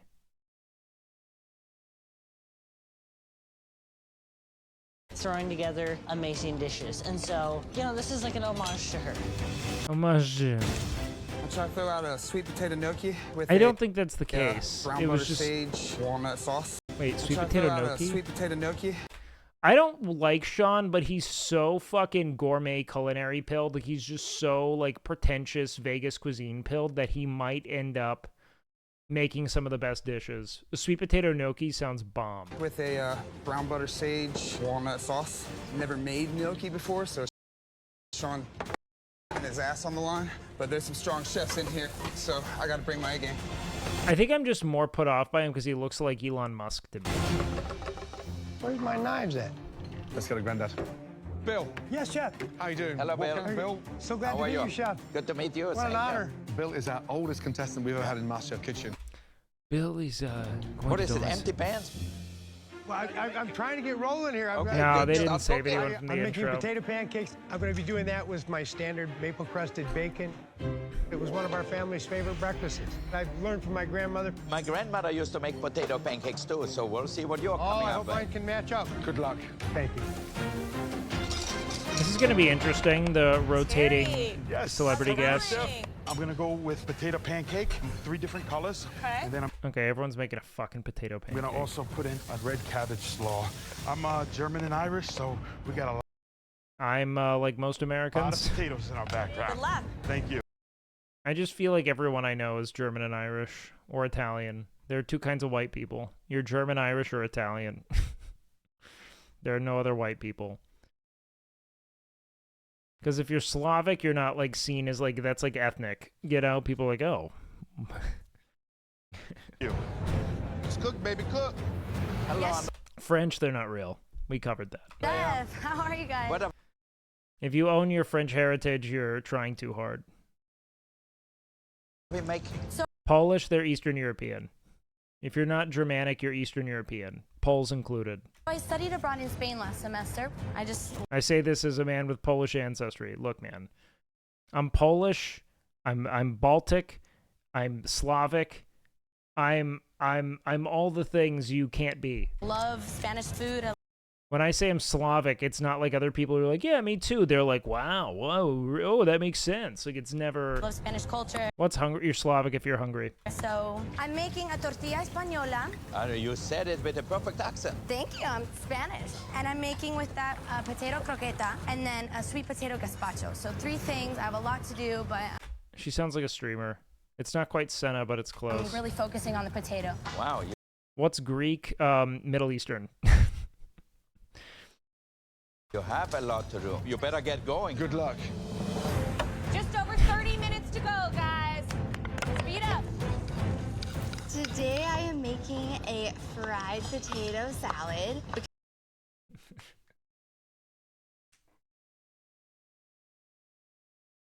No, I'm trying to think what the most ignorant American perspective is. I would argue that most people's idea of what a white American is German, Irish, or Italian. But then again, Italians are kind of treated differently. They're not quite treated as white people. I love Stavi's take on Greeks basically being Arab, but claimed by Western Europeans because of the origins of democracy. That is actually super based. Yes, I would agree. Yeah, that makes a lot of sense because a lot of people would think of Turkey and Greece as being like such separate universes. But also, I think that they're missing the birthplace of democracy there. I think Stavi is way, way, way too politics pilled when he says that. You want to know why? Because they are Orthodox. It has way more to do with the religious component of it than it does the political or even cultural component of it. Because, like, think about all the rich and vibrant cultures that we have essentially denied even speaking of because they come from Muslim countries. Like, I mean, just think about it.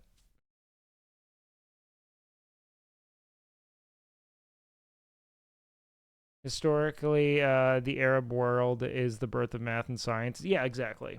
Because everything's fried in Iowa, and topping it with a few strips of really beautiful New York peppered strip steak. Growing up, I didn't have a lot of money, so naturally, we grew up every single day eating potatoes. So I am confident that we'll... Columbus only sailed west because Europeans didn't want to do business with the Ottomans. Columbus only sailed west to try to get to India and fuck European or fuck manatees. Game Punk has never European manatees. had these kind of potatoes before, but he's going to love them. No, I think it is fascinating though. Like of all the immigrant populaces, the German, Irish, and Italian immigrant populaces in the United States feel so much more owned. Like, no one who's English, an English immigrant owns it. You know what I mean? There's no amount of pride. People aren't like, and I'm English. No, it's not integrated. They're like, it's what like multi-generation, like, you know, like people who have been here like 3, 4, or 5 generations, they all end up owning their German or Irish ancestry or Italian. But no one's like, and I'm English. People don't give a fuck about your English ancestry. You know what I mean? Like, at all. And then whenever people say they're French, everyone's like, shut the fuck up. Beautiful. There are some great-looking dishes out there. I'm intrigued. It's because Irish immigrants actually did things to make this country better. I thought to do 3 different dishes. Ambitious. I can't wait to taste my. No, because there's like an aura, like a smug aura to someone reporting themselves to be of French ancestry. Where you're like, oui, parlez-vous? You know? Potato latkes with the smoked salmon. Who's this? We invented drunk driving. Don't you dare take that from these. Actually, you know what? Maybe. One of Wolfgang's recipes, Christina. I know the dish so well, so it better be perfect. 10 minutes to go. Stop the clock. Everybody, stop what you're doing. Listen up. I've got some very... I don't buy this dude's 26. Everybody, stop what you're doing. Listen. Like, it's not that he doesn't look good. He just doesn't look 26. Listen up. You know? I've got some very important news. For one of you, this is your last 10 minutes in this competition. Because the person who do we think? who cooks the worst dish will be giving us back their Who's gotten an white inordinate amount of apron. screen time? Maybe the old man. 10 minutes to go. Stop the clock. Are we gonna play Pandaria Remix? Nah. For Even one though I of love you, Pandaria. this is your last 10 Yeah, minutes. they're ageist here. in They don't this like keeping competition. the old ones around. Clock starts now. Let's go. I don't think I can make it, but I'm gonna give it my damnedest. 10 minutes to go, Wolfgang, and you are falling behind. What would you suggest? Think about the presentation, because the first impression Think is very about it. important. Yeah, absolutely. Not working. Cassie, I'm seriously worried about. It just looks a bit plain. The steak, the potatoes, didn't really sound like it was going to get elevated. If I don't get anything on the plate, I'm definitely going home. Sean is losing. What's up with Sean and always being almost... You know what? I take it back. It's because he's a fucking DJ. He's an entertainer. Like, entertainment, the time management I don't even doesn't think he's exist. making a sweet potato gnocchi anymore. I think he's doing like a sweet potato ravioli. He is. Oh, my goodness. He's gonna make Are it they in burnt, time. Diamond? What the fuck did you crispy? make, Diamond? Diamond, please don't go home. That's another word for burn. 1 minute. That is not a good for her. Diamond? Crispy? Crispy. That's another word for burn. 1 minute to go. Oh, he said that's not a word for burn. That's Got another to word start for burn. plating. Okay. Nathan's hands are shaking. What are you doing? Remember, someone is going. What is that plaster of Paris you're loading into the potato skin? Ooh, 10, is that a 9, quiche? 8, 7, 7, 6, 5, 4. I want to know who made a sweet potato pie. I feel like someone had to have gone dessert, but it doesn't seem 2, like it. 1, and stop. Hands in the air. Well done. Nice job. That was intense. As you know, we taste all your dishes as they come together. Yeah, we need a hand pie.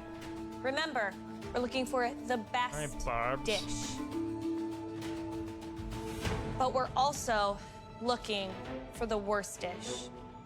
Tonight, Oh, no. there were 3 dishes that really blew us away with how bad they were. Yeah, there we go. The first home cook tonight did not maximize across the 60 minutes. But this dish for us was way too simple, way too little imagination. My dish looks like crap. And all I keep saying to myself is, please don't taste my dish. Please don't taste my dish. Please, step forward. Nathan, it's not looking good, bro. That what do looks they like a do? baked potato They skin. taste my dish. Wolfgang Poke That's what happens when you're on MasterChef, dog. They taste your dish. is up there on the stage. My gut. That hair is so pre-10 11. Yeah, just stick it up the Drops front. to the floor. You're talking about the fucking half pipe? Nathan. Yes, chef. I had that What haircut are in you calling kindergarten. I that thought it was dish? so sick. Tonight I have a twice baked potato. It's got caramelized onions and bacon filled with This is purple kinda potato sweet. and cauliflower puree. You know, the whole color in here, does that look appetizing to you? No, chef. It looks like somebody ate it already once. Yes, chef. A few of the ideas are actually good. You know, you had the bacon here, gives it a lot of flavor. The cheese gives it a lot of flavor. But maybe spice it up a little bit. I'm always looking for creativity. Turn around. What does it say up there? Master Chef, chef. What does it mean? It means we are the 20 most passionate chefs in America, chef. You have a long way to go.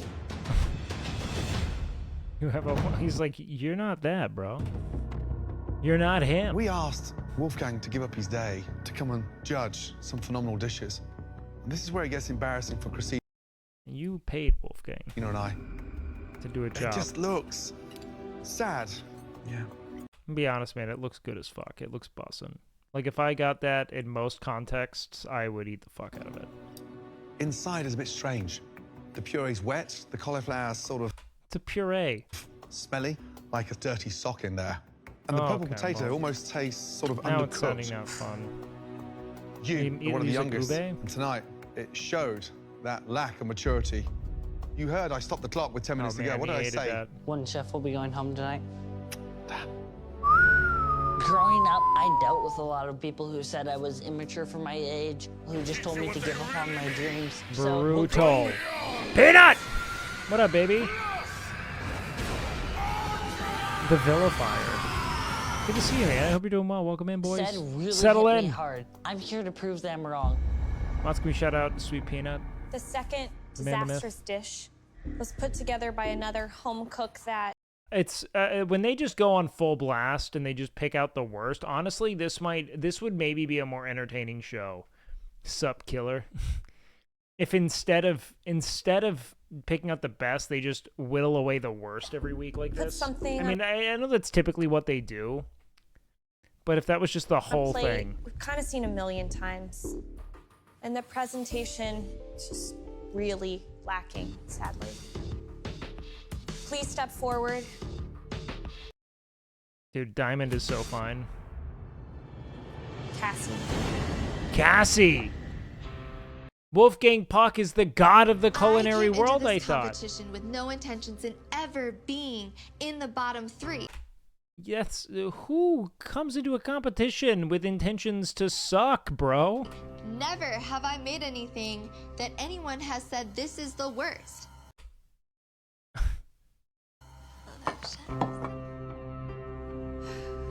All right, To be fair, I think they pulled it up as if it was the second worst. Cassie. Explain the dish.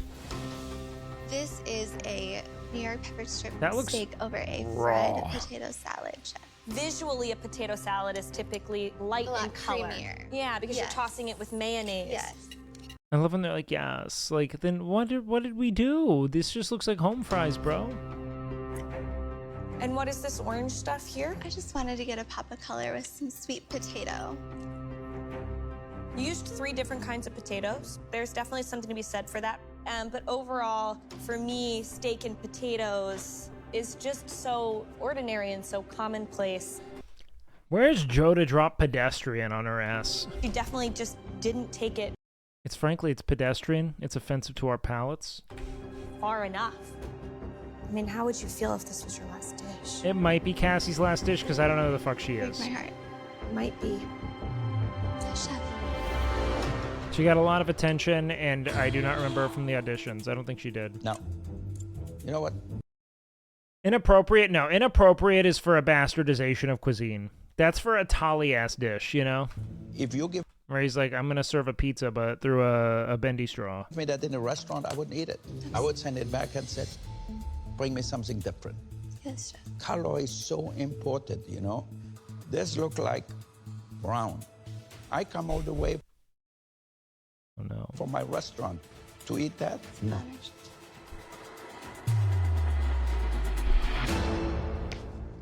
Not on Wolfgang Puck's watch. They You're not going to send him brown food. that really missed the mark Sticking tonight. to his roots. Who served breakfast? dish that It's got to be the really old man. You're missed going the home, mark. bro. That's you. This is bro. What did you display here, man? Like, don't get me wrong. I bet this bus, I would be ecstatic if this were served to me at, like, Easter brunch when I was in the 10th grade. But this is a pitiful effort. All the way down to the plating, man. If it's not him, I'll be amazed. Don't pull my girl Diamond into this. She might have made a fucking weird cummy pastry, but my God, is it not bacon and potato? Home cook who probably spend more time in the equipment room than on the stove. Please step forward. I don't think that was Bill. Okay, yeah. I know I didn't make the best potato dish out there today, Thank God, but I Diamond's know safe. it wasn't the worst. Hopefully the Bill. judges are going to see that I made it to start. Bill. Oh, God, I can't. I don't even know if I have the stomach to hear them rip into Sweet Bill. Yes, sir. What do you call that? I call it potato pancakes with bacon. Do you think this is creative? Today I wanted to make the potatoes to star. You know what? It's a fading star. Yes, sir. We want to have the ingredients to shine. Now, how did you make this? I bake at a high temperature so I can get the right texture. Can you hear the potatoes? They're still crunchy inside too, so you have to bake them longer. Though the bacon is always good. This is a cooking competition, and you have to go out on a limb and try to Bill, do man. something where the Just judge a is gonna golfer say, with a "Wow, dream." I wish I would have thought about that. Yes, sir. You let yourself down. I know you can do better than that. Right, Bill? Yes, chef. There's a big advantage being one of the oldest in this competition because the experience. But Yes, looking sir. at that, it worries me that this Bro, this is just a diner meal, is man. as far as your imagination can take you. Oh, this poor soul. First the colors, the competition is creativity. on. Behind you are some very talented home cooks. You need to bring your A game. And that Oh man, is a was Wolfgang D-. Puck like a TV chef at some point? Because I don't recall him in any three universe. lackluster dishes. Not brilliant. No. They love a European home man with a cooks. menacing accent. Sadly, someone has cooked their last dish in the MasterChef kitchen. 2 hearts. The person going home. Boy's dropping prayer? I'll never understand it because you're like, God, these other guys have to deserve it more. Like, you're like damning them. Like, why are you... Please, God, invest in my fucking trifling life. This heinously trivial and vain endeavor. You know what I mean? Is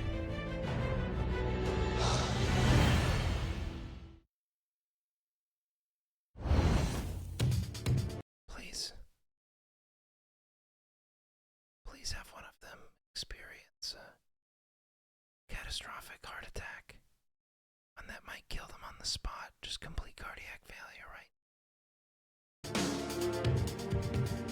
3 home cooks. Sadly, someone has cooked their first and last dish in Big the Mouth MasterChef Girl is kitchen. safe. Don't worry. The person going home is It's gotta be Bill, bro. Bill Bro Baggins. Cassie. You're safe? Really? I'm afraid. What? I mean, at least she cooked like a protein. What the fuck? Tonight, it's the end of the road. We asked the potato to be the hero. Unfortunately, the 2 potatoes you put on there All were right, dreadful. Bill. Now we Please just started. remove your apron and leave the MasterChef kitchen. All right, Thank you. Cassie. Breathe through it, love. I am just a self-taught baker from Iowa. And you back from whence you Even though came. it's an early exit, I will always wear the apron in my heart. Oh, no. She's not. The Diamond is the mouth queen here. I don't even register her mouth. She's getting mogged. She's getting mouth mocked. I haven't even... Nathan, Diamond is the Bill, only person I'm please invested go back in to right your now. stations. Yes, chef. Let's get on to some better news, shall we? There were some really incredible dishes there tonight. Terrible. But there can only be one winner. The winning dish really celebrated the potato. The potato. I was very impressed. Congratulations. Andrea. All right. Young Guns out to a hot start. Wolfgang Puck loves my potatoes. Need a minute? The way he clapped like a seal. Like a fucking weird veneer-y ass smile. Vacant stare. Like it's like a grandpa at his own birthday party, not knowing what he's celebrating. Just going senile.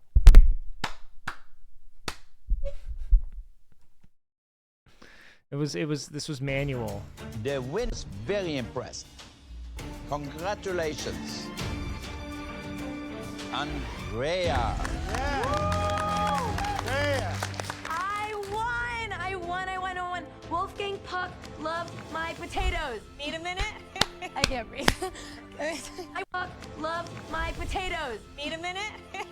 We had her next. I could love my potatoes. Need a minute? I can't breathe.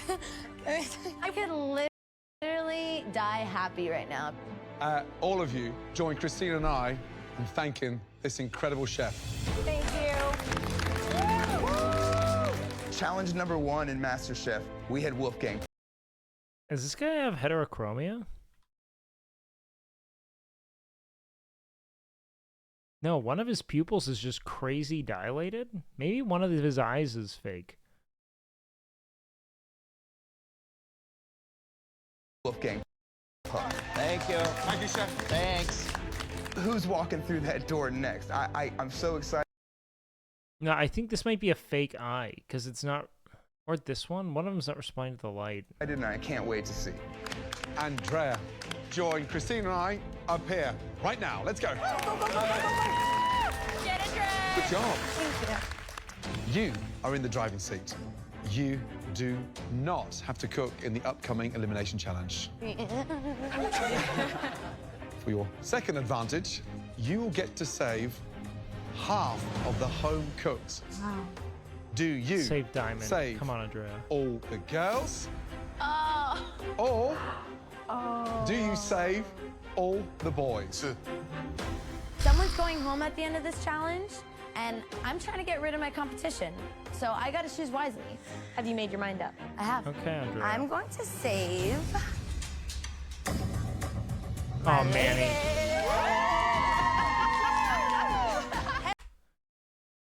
These fucking dumb women. Oh my god. Bye, ladies. It was the best way. It would have been pick me as fuck for her not to. They're not making friends that way. Look, everyone expects you to pick your gender. You know what I mean? These girls could be as She's already annoying. Oh man, people are friendly as they seething. want with me now, but little It's the right. Trust me, it's the do right they know move. I don't see them as competition. Ladies, a sigh of relief. And the vitriol if she didn't. I know I can beat them, and the boys, let them fight it out themselves. Gents, are you all ready to find out? No, the amount of hate she would have received, I mean, that's so much worse. The guys will get it. What you're cooking in your first ever elimination challenge? Yes, Chef. Well, tough. Manny's pissed? No, Manny's Because I'm chilling. not going to tell you. What? Instead, I'm going to show you. Oh my gosh. Wow. Please, all of you, come down to the front. Manny's Let's got to go. be like a finalist, dude. Oh, this is so He's such content. This is amazing to watch. I'm so glad I'm not down there. Amazing. Because this is gonna be so hard. I'm really. Look at bro's light up shoes. What I'm the so fuck? glad I'm not down there. Look at those things just going absolutely sicko mode. Why are you trying to deepen my MDMA eye, Because bro? this is gonna be so hard. I'm really sorry, boys, but one of y'all going home. This next challenge is the ultimate culinary test. Tonight, you will be replicating a highly technical Gordon Ramsay dish. Nice. That's right. You'll have to rely on your eyes and your palate to recreate it, because I'm going to make it, but I'm not going to tell you what's in it. Yes, Chef. I just won this apron, and you already want me to cook like. That's an insane pressure test right out of the gate. Really? Our elimination challenge, I guess, is more so the term. So, fish is going to be the star of this dish. What's the first thing you see on fish when it comes out to sea? Scales. Scales, yeah. Scales. So, gently place the scales on. This is all about finesse. There's nothing better than watching Gordon Ramsay cook. Scale side down. I can name 1,000 things.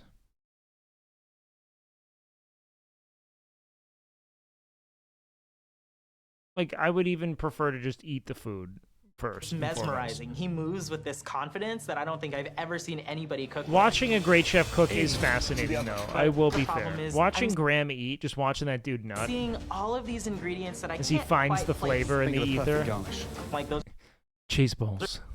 are definitely not cheese balls. Like they're carrots, right? Cheese Here, balls. a delicious vegetable couscous. I have never in my life heard of a vegetable couscous. The sauce. How'd you get here, bro? What?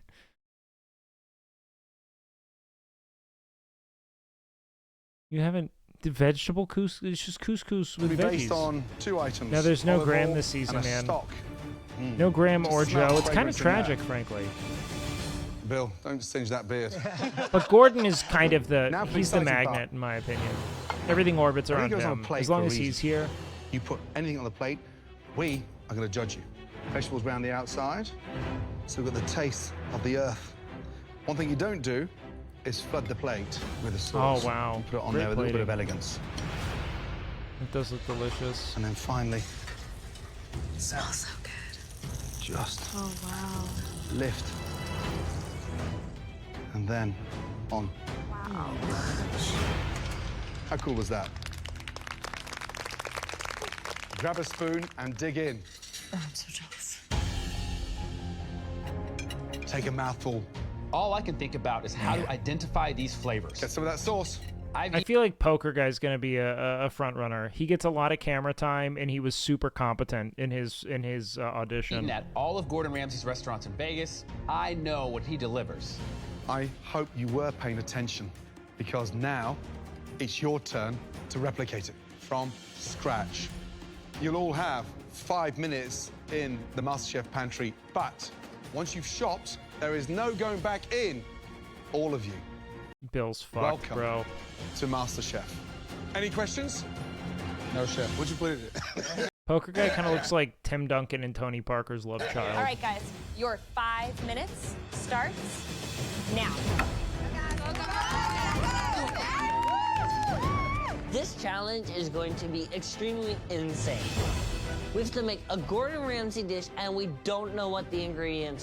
Man, Nathan is just so Mormon coded. So the man. pantry is chaos. The only thing I don't feel confident about is the fish. I'm just praying to see. Wait, who asked what'd you put in it? Wait. That's the chef. Any questions? No, chef. What'd you put it? Oh, it was Manny? Okay, It yeah, should be Manny's great. extremely insane. I can't believe I We missed have that. to I must have make been a reading Gordon chat. Ramsay dish, and we don't know what the Are you a ingredients Stars fan? So I the don't watch any pantry is hockey. chaos. I love it when I see it, but I don't follow it at The all. only thing I don't feel Awesome confident about sport, is though. the fish. I'm just praying to sea bass because that's what I got. My big question is, will they get the fish right? It was a classic white fish that dries out very, very quickly, halibut. Now, there are 2 potatoes on there. For the scales, we use the I do neutral love gold. halibut, though. It's one of And my favorites. There was 1 more potato around the outside. I think they're going to think it was carrot. It was a sweet Wolves in potato. 7. I look, man. As a Mavs fan, assuming we win tomorrow, you know, all things go as you know. All as I hope. You look like you'd have been a good hockey player. Yeah, I'm white. I know. I'm grabbing orange carrots, and all the while I'm watching the boys grab couscous. I'm like, oh, they're stupid boys because I know Timberwolves that or Nuggets? couscous I don't know isn't who I'd rather couscous. play There's as no the couscous Mavs. in there. It's all Honestly, made with they're both so cauliflower. strong. Easily the most important. You guys fare better against Wolves than the Nuggets? I don't know, man. Because, like, we're a very, like, tenacious and athletic team. The Nuggets, we might be able to overwhelm there, but we'd just be going athleticism versus athleticism against the Wolves, which might be harder. 5 minutes of Your bigs will get eaten alive by Jokic. You don't watch basketball. Like, I just hate listening to people who clearly didn't watch any of the head-to-head matchups. this entire challenge. I've got to put all this together in 5 minutes. Like we historically fared so well against Jokic. boys grab couscous. I'm like, oh, they're stupid boys, because I know that couscous isn't couscous. There's no couscous in there. It was all made with cauliflower. Easily the most important 5 minutes of this entire challenge. I've got to put all this together in 5 minutes. I'm looking around, and my basket is half as full as everybody around me. 5 minutes gone. I'm in trouble. I'm as nervous as a long-tailed cat in a room full of rocking chairs. I don't know what I'm gonna do. 45-point win over the Nuggets tells you everything you need to know about who will win Game 7. Yeah, that's silly. I'm hoping you've shot. The NBA is heavily invested by China, so I don't watch the NBA. Oh, man. You're going to have a real fit when you learn about every single thing you use and operate. Properly. Wow, what has Bill got in his basket? You got 5 minutes and you put 6 things in your basket. This is their first big challenge. It's not going to be perfect tonight. Basket. You're going to think very, very quick. Wait, someone said, what about... All right, hold on. What was the... let's look at Nuggets versus Mavs. What was the last matchup here? March 17th. I think that it was a full thing. Yeah, we held Jokic to 16 points with our most recent roster. Which is our first roster with actual bigs involved. Other than that, we didn't have one after the trade acquisition before then. So yeah, I mean, it's one game. I don't know, but I do think we fared well against them. Halibut. Now there were 2 potatoes on there. For the scales, we use the regular season. Come on, bruv. Well then, what the fuck are you wanting? You said pull up the stats, you fucking nitwit. You can make up your fucking mind. Do you want me to pull up stats in the game we haven't had? That won't happen again? I think Jokic is an amazing basketball player. My God. You just like, you know. You just got to make up your fucking mind. Let me have my opinion. You don't get opinions on things that are factual, like how well we defended against Nikola Jokic in our last full roster matchup. Will they get the fish right? All right, I'm moving on. I can't talk ball with people who don't watch games. I'm just praying to sea bass, because that's what I got. My big question is, will they get the fish right? It was a classic whitefish that dries out very, very quickly. Halibut. Now, there were 2 potatoes on there. For the scales, we used the I don't Yukon bet. Gold. And there was 1 more potato around the outside. I think they're going to think it was carrot. It was a sweet potato. I'm grabbing orange carrots, and all the while, I'm watching the boys grab couscous. I'm like, oh, they're stupid boys, because I know that couscous isn't couscous. There's no Is it quiet or something? Is that why you want this? couscous in there. It was all made with cauliflower. Easily the most important 5 minutes of this entire challenge. I've got to put all this together in 5 minutes. I'm looking around, and my basket is half as full as everybody around me. 5 minutes gone. I'm in trouble. I'm as nervous as a long-tailed cat in a room full. Oh God, he's dropping out those long, like Southern auntie fucking metaphors. Rocking chairs. I don't know what I'm gonna do. It's Jover. He's clearly distressed, man. He's talking like a football coach. You've shot properly. Wow, what has Bill got in his basket? You got 5 minutes and you put 6 things in your basket. This is their first big challenge. It's not going to be perfect tonight. This guy gives a man that rants you at the pharmacy, just complaining about his coverage. You and I were destined. And so I was on Cymbalta. But even if they got the wrong fish, as long as they've got a white fish on there, some form of potato on top, a nice couscous, and the vinaigrette balance with the puree. So who pulled halibut? That's what I want to know. I picked halibut. I'm from North Carolina. I grew up going to the beach with my family, catching fish with my grandpa. No shot, this dude's 26. He has the hands of a 40-year-old man. Food. I think I'm gonna be fine. I am confident in my taste buds. This dude's whole shtick was being like the frat guy. Gentlemen, It was so 40 weird and minutes inauthentic. remaining. I couldn't DeAndre, make how you sense of doing? it. I'm thinking I'm okay, chef. What fish did you use? I'm using sea bass. I just thought that the flake of the fish reminded me more of sea bass than anything else. What's in there? That's my white carrot puree that I'm gonna blend up and pass through chinois. And what do you think the balls were? You know, it was a toss-up between carrot and sweet potato. I just felt like the way that it broke when I smashed it with my spoon reminded me a little bit more of carrots. Good luck. Thank you, chef. Wow. How are we doing? Potatoes? I appreciate the attention to How's it detail. going? I forgot a lot of my ingredients today. Oh, poor fucking Bill. I kind of worked with the hand I dealt myself. Okay, so You know what, also, and I mean to say this, fuck Gordon. All right, wait. What is it? Literally don't use anything that's made in China. I try not to support slave labor like it's my personal choice. You guys got to settle down. I just think that I would love to assess, and I mean this, and this is, I'm going to not get stun locked on a one guy here so I can actually watch this, but like, I would love for you to go through the laundry list of everything you actually utilize and consume and identify that it isn't made by incredibly predatory labor practices regardless of location. Because I promise you, while something might not be made in China, it's still probably commissioned through a third party that helps facilitate the manufacturing of products in, factories in like Cambodia or, fucking Polynesia. Like, there are just so many ways that you are supporting this single, cheapest, most predatory form of labor imaginable. And I appreciate you being mindful of it, right? But you have to also draw lines for yourself so you don't go fucking insane. So let's just talk about this. Yeah, I got my couscous steaming. Is that what you tasted on Gordon's dish? I thought it was, but I realized it was cauliflower. It's like I really screwed up on that. I'm gonna leave you to it. Good Thank luck. you, Chef. Thank you. I think the Jolly Green Giant, he's gonna surprise us. Terry, how's it going? Very good, Chef. You're a handyman, so you're constantly multitasking. Are you confident? Yes, Chef. I love whenever the pressure comes, I step up to the challenge. Tell me about the fish. What did you get? Well, I got halibut, Chef. Right, Based. what's in here? That's a sweet potato, Chef. So you thought the balls around the outside was sweet potato? I thought they were. Cooking is important for you, right? Without a doubt, Chef. It's everything for me. I'm more than excited to learn, and I don't want to go anywhere. Well, focus and concentrate. You've got just under 15 minutes. Good luck. Thank you. Nathan, hi. You were on the chopping block during the mystery box challenge. How are you feeling about this challenge? I can't believe I'm replicating the Gordon Ramsay dish, but Here's the thing. There's a difference between I try my best to support ethical labor practices and I have been told that China is the boogeyman and somehow distinct from the other fucking monoliths of capitalist exploitation that I'm entrenched in every other arena of my life. And one is racist. The other is valid conviction. You know what I mean? Of like, I want good things for workers. I do believe I'm going to be the person who nails it.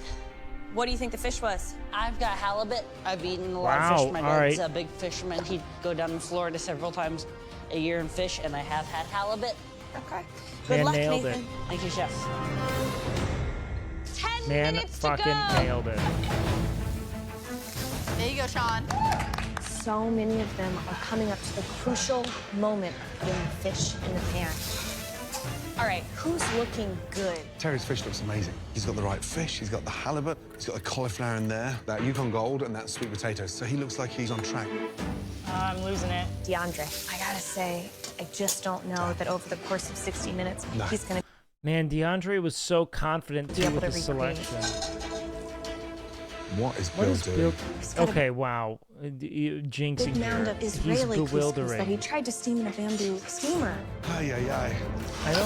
I think bro is like the backyard griller and is like I think he probably makes like a really mean porterhouse. He has a fun burger he'll make every Super Bowl. No, Dan just flipped his fish, and every scale bar 2 fell off. Damn it, Dan is the weirdest. He is the strangest addition to MasterChef since season 1. Bar none. He's clearly in his late 30s, claiming to be a 20-year-old frat guy. He's clearly like a late 30s gay man who's like playing up this frat boy, party boy identity as a 26-year-old. It makes no sense. Like, this is clearly like some kind of weird character they asked him to play. I've never witnessed it so boldly. Ingredients are spot on, but Producer Plant? No, I mean, I just feel like I'm watching the gayest man I know do the worst straight dude impersonation. It's like you found one of the gayest men you know, and you were like, be a straight stereotype, you know? the technique just isn't there. Fire! Whoa. Really, fireman? Fireman in the house! 2.5 minutes to go. Come on, finesse. Come on, guys. Get some food on the plate, please. Bill, 1 minute to go. Oh my God, Bill.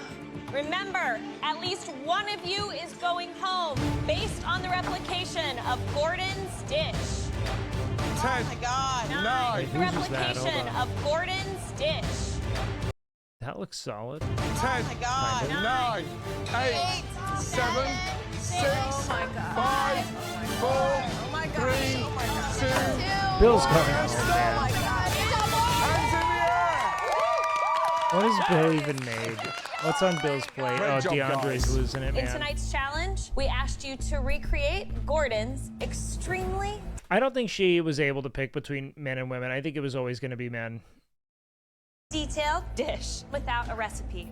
My dish was an amazing Yukon Gold scaled halibut. I knew it was halibut. Underneath that Because they eliminated a woman first. was a fragrant cauliflower And I think they want Bill couscous. out. Around the outside was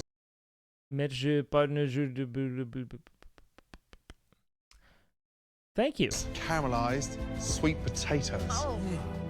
Matched with a parsnip potatoes. puree. Yeah. Garnished Nailed with it. sugar All snap right. peas, garlic flowers. And then Man, surrounding that does look that, fucking a great. Those vinaigrette. Dutch? Nice. We were asking you home cooks That makes sense to then. replicate a I was like, what the 3 fuck am I reading? Michelin-starred dish. Now it's time to find out just how close your plates The were peas even look heavenly. Okay, even. I thought you were just saying the peas did. I'm like, someone's to British. Gordon's. Let's start off with the youngest tonight. Nathan, let's go. This is Yeah, my thanks, last boys. shot in redemption. I barely made it by in the last challenge, and I cannot be in the bottom again, or I'm for God's sure got him going this time. home. You've just come out of the bottom 3 with a lackluster Wouldn't you know it's sweet potato if you tasted it, though? I would not believe it to be easy to confuse the sweet potato with the carrot. potato yeah. dish. Yes, we threw you in the deep end. Yes, we put you up against trying to replicate a 3 Michelin star. It always kind of bugged me that they brought Christina as a full judge when she legit only bakes. But Gordon doesn't bake. Why is it that he should be judging baked goods? You know what I mean? It's like she's known for baking. To act like she only bakes feels a bit presumptuous. I'm sure she has a good palate. You know what I mean? And it's nice to have an actual expert baker commenting on baking techniques when they bake so much. Our dish. However, I'm Yeah. Joe is famous for his mother having an indentured servant. looking for potential. This His only criticism would be, I'd serve that at a restaurant. I'd serve that at one of my 20 world-class Italian restaurants. That's all he could Looks- say. You've just come out of the bottom 3 with a lackluster potato dish. This looks stunning. Well Thank you, done, Chef. Nathan. Really good. You really lit up. God Describe the chose dish. you today, bud. I have for you a Yukon Gold scaled halibut with cauliflower Those little pepperonis are kind of falling couscous off, though. with olive oil vinaigrette sauce and carrots instead of sweet potatoes. Visually, it looks beautiful. Let's get that Thank you, right. Chef. In terms of the proportion against my dish, you've got the right amount of couscous on there. The grain is I'm going to be honest, man. I think the quality control's fallen off because while that does look good, it does not look anything like Gordon's dish. You know what I mean? spot on. Inside the couscous, you've got what? Capers, lemon zest, dill, and the cauliflower. Nathan, it's good. Fish nice. He sounds weird, man. I mean, he seems like a very sheltered... Look, man, he's a 20-year-old who wears nothing but full suits. You know what I mean? That's a weird kid. That's someone who is probably praised for being mature and forever alienated from their peers because their dad told them to act exactly like they did, and they were never able to connect with children on the basis of being young and fun, you know? Nice and moist. Crispy potatoes, beautifully seasoned. Got a few things wrong. Carrots aren't on there. Needs a bit more sauce, but had you got that right, you would have nailed it 100%. I can guarantee you, you're not going home tonight. Thank you very Great much, job. Chef. What a comeback.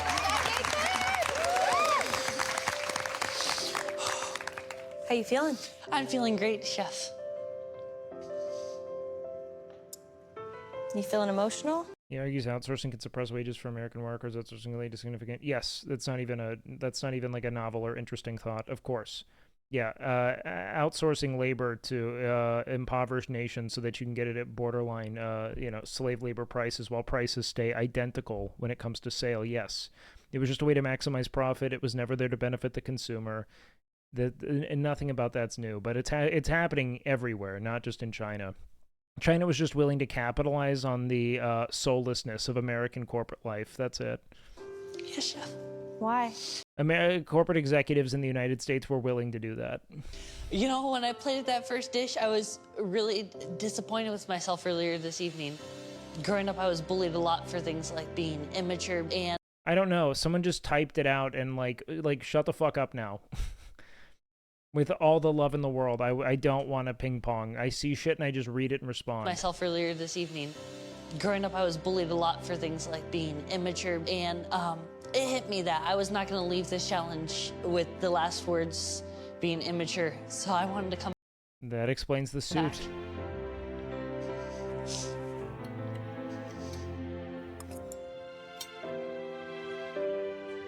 Nathan, if Wolfgang Puck could see you now, he would be as proud as we are. Thank you, chef. That vinaigrette. Wolfgang Puck, yeah, she definitely describes that. So bright, so vibrant, right fish, right couscous. It looks like a pizza. Gordon Ramsay Kid is has weeping. just My said God. you got close to his 3 Michelin star dish. I'm not prepared for this degree of ulting. What do you say I'm now to glad all he's those happy. people? Say you're immature, say you can't do it. I say they're wrong. 100%. I say they're wrong too. Thank you. You really stepped it up. Nice job. Thank you very much, chef.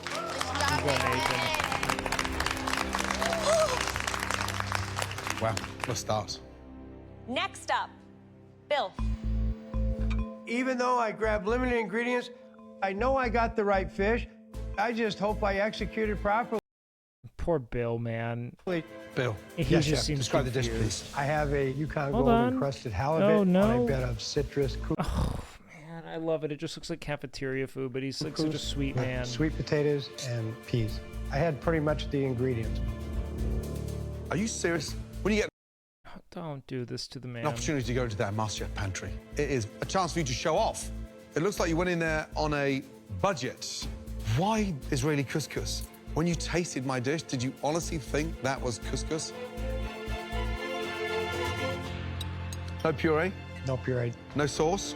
No sauce. Yes, you... God, he's going home, man. Bill just did nothing but bomb. got the right fish, granted. But I'm only going to judge you on what you give me to eat. Yes, chef. Come on, Bill. Double fucked it, man. Next up, Eric. What do we got? All right, Eric. Tonight I have for you a finger. Bro, it's over. Why are we even scale why are we halibut even over a white carrot, couscous, snap peas, caramelized carrots, and a parsnip puree. I mean, this doesn't look great. You got a nice color on those potato scales. The puree, spot There's just on, not enough but potato, your dish man. played a little bit more to the sweeter notes. Everyone else loaded Gordon it. used cauliflower as his couscous, and you used white carrot. Definitely not perfect, but technique-wise, we can see the pursuit of finesse in your dish. One last thing. I just wish for the love of God we'd hold the executives who outsource labor accountable rather than getting mad at China. Like, it's the one thing I hate. It's just so fucking... It is so, like, classically propagandized to act like it is the fault of China for meeting the demands of the essential overlords of the global economy. Like, it's not fucking Chinese people's fault that this is how the American economy chose to direct itself. Strong effort. Good job, Eric. Thank you. Next up, David. I have a Yukon Gold potato scaled sea bass with a cauliflower couscous, carrots, parsnip puree, sugar snap peas with a citrus fish stock vinaigrette. Damn, okay. Homie, the gambler pops Fish off. was the wrong fish, sea bass instead of halibut, but nice cook on it. It's Bill Clinton's fault. No, man, it's fucking Monica Lewinsky's fault. He's getting all sucked off, making bad decisions. It's women, man. Always women. Be a little bit more finessed. Parsnip That's puree. satire. Nice job. Thank you. Not a lot of guys got that. Next up. Okay, sorry. Real quick, wasn't Monica like a fucking 20-year-old intern? The fact that the world got mad at this 20-year-old for sucking off the most powerful man in the world? Who, like, I mean, you just have to hear Bill Clinton talk for like 30 seconds. You're like, God, he does not take no for an answer. You just know it. Oh, yeah, well, why don't we just go ahead and you can, all right, oh, we can do a little bit of something. Oh, sweetheart, don't say that. Come on. DeAndre, please. Let's go. The judges have to eat this dish, and I don't want to serve it to them. I ran out of time, and I know I didn't put my best foot forward. Walking down here shaking your head doesn't give Christina and I much confidence. Describe the dish, please. We have a fingerling-crusted sea bass with a cauliflower couscous, caramelized carrots, and a cauliflower root and white carrot puree. What's the dribble around the outside? That was my vinaigrette. I didn't have time to like spoon it in the way that I wanted to, and I didn't have time to tornado the carrots. Okay. I don't know. I can't read your satire, Chad. This is not my best effort today. Carrots are like bullets. Wrong fish. At least I thought you would have done it justice and cooked it beautifully. You're quite a cool, vibrant young man, so you got a bit of style and panache about you, but I don't see it. Man, those fucking bootcut jeans and the light-up shoes are so fucking mid-2010s. It's insane. On the plate. Next up, Terry. Woo!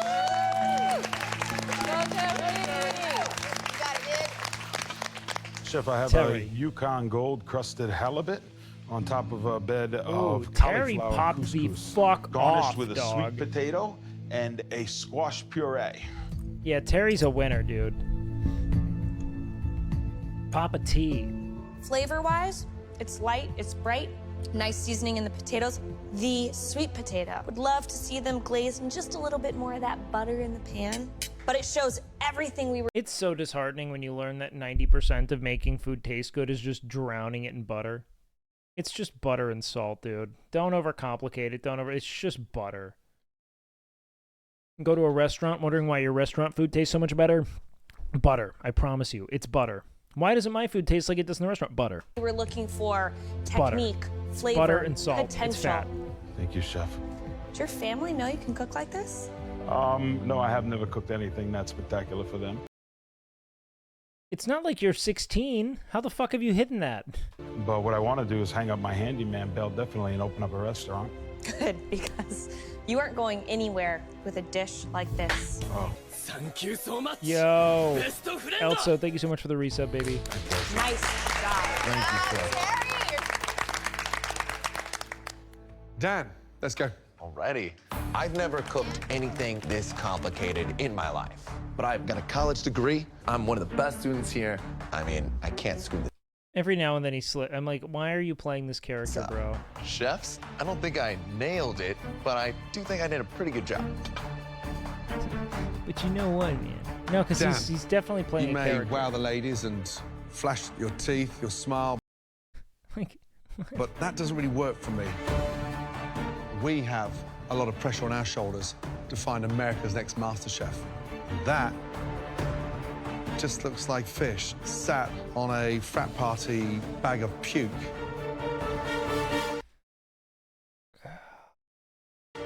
He's got to be there for content. Bill definitely bailed him out, though. Dan. Alrighty. Let's go. Chefs, I don't think I nailed it, but I do think I did a pretty good job. Dan, that looks terrible. Describe your mess. I made Describe a your pan-seared and mess. roasted halibut with Yukon Gold potatoes, cauliflower couscous, cauliflower Oh, God, these potatoes don't even look puree, like cooked. and butter-glazed sweet potatoes. You got the fish right, cauliflower right, and then you're going to screw it up by throwing a liter of stock on there. It looks like you on my plate. It does. It's not funny. I hope It's you're not not funny. here as some kind of goofball. It's very... It actually tastes better than it looks. For the night, But Jesus are you Christ. serious about this competition? Yes. You're not taking it serious enough. Because that scares the crap out of me. Thank you. I'm looking at this as a life lesson. I want to show America that I'm serious. Just because I'm a frat guy doesn't mean Bro, you're a 36-year-old playing a 26-year-old. I can't cook. There's just no way this man's not in his mid-30s. He looks great. It's not like he doesn't look good. And just like, there's no way this is a 26-year-old dude. All right, guys. Some of you really He's got to be an impressed us actor, tonight. but he's a bad actor. There were 2 particularly stunning dishes. The first home cook showed us great technique with his gigantic hands. Terry! But the winning dish tonight, Nathan. I so disagree. This is bullshit.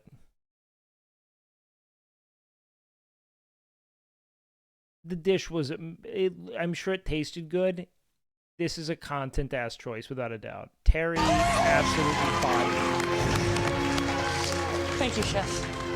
You're Both rewarding of you the will old. now become captains in our next big team challenge. Terry always looks so confused, bro. Well, now you know what? He idols like Big Willie. Look at him. He's hitting his Big Willie right now. Become captains in our next big team challenge. Congratulations to you both. Oh, so you set this up so the men were the leaders. Well done. Thank you. Now, got some bad news. At least one person will be leaving It's the fucking MasterChef Bill. kitchen tonight. You think Bill right now thinks he's got a shot? The first home cook, please come down to the front. Well, they think they just showed us the three. The old saying, if you can't stand the heat, get out of the kitchen. This might be the day that I'm gonna have to get out of the kitchen, but maybe I can squeeze by this. The second disappointment. DeAndre, make your way down here. I take Bill over Dan. No, because they liked how Dan's tasted. 2 very different home cooks. Oh, wow. Bill, It's just 62, Bill, bro. from Piuma Valley, California. DeAndre, 25, from Las Vegas.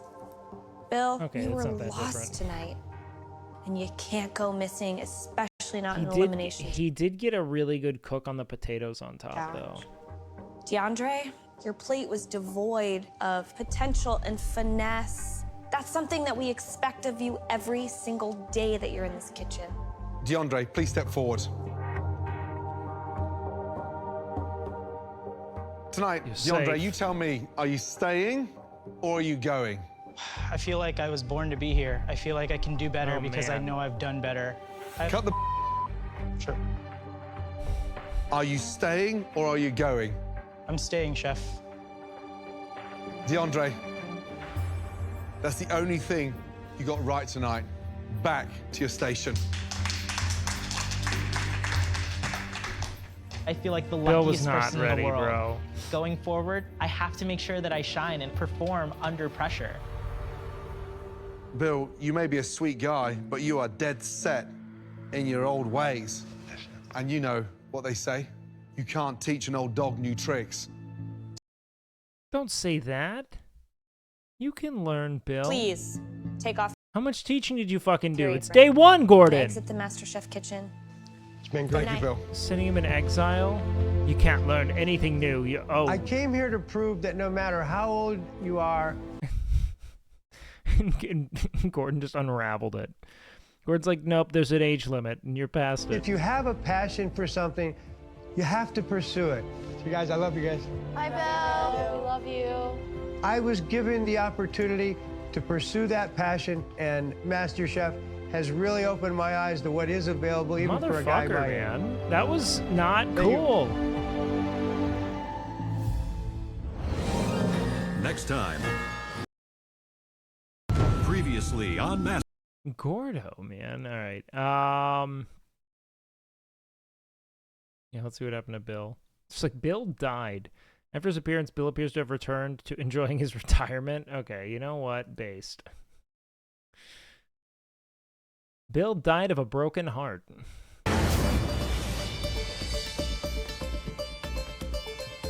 Yeah! Please come down and join us at the front. Being in the top 18 home cooks in America makes me feel amazing. Can you imagine Gordon goes and review bombs his obituary? Growing up homeschooled in a pastor's home, this is not anything I could have ever imagined. Welcome back, everyone. How are you feeling? Great. They have like a wall where you can like comment on people's obituaries. Like people host it, and then they charge you a fucking arm and a leg to keep that page up, which is fucking evil. It's fucking evil, by the way. Are you all ready to face your The whole next funeral, challenge? like the whole funeral economy is evil as fuck. Homeschooled and pastor dad. Yeah, no, I mean it explains it. Good.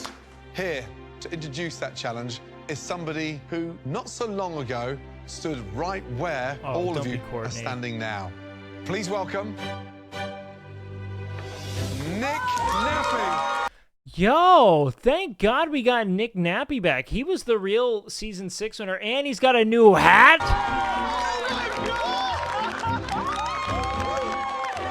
Welcome back. Nick was the best. He was Nick the real Nappy, winner, I've man. been a fan of him since I saw him for the first time on season 6. He's super inspiring, an amazing chef, and I love his style. Good to see you, bud. Thank you. How have you been? I've been great. I jumped directly into my dream. The executive chef at a restaurant in San Diego. Good for Nick. Nick was so restaurant ready. He was just so competent. So you've gone from... I think I confirmed Dan's age, but also... UNC student arrested in Wilmington on charges of cocaine, marijuana possession. Junior held in Wilmington in lieu of $300,000 bond. Wait, Dan Hosting 21? Wait, so he really is 26?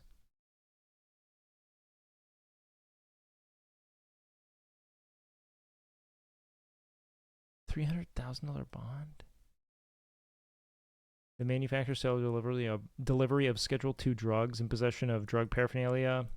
Was dude like selling Addy? What the fuck?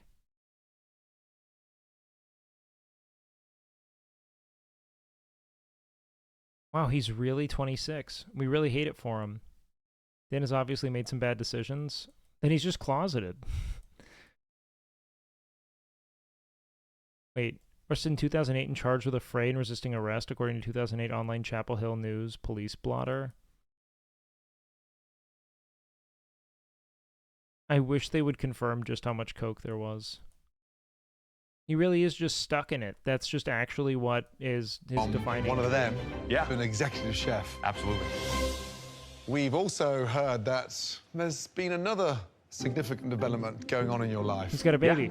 I'd like to introduce you to someone very special to me. My fiance, Jeanette. Yo, she is a fox. Well done, Nick. I love this. Is so wholesome, like having the alumni come back. I can't believe they didn't play with this earlier. Good to see you. Really good news. When's the wedding? Well, the wedding. Why did we do that? Is today? Oh, they're cooking for it. It's tomorrow. And guess who's doing the food?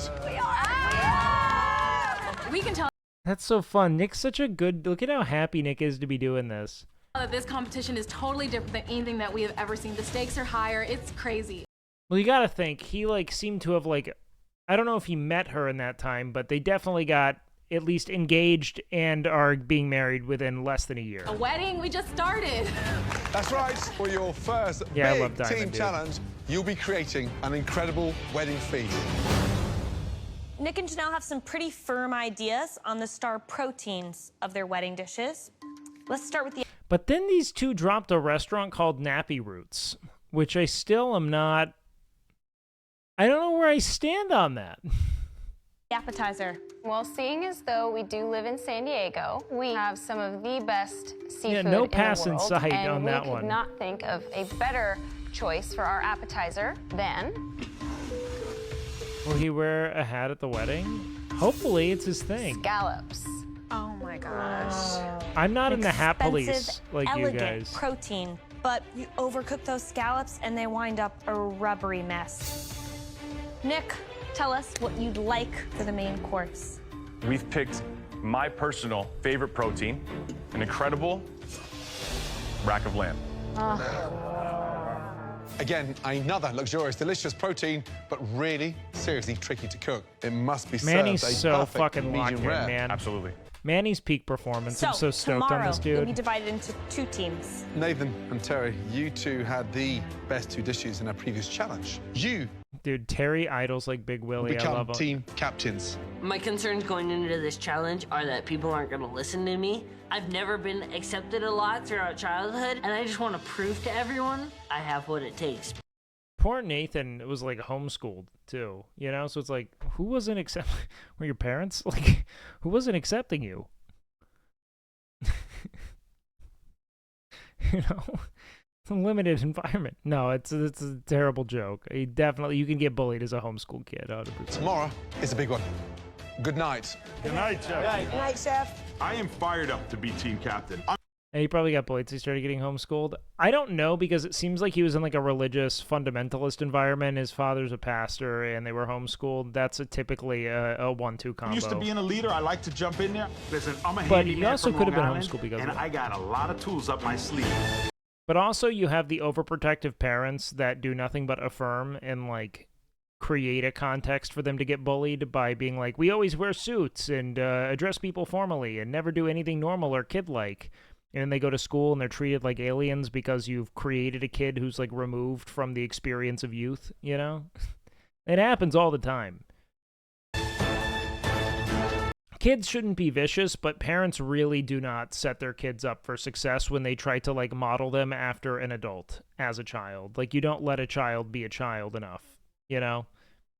You have this ideal for how they should behave that's like built on some kind of weird like antiquity, like it just feels very proper British, bizarre. Homeschoolers have to meet up with other homeschoolers. Yeah, I'm aware. I'm just fucking around. Actually, some of my favorite like Twitch community people I've met, just like shooting the shit, going to parties, are people who are like, you know, hobby streamers who are homeschooled. Really cool guys. Like they were like, well, like they were religious intent and everything, but they were just like very like supported and encouraged kids, super smart, fun to talk to. Our home cooks will now travel 20 miles from the MasterChef kitchen to Hummingbird Nest Ranch in Simi Valley, California, to face their... Being called immature shouldn't have phased stuck with him so hard. Yeah, it seems like he was ridiculed for being immature by parents or like older siblings, because being like young and goofy is something that like actually needs to be monitored and preserved for kids. The second they start thinking they have to like masquerade as this like stern and serious adult, it's like it's just the death of their joy. Toughest challenge yet. Let's go, guys. Welcome. This setting is absolutely gorgeous. There's hills and mountains and everything is stunning. so pretty and green and lush. It's the perfect You setting go, for Nick a wedding. Nappy. Welcome to your first ever MasterChef Team Challenge. Beautiful. Nathan and Terry. Nathan is non-binary, they, them. Oh, I didn't know that. They never specified. Terry, are you ready But to thank pick your you. teams? Yes, Chef. Have you thought about it? Yes, Yes, Chef. Chef. Tough. Because today, you're not picking them. That's what we knew. Both of you, please come and stand here. Nathan, you're the blue team. Terry, you're the red team. Now, here's how it's going to work. I want you to stand. Pronouns didn't exist when this first aired. This was like 2016, bro. We were definitely rocking pronouns at this point. And on this side, if you want to join Nathan's team, if you want to be in. And pronouns always existed, mind you, but I mean specifically the concern Terry's for. team, I want you to jump on Not on this TV, side. maybe so. Nathan is definitely a wild card. He's a 20-year-old kid, and I'm weary of his leadership qualities. On my count. I think Terry is going to be a terrific captain. He's got a very strong voice. He's got experience. He's been around a while. Nathan looks. Knows what he's doing. Terry One, looks so confused. 2, man. 3, move.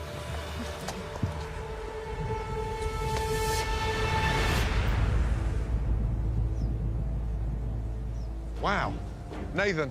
Oh, man. We have 5. Nathan, you're going to be fine. With you. Ouch. That's 6 versus 12. There's only 5 people on my side, and all I'm thinking is, oh my gosh, this is just like getting picked for dodgeball in middle school. Because no one wanted me then, and it definitely looks like nobody wants me now. Poor kid. This is a Fuck wedding. me, man. This It's not challenge that will bad. be cooked by 2 even teams of 9. Terry, listen very carefully. You're going to have to eject team members that you do not want and donate them back to Nathan's team. So we end up with 2 even teams of 9. This is going to be an easy decision because some of my fellow cooks have I don't like women. strong personalities and very opinionated, and there could be problems. The first All right, person, Terry. unfortunately, I'd have to send DeAndre over. Wow, DeAndre. Wow. My Nope, next he's person would be Alejandro, even though I love him. Alejandro, let's go. Back over. Terry, next. Unfortunately, I'm going to send Sean over to the other show. It's very mafioso how Sean is a Terry's strong doing this. contender. Sean is an amazing home cook. I would like Sean on my team, but I also know that Sean is a serious type A personality. We are even. Excited? As are DJs. Very type A, the man who's been pretty much behind the clock the whole time. Now, we will get feedback from all of the wedding guests today about your dishes. But ultimately, the decision on which team wins will come down to Gordon and I. There's one more thing you should all know. After this challenge, Terry just stepped out of Dream Daddy. for the first time in MasterChef history, there will be no pressure test. Instead, some members of the He does have the dreamy single father aura. losing team will face immediate elimination. Oh my God. That means no redemption, no comeback if this challenge doesn't go your way. You have just 2 hours to cater for this entire very special wedding. Are you all ready? Yes, chef. Your time starts now. All right, Manny. I just want Manny to must win, now bro. quickly decide how they'll prepare their scallop appetizer I'm and so on raglan Team Manny. entree Let's go, Blue! for Nick and Janelle's 150 wedding guests. Okay, guys, listen. We'll do a nice pan-seared scallop. Okay, we're gonna do the sauce to go with the seared scallop. I was thinking of a beurre blanc. Yep. What about like a citrus in with it? Everybody like orange, or do you guys want to go with the lemon? I prefer a lemon. Oh, lemon it is. I know what being the team captain entails. Okay. I'm open to suggestions and everybody's input. Our lamb, sear it quickly in the pan. Then we're gonna put it on polenta. What about an Polenta? heirloom tomato gastrique with the polenta? That would be great. I know that if we work together as a team, we can create Gastrique is maybe my least favorite term in the culinary world so far. something amazing. He was B team captain on the football team. You know, Terry was a mean nose guard. That guy was not on the B team.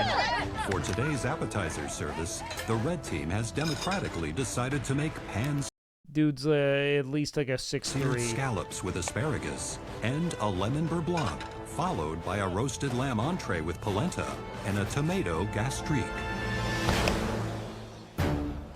I'm thinking a pan-seared scallop. Did The I people who are going to get on the pan-sear the team? Look at that big body. You got this big body of yours. You got to put it to use, Terry. scallops. Let's talk about the dish first. Yeah, let's do it. Please, guys. Let's do a blood orange vinaigrette with the scallops. I say corn soup. Guys. Oh, if we could get that kid in a pair of pads. Please Oh, stop. Nathan, don't yell at us. Talk at us like we're I'm trying to adults. talk and you're Let's go. talking over me, Sean. No, we're not. I know what I'm doing. Just be quiet. oh no, there's going to be extreme defensive-ness. I didn't really consider the fragility of Nathan being a massive obstacle here. I say corn soup. no. Guys, please stop. Nathan, don't yell at us. Talk at us like we're I'm adults. trying to talk and Let's you're go. talking over me, Sean. No, we're not. I know what I'm doing. Just be quiet. I like the idea of the blood orange vinaigrette. DeAndre, Okay. you're supreme in some blood oranges. Do you want to wear this? Nathan, Please we're a stop. team. I don't like that they gave them sleeves. Let's go. Let's Please go. stop, okay? I don't think. Yeah, this is tough. Sheltered as fuck. I mean, no, there's a great deal of trauma, though, that they're definitely confronting in real time. Nathan's ever had a leadership role before, and I don't think he knows how to speak to people in a situation like this. He's definitely taking the dictatorship role. For the entree, we're doing a seared lamb and pistachio gremolata. Okay. All right, ready? An already man. fragmented blue This team kid's gonna plans to wind up serve an being appetizer a, of pan-roasted scallops, a villain. charred Romanesco, Or at least and not a blood crowd orange vinaigrette, favorite. followed by a Blood orange pan-seared looks so lamb pretty, entree holy shit. with mushroom pea orzo and a pistachio gremolata. It's weird that Nathan is apologist on Rip, though. No, it's not. Like, you can, like, sense the trauma that would create this. Like, it doesn't feel like it's this kid's fault. He's young and clearly having gone through shit. Right, fascinating. Puts him at a team selection there. disadvantage. I mean, I didn't have any idea that'd all go. Also, if you're surprised that a bunch of Twitch chatters want to protect the young neurodivergent kid, I think you're maybe in a minority audience here. Towards Terry's team, did you? I mean, I had a little bit of an inkling. I mean, Terry's got more experience. He's older. Terry, I need you to check out this consistency It's fine. before I It's bottle. fine. I trust you, Tenoria. Nathan needs to step up and actually run his team, or will his team run him? I mean, I think he will. He grew up in a church community. He knows how to be one of the team. He needs to be unafraid to speak his mind. Ooh, those are very seasoned.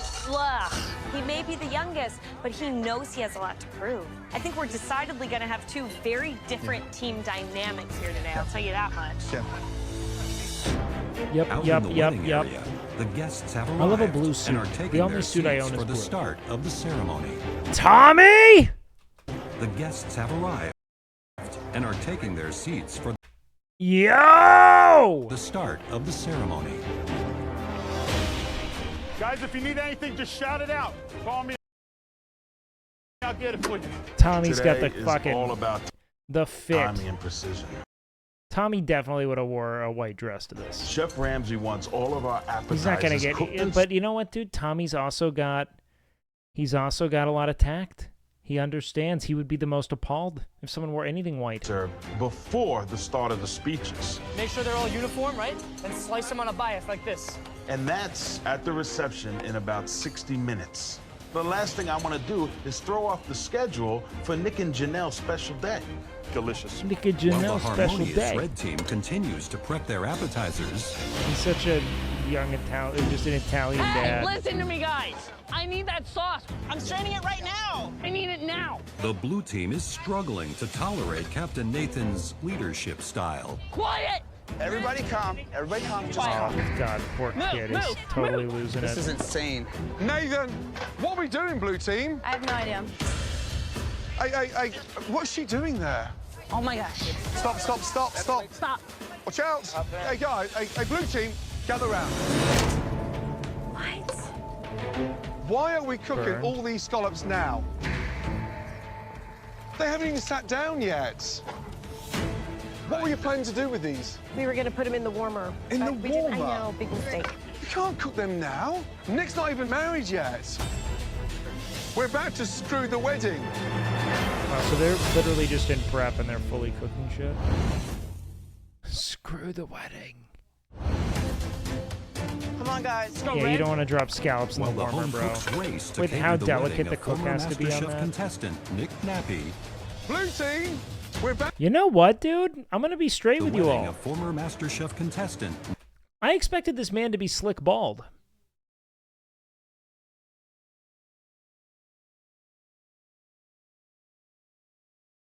Dude's got a solid hairline. Nick Nappy. Blue team, we're about to screw the wedding. Chef Ramsay has discovered a Like, I've never seen a man that married to, like, a non-baseball cap hat. You know what I mean? Like, he really just loves the hat. He would have looked great bald, 100%.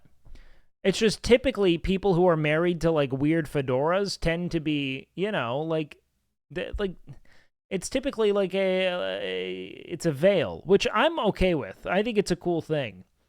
Baseball caps, I see people with hair wear often, you know, but not those hats. That's very rare. major problem with the blue team's scallop appetizer. You can't cook them now. Nick's not even married yet. I know plenty of hat guys who aren't bald. Some people just love hats. Yes, chef. Regroup, guys. All right. And you know what? I think bald dudes should cover it up however they want.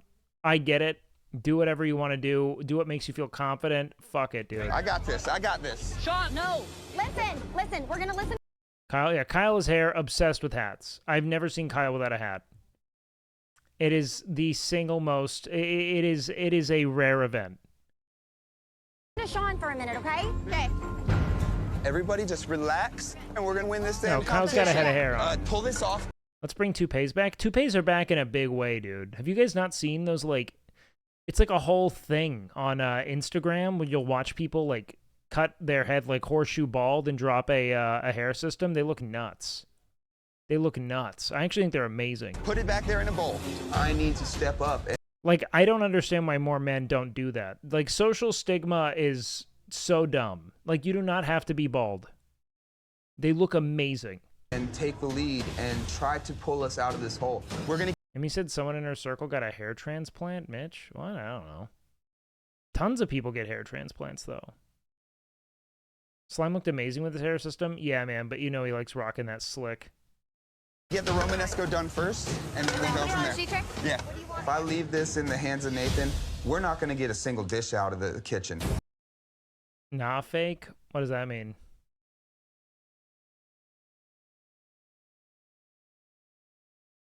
John, I need you on scallops. I need 9 plates We can't of start scallops. scallops till the last minute, Nathan. Yeah, but I need them fast. I know Sean thinks he's all hot banana. I'm bald as fuck and it's better to rock it. So much less thought and anxiety now. Well, yeah, but like the thought and anxiety comes from like hiding things. You know what I mean? Like if you just don't want to lose your hair because you like having hair, fucking do it, dude. Who gives a shit? Like straight up, if you want to keep hair on your head, do it. Bald can be odd. If you don't want to be bald, don't be bald. It's up to you, bro. Bananas and stuff, but I just really need him to stop and listen to me, and it doesn't look like it's happening. Where's that vinaigrette? Sean, I need you to stop. Nathan, watch out. Look, come here. It's not a choice a lot of the time. Well, no, there are a lot of ways to fight it. That's what I'm saying. It's like rocking a hat, rocking a toupee, totally fine. Yo, Invaders Ev, thank you so much, guys. Like, why not? Fuck it. You can take medication. The medication's super effective. Here, look at me. He right now knows more what's going on. Blue Listen, team, Liz, trust me. Nathan. Yes, sir. He's trying to talk to me. You can't talk to me. Speed up in there a little bit. As the power struggle between Nathan and Sean threatens to completely derail the blue team, power... Okay, hold on. But We I gotta just go really back. need Sorry, him I to missed some shit. stop and listen to me, and it doesn't look like it's happening. Where's that vinaigrette? Sean, I need you to stop.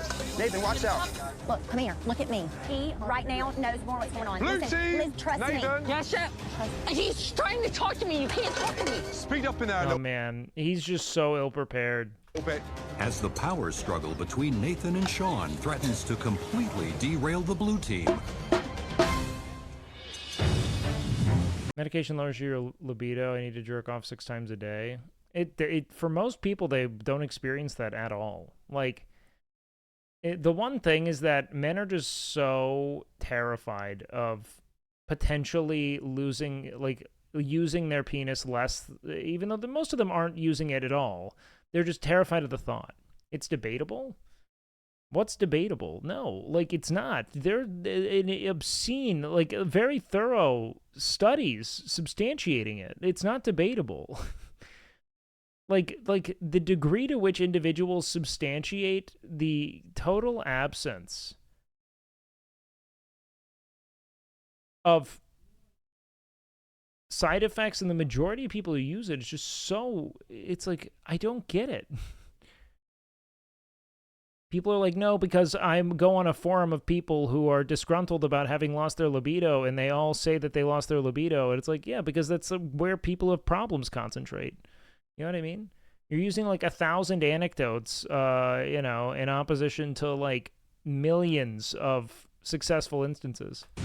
This wind is going to be a problem. Captain Terry and the red team are waging their own battle Watch that wind, watch that wind. against Mother Nature. Is there flame on this? No, it's not. The flame is out. The wind is gushing everywhere, and we're running into problems with the burners going out. Yeah, Right you are away, in the I'm a valley. little bit nervous that we're not going to be able to get these plates out on time. Hopefully that'll block it back there. As Nick and Janelle exchange their marriage vows, Do you choose Nick to be your husband? Oh, hell yes, I do. You may now kiss the bride. There it is, Nick. Sean, do not put him on the plate, Nathan, Sean. they got Stop. to go on You're the messing it up, though. It's kind of fucked to throw people onto a team with zero prep. It's content, baby. there is little love on the The adults on Nathan's team are toxic as fuck. The kid came closest to Gordon's 3-star dish. I think that was astroturfed as fuck. It did not look like it was the closest. They seldom ever reward taste like that. It did not look nearly as close. Shit was sliding off. I think that the adults questioning Nathan's capacity to lead a team are valid. They are incredibly overwhelmed and poor communicators. It sucks that he's in that position, but they're not killing it The blue at all. team, as the power struggle between Captain Nathan and Sean comes to a head. Sean, move. Nathan, calm down. Like, Nathan doesn't know how to communicate frustration. Straight up. I don't think Nathan has been tasked with doing team objectives before. I need a new plate. He's losing his mind, man. Red team, blue team. Yes, chef. Yes, chef. Terry's just chilling. Guests are arriving. All right, guys, here we go. Sean, I need those scallops now. Whoa. Oh my gosh. What's going on? Hurry! Watch your backs, huh? Oh, I'm sure they paid for the entire Guests are thing. arriving now as we speak, and the blue team don't know their arse. Also, realistically, dude, I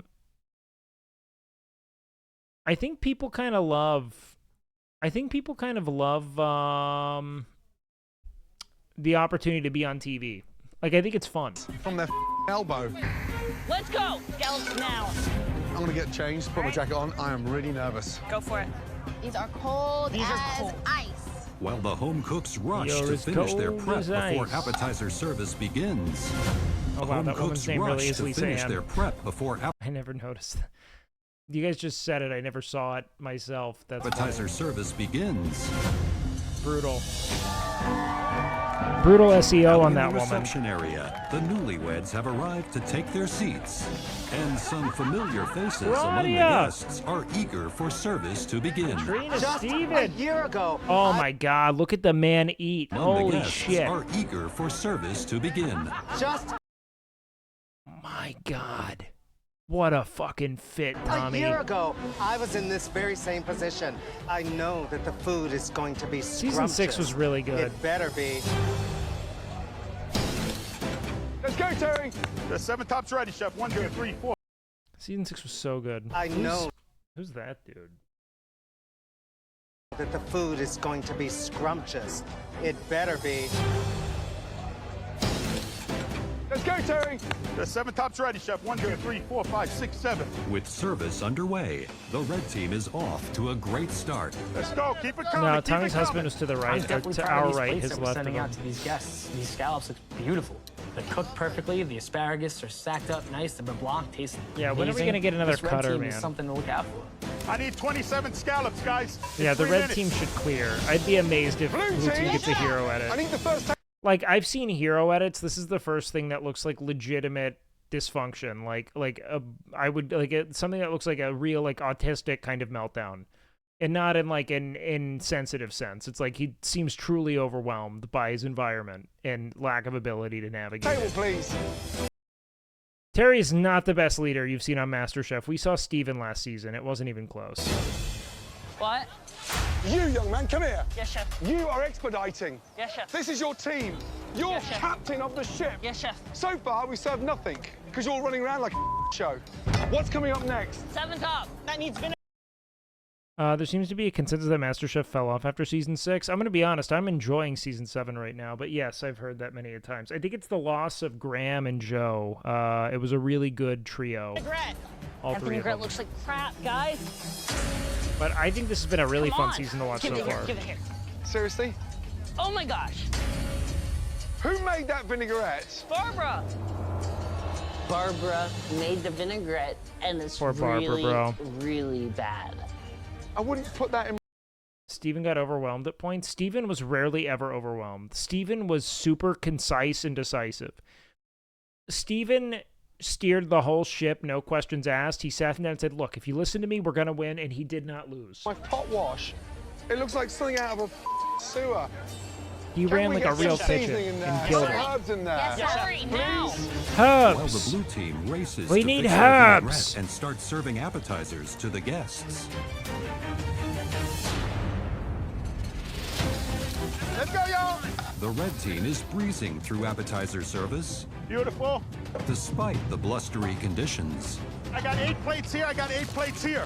start working on this one with the greens, please, Diana. There's gonna blow. They blow away. Away. Right now, we are banging these plates out to these guests, but the wind is crazy. Yo, watch these paper towels and blow into the stove. Too close to the fire. We're rocking and rolling right now. Scallop it up. Yeah, we got you. Rocking and rolling. Whoa. No.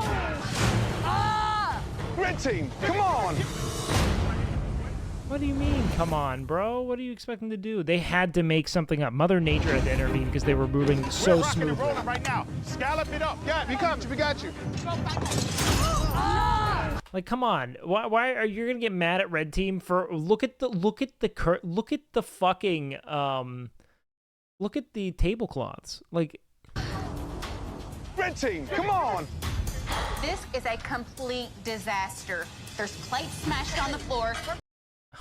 There's food everywhere. It looks like a tornado just came through our kitchen. Okay, no, hey, get it off. It flew over and all my plates just came off the table. I've got it. Stupid clods. Terry, this is the real world, yeah? Yes, Chef. We'll adapt, okay? As the team captain, you got to roll with the punches. Pick it back up, get back in the trenches, and keep fighting. Okay, how long on scallops? Hell yeah, Terry. Let's go, put them out. Bang them out as fast as we can. While the red team works to rebound from their devastating blow. The blue team. Nathan, send the scallops! Service 14. The blue team is failing to keep up with the pace of service. The red team have served over 40 guests. You've served 15. Yes, Chef. Chef, I had a question. I know a question right now.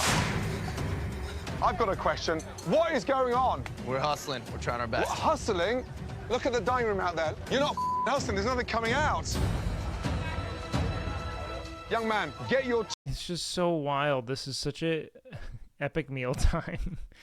The bacon's on its way. Team organized. Let's go. Everyone on scallops and... Coke guy, yeah, it's just wild, bro. The speeches are about to start in 10 minutes. Epic bacon, bourbon, whiskey, and bacon. And the blue team is in serious trouble right now. If we don't bring it up fast, we're definitely going to be facing elimination. Scallops are coming. Hurry! Out in the reception area, Christina checks in with the bride and groom, who are tasting both teams' appetizers and giving feedback. Nick was such a competent chef. The red team prepared seared scallops with a Sauvignon Beurre Blanc, Beautiful pencil life. asparagus, and a garden salad. Pencil The scallops have a asparagus. great color. They kept their shape. I wish you know what, dude? If asparagus didn't make my pee smell so rancid, I'd probably enjoy it, but I can't. Like it's not worth the harrowing piss stench after. I just don't like Us it. here on the red. It's was unnerving super to me. elegant. Yeah, it's seasoned nicely. I don't like It's got a change. great sear. The asparagus is delicious. Very nice scallops, guys. And the blue team Why do you care about your piss? You know what? Have a little pride. prepared seared I'm nothing if not a consistent scallops with pisser. a roasted Romanesco cauliflower and a blood orange vinaigrette. The sear is nice. It's a little bit under seasoned. I mean, just a little touch of salt would be nice. Egopistical. Like Ego pisticles. Because they're your pee testicles. you said, because you use definitely more seasoning, a little bland. I wasn't sure about the sweet too much. I think that the red team's dish has a little bit more of who we are. I think they did right. Okay. That was so esoteric. That was immaterial. It was just a little more me. Thank you. Thank you. But I do love some Nick Nappy. Red team, blue team, 4 minutes remaining. Come on. I just With vibe time with this. running Yeah. out, both I teams just feel like I could hang out and have a beer with this dish. of home you know? cooks are racing to complete their orders for appetizer service. I need scallops. Coming. I'm also going to be honest, man. Here's the thing. If I loved asparagus, the smell of my piss would not get in the way. Like if Skittles made my piss smell weird, I'd still eat them. You know what I mean? Put asparagus on the plate because we got to get it out. It's that it's After not the work. wind blew the plates off the table, we're able to They're regroup. not that good. Keep it going. Let's go. We got our plates back up. Scallops are coming out perfectly cooked. They look delicious, and we really got a chance to make this happen. Table 4 service. I had the red team scallops, had the right color, had the right seasoning. They were very good. All right, guys, you got from the red team. What do you think? Seasoning was right for me, however, sears off. Scallops, right here. The seasoning was right. All right, guys, you got scallops from the red team. What do you think? Seasoning was right for me, however, sears off. Scallops, right here. It's kind of a crime to serve a scallop with a raw oregano. It totally overwhelms the scallop. I had the red team scallops. They were juicy. I mean, if Tommy They said weren't it, bro. cooked too much. Primo. Primo. Table 13. I need 8 more plates. Scallop's coming right here. Hey, touch it in the middle. Guys, this scallop is raw. Hey, blue team, they're ice cold. Alejandro, that is not done, but See, when people's leadership style is just berating and screaming, but they don't have, like, the credibility, I get a sense that that was just how your parents told you what to do. Like, they were just yellers. They didn't help. They weren't constructive. They just yelled. No. They're not working together, Gordon. He's putting out a raw scallop. Can we get these plates out? Yes, chef. Now. Yes, chef. Oh, this is not good. Hurry up! Like, why don't you get what I'm trying to say? You know? I had the blue team scallops, and they were fantastic. The Romanesco cooked perfectly. I had the blue team scallops. I thought they were done very well. Hero A at it? little undercooked on the bottom, but otherwise excellent. So right now we're all waiting. We have about a third of the table. I don't mind the beauty mark piercings. I think they're kind of cool. Scallops. It's a wedding. We should all have our I also just think at the same piercings time are dope and experience generally. it together. 2 minutes remaining. After that, we got the speeches. Hurry up! Hurry up, guys. We got to get this out. Give me that. Right here. Beautiful. Come on, guys. I need service. We got to get this Fuck out. is that? Give me that. Right here. Beautiful. Come on, guys. Okay, I that need was the, service on table wow. 9, please. 8 top. Okay, we're done. She's fine. What do you mean? That's what I'm saying, dog. That's I it? might have missed Yes. Thank you, guys. Last minute. Come on, let's go. I'm saying that this shit looks Come fine. on, Nathan. Let's keep going. Just keep moving. Table 14. Let's go. Serve us, please. I need scallops. that's it. We're not going to be able to get any more scallops out. Last minute. Serve one scallop. I don't care. Serve them something. Come on, guys. 10, 9, 8, I don't know when 7, 6, One more bird. Service. Just take it. 3, 2, 1, and stop. The speeches are about to start, and I'm speechless. Who's waiting for that one? Speechless. Beautiful. What a show. Most incredible. Chef Ramsay Sumptuous. is furious with the blue team for failing to get all their appetizers out in time. Have a meeting, get sorted out, because you have to come back strong with a lamb. Yes, chef. Blue team needs to pull it together for this entree round, or else we are definitely heading home. All right, look, that was an absolute disaster. Sean, I did not mean to yell. You got to calm down. Okay. You got to bring it down a little bit. You know, I got a little team captain happy. I did not mean to It's yell. okay. It's okay. It's all right. Give me a hug. I gotta be a better team captain. I gotta step it up. I do not want to let them down. And I also need to start listening to my team better. Barbara, you're gonna season that lamb. Sean, sear it and get it in the oven. I got you. DeAndre, do not let me down on that orzo. All right, ready? We're going to rock this. That armband is so fucking sus. Yeah, look, man. At some point, we just have to admit that the Nazis ruined a lot of things, and we should just retire them. Guys, everybody did a really good job, all right? We just crushed the appetizer round. We heard Gordon and Christina on the other side yelling at the blue team, and they never really came and yelled at us. If we keep this up, it's over. We're going to regroup. We're going to kill the lamb, all right? Red team, blue team, are we ready? Yes, chef! Yes, Your 60 minutes starts now. Get those mushrooms right now, baby. Yeah, get the plates out. Both teams will now have just 60 minutes to prepare and cook 150 lamb entrees, followed by only 20 minutes of service. My best man at my wedding told everyone, first text my wife, when are you going to bring that ass over here? And she responded with, who is this? And I responded, want to get ice cream. You're not married.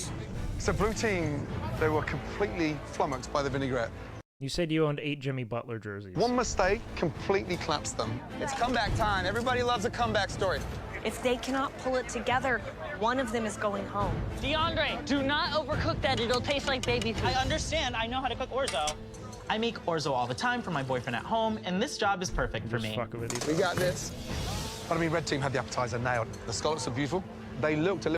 It's with the suit. Suit and armband isn't viable. Why are we... When do we need armbands? What are they doing? You know what I mean? A bit more cohesive as a team. I agree. And they feel serve like a soccer all their referee. customers. You got plenty of salt on them?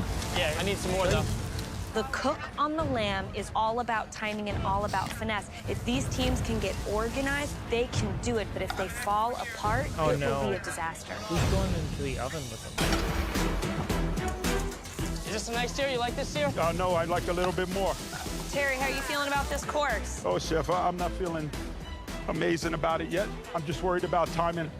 I'm confident that I have a strong team, but we also only have 60 minutes to get this lamb dish out. We're starting to sear our lamb here, Chef, and sticking it into the oven. That He's got that handyman can do. Like, handymen are amazing because you will literally call them and be like, I need this fixed, and they'll figure it out. You know what I mean? He's a problem solver to his core. To really be cooked through a nice medium rare. Yes, Chef. Good luck, guys. Okay. You got this. Thank you, Chef. Yep. 35 racks of lamb. It's a huge undertaking. It takes a lot of knowledge on how to work the oven, how to work a hot box to make sure that it all comes out. This is a whole nother level of stress. I want you to do nothing else now except sure that the lamb is perfect. All right. I want that lamb 135. I want a medium rare. Yes, sir. As Captain Terry anxiously waits for the red team to execute their lamb dish. Sean, are we good? Yeah, baby. The blue team's difficult road to redemption continues. Hey, guys. Something's burning. Oh, no. DeAndre, is that burnt at the bottom there? Can you not smell that? Oh, my God, it's burnt. Oh, my gosh. Come on, guys. Seriously? After DeAndre? Sorry, Chef. Oh, my gosh. 30 minutes ago, I would have totally blown up on DeAndre for burning that orzo. But I'm just going to breathe and work through this. Okay, there was a Hey, sudden can we get some passing there? Can we get some lemon juice in there? Can we sex it up a little bit? Yeah, we'll try to make it better, Chef. Do you want to start over? No, we don't have time. While the blue team races to fix their orzo before the start of entree service, Let's go. Start plating. Let's go. Start plating. Chef Ramsay All right, checks Manny. in on the Manny's red at team it, as they dude. begin to plate their entrees. Manny the fucking machine. Just go, hit it hard. Quick, quick, quick, quick. Hey, red team, stop. Hey, look at me. Is this for the dog? Not at all, Chef. Just touch that. Just touch it. It's too cold. Dang it. It's raw. This is a complete and utter disaster if all of my lamb is cooked like what is on the board right here. We've still got 2 minutes to go. Yeah, Terry. Get organized. Manny, come on, Manny. We got to figure it out, man. If it's raw, take a different one. I can't relax. I got to go. Relax. Okay, While hold the on. red team scrambles to get their lamb properly cooked for the start of service. You can't be cutting too many at a time. We don't want them ice cold. Uh-oh. You want the peas in the orzo, yeah? Yes, peas in the orzo. The now Man, more there calm might be a and big collected blue turnaround, team bro. has managed to fix their This orzo might be a and is big ready to begin turnaround. plating. Blue team, the good news is you look a lot more organized. Yes, Chef, we are. What's the first table you're doing? Bride and groom, right there. Followed by? The 8 top. Good man. Red team, blue team, time. Serve the bride and groom, please. Let's go. Get me lamb. We got you. Here, somebody run these to Nathan, please. All right, Blue team's Sean's really starting carrying to the pull protein together. there. Okay, lamb's up. Everyone's working really well together, and it seems like we may be able to pull out of this after all. Bride and groom up. Service. Good job. All right, I got the 8 top coming up. Keep that lamb coming. Terry, bride and groom, Got it, give sir. it to Christina. Mark it on your expediting sheet. Let's go. Okay, guys. Service table 1. These are not cooked right. Put them on. Oh, Service no. table 1 right here. Take it. They're just Go. running with it. Come here, please. The lamb is raw. The lamb's raw, guys. The lamb's raw. Hey, red team, all of you, come here. All that's missing is the wool. It's raw. That's it. I swear to God, I'm gonna cancel the whole thing. Red team really blundered, man. Dynamite appetizer sesh. Really nailed that first course. The Blundered. lamb is raw. blundered come game time, If I see man. that again, I'm going to cancel the whole thing. I'm done. Manny, you guys are on a lamb. I need you to send us up absolutely perfectly cooked lamb, okay? This challenge was one of the hardest things. Well, see, here's the thing, man. Manny is about stopping things from burning, okay? He did the most sensible thing a firefighter could do, which was get it off the flame as quickly as possible. I've probably ever done. It's very high intense pressure because we gotta do right by Nick and Janelle. So I need to slow down and take a deep See, Ronnie isn't a good name. breath because I'm losing focus on the lamb. These are all perfect. Grab these before they get cold. These are nice. Service, please, table These are 3. nice. While the red team works to find consistency with the cook of their lamb, This is out not at the good, reception, bro. Christina is getting feedback from the newlyweds as they Every time they say Christine, I'm like, it's Christina. taste each team's lamb entree. The blue team prepared lamb, pea and mushroom orzo, a gremolata, and a roasted cherry tomato. I love the presentation of the blue dish. Gremolata and a lamb, pea and the blue mushroom team? orzo, a gremolata, and looks a roasted cherry fucking great. tomato. I love the presentation of the blue dish. Seasoning is wonderful. It's cooked right. The crust is delicious. Is there going to be an appetizer course? Orzo's a little Or a under dessert seasoned. course? There has to be, right? The lamb on the blue side is awesome.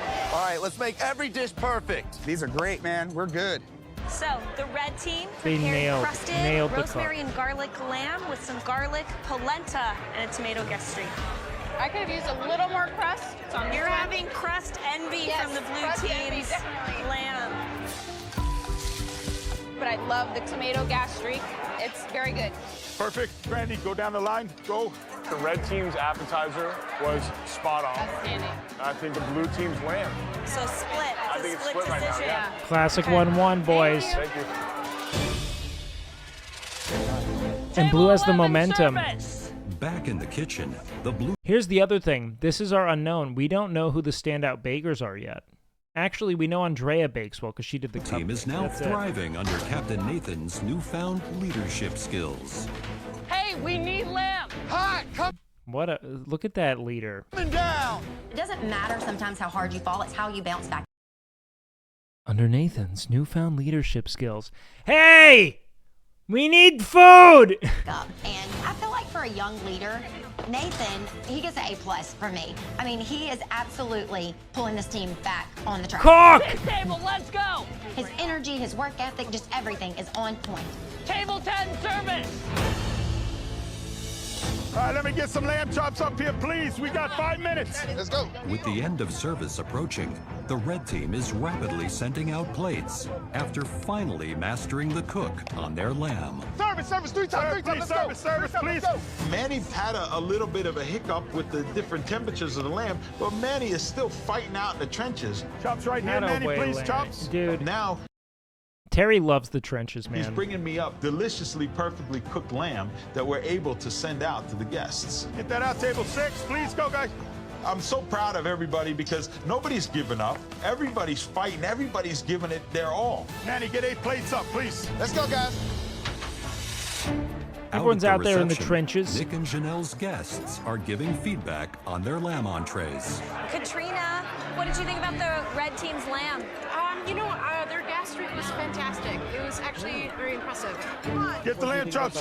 Tommy, red team's entree. Well, I was kind of disappointed in the lamb. It was a beautifully Frenched rack, right? Yeah. But they didn't do anything Tommy was made to be a critic. to it. Make sure you check those chops. I know, They got to I know, all I be know. Better than being a chef, I just want to hear Tommy give me the most pompous,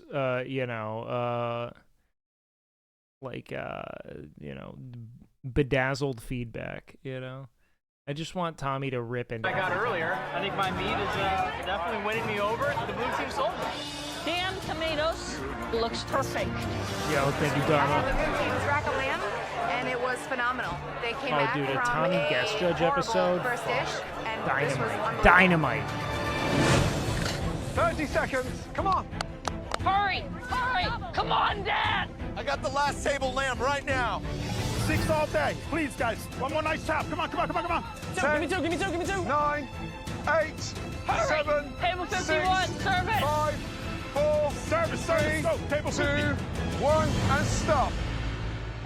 We're done! That's it. The last table goes out, and I just have a complete sense of utter relief and satisfaction. I'm sorry for yelling. So if I offended any of you, no dessert I'm sorry. course. Hey, But you did an awesome job. Man. I want to win this challenge so bad just to prove to Gordon and Christina that I have what it takes to be a leader, and I really think we did enough to win. Ladies and gentlemen, bride and groom, it's my pleasure to introduce you to the talented 18 home cooks that Like, you made know, your incredible... At first, in my mind, I'm like, why would you want to inject television into your wedding with it? I'm like, dude, how cool is it to have, like, Gordon Ramsay at your wedding and shit? I mean, like, it's like a fun event, and it probably all gets paid for. Incredible lunch today. Please give it up for the red team and the blue team.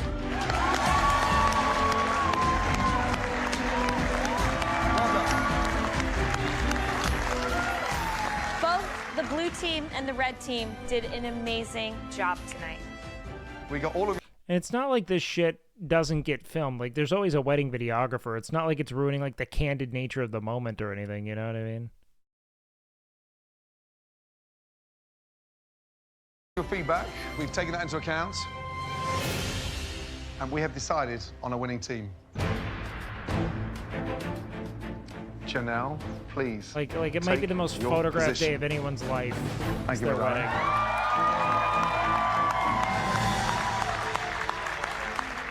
The team winning the Mr. and Mrs. Nappy Wedding Challenge.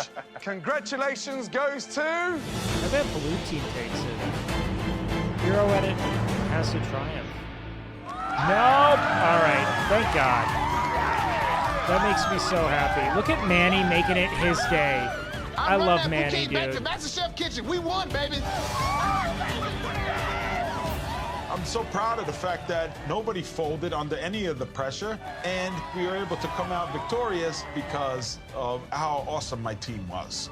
Triumph. A triumph for Terry. Commiserations, blue team. All of you, please head back to those kitchens and start tidying up. As a team leader, I feel like I let my team down. I could have pulled together more, listened to people more. I think I did that in the entree round, but I don't think I did it soon enough. Guys, the scallop thing was a disaster. Yep. Yeah. That's the only reason why we're not on that dance floor. You're about to be in the pressure test, baby. Blue team, stop clearing down. Just line up. Unfortunately, you 9 are now all up for elimination in this competition. The dreaded pressure test, say it. However, there are 4 of you that Gordon and I believe did too much to face elimination. Ooh. Alejandro, you worked tirelessly this afternoon. Well done. Thank you, Chef.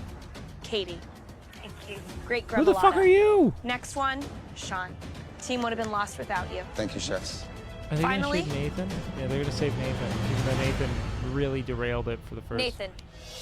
I so disagree. Nathan was the problem for the first half. Like, it's like the fucking pamper treatment that Nathan has gotten for the first half of this season already is insane. He did redeem himself. You have to fuck up to redeem yourself.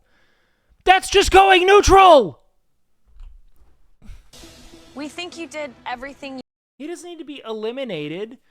It's just like, yeah, man, break the leg and set the bone. You still broke the leg, bro. you possibly could. And we were impressed with your tenacity. You are safe from elimination. Thank you, Chef. I feel like Nathan deserved to be safe. For a young leader, he did step up to the plate. As for the rest of you, Spoken like someone who's also safe. at least one of you will be returning your... I actually cannot believe they saved Sean. Why? Sean, look, I'm not a fan of fucking, you know, Hard Rock Cafe, Mr. World. Like, Sean is actually a good cook, and he was nailing the cook on that lamb. white apron to us and heading home. Oh, there's Now, no all of pressure you, test? Get cleaning. Yes, sir. Yes, sir. Oh, that's right. I'm definitely worried about getting eliminated. There's no pressure test. There's no redemption. You're just gone. You're out. Like, that's it. Like, lights out. Everything is on the line right now. Kind of hoping the frat dude goes back.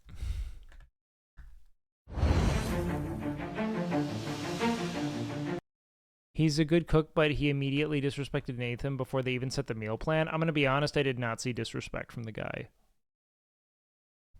I saw Nathan panicking. Yeah, burning rice will put you in a tough spot. It was disrespect? Which part was disrespect? You didn't watch it? All right, motherfuckers.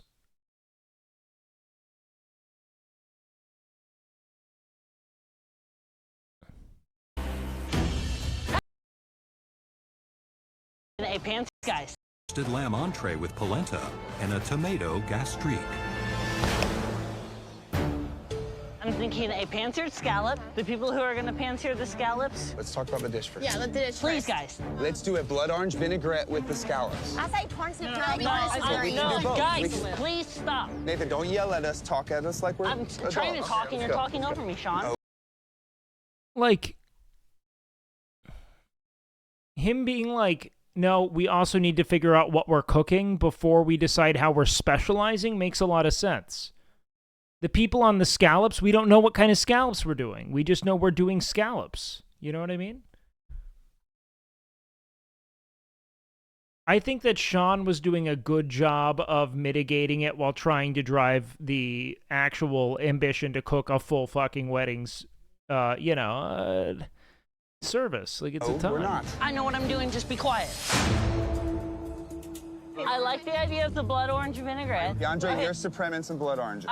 Do you want to wear this? Nathan, no, we're a stop. team. Let's go. Please stop.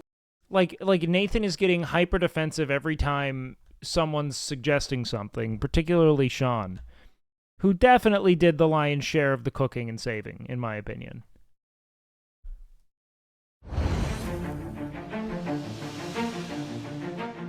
And again, I'm defending Nathan in this context as well. I don't think Nathan should necessarily go home, but I don't think he was like the star of that team.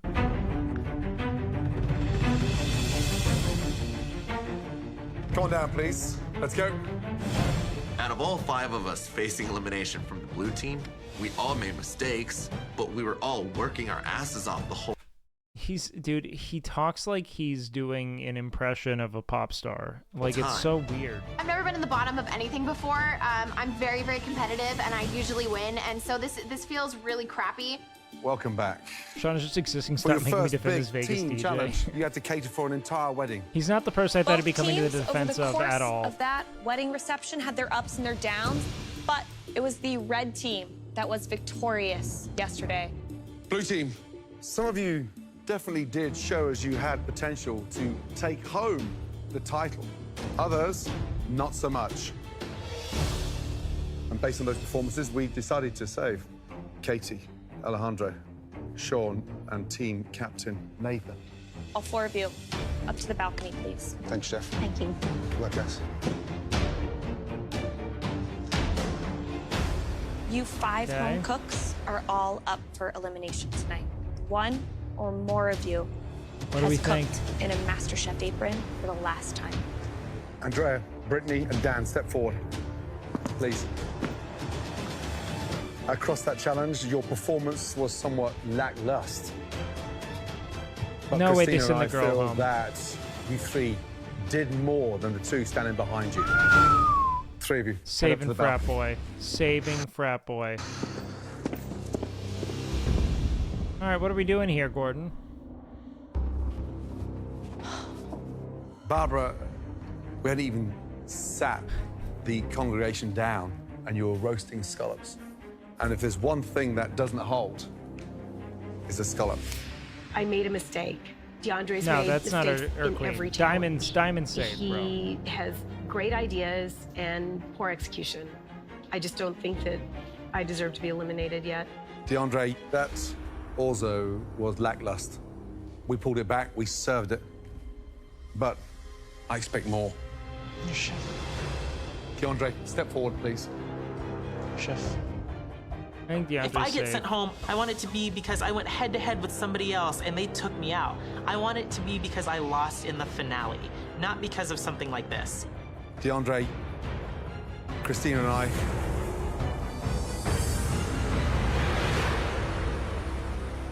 we haven't given up on you because you didn't stop working. Head up to the balcony, please. Wow, what a fucking ult. It was like a nice stub my toe face. Holy shit. Like smelling a fart? This is like a bad, like a fart. Because you didn't.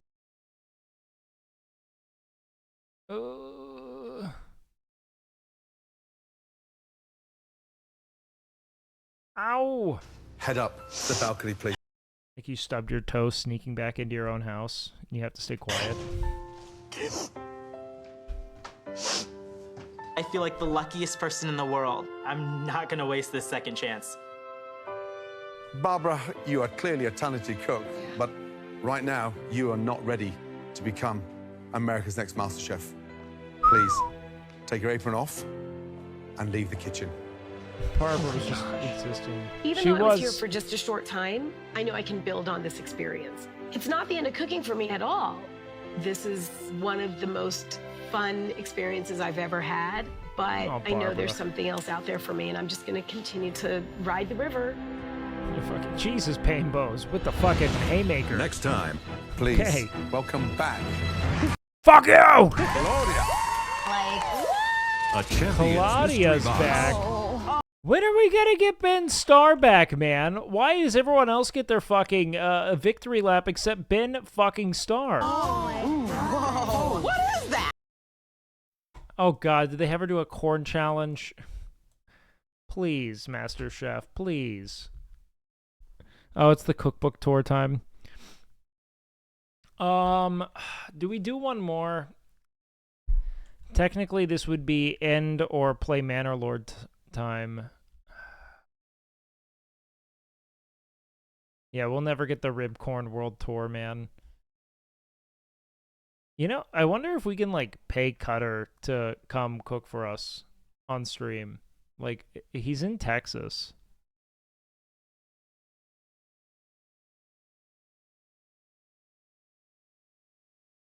Like, who all's watched MasterChef on stream that I'm, like, friends with? Who, like, has a Cutter meme? Because it would be awesome to have him make... Like, if I could get, like, some of those other people. Oh, dude, if Hassan... I wonder if Hassan would be down to do that. Or we just have Cutter cook his greatest hits. Ribcorn appetizer. We'll do ribcorn appetizer into an artisan pizza, into an American flag red velvet cake.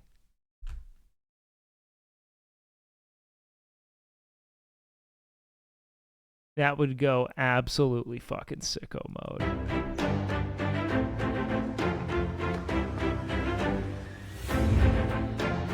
Let's do this. Alinity? Oh, Alinity would be great too. I'm super excited to be one of the top 17 home cooks in America. When I decided to give up my job at the credit union, I knew I was going to be all or nothing. Welcome, guys. Hello. But you know, other than my battle, I haven't like really had an opportunity to shine. I need to prove to the judges that I'm the one to invest in. Heard. You've already worked with the legendary Wolfgang Pub. And Alinity's great and you Craigasm. Yeah, guys, all right. tonight, we have another phenomenal chef and guest judge from the culinary world. Well, she'd probably appreciate that, actually. Actually, tonight we'll be welcoming not one, but two great chefs. Wow. First up is one of America's leading contemporary Latin chefs. Ooh. He is a critically acclaimed James Beard award-winning chef. Please welcome.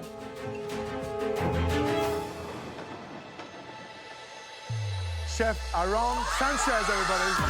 How you guys doing? Or I don't know who these people are. Got a fan club. I'm literally jumping out of my skin right now. Aaron Sanchez is like the top of top, like Latino chefs. Oh my God. Being first generation Cuban American, I can't wait to cook for him. Pretty good to see you. Losing It's an absolute pleasure. How does it feel to be here judging in the MasterChef kitchen? This, for me, is an opportunity to really share with you guys my culinary path. It really starts at home, My whole goal in life is to cook 50% as good as my grandma and 50% as good as my mom. And I'll be in good shape. So I hope you guys know what the special opportunities before you. So go and get it. Oh, wow. Diamond's a queen. Our next guest shares many similarities with Aaron in terms of heritage and cuisine, but we need Guy Fieri. We need Guy Fieri in here to just tell him to like make a fucking thing. I want a greasy, juicy, loosey diner plate. Unlike Aaron, the next chef has been in like. our kitchen before. Please welcome back to the MasterChef kitchen. Oh my gosh. America's reigning MasterChef champion, Claudia.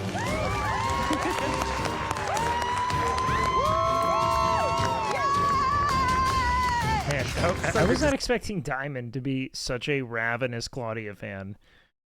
The little parasocial. Claudia, welcome home. It's good to be home. What have you been up to across the last 12 months? The last 12 months have been absolutely incredible. I've gotten to... I'm telling you, that's an S to your mouth. World class. Be a guest chef in Chicago at a Michelin star restaurant. Been doing a bazillion different Graham's pop-up restaurant? dinners. Wow. And of course... Dude, Diamond is like fawning. Working on this beauty, which I'm really, really proud of. Amazing. Claudia's Cocina. Tonight, Claudia has handpicked all of the ingredients under your mystery boxes.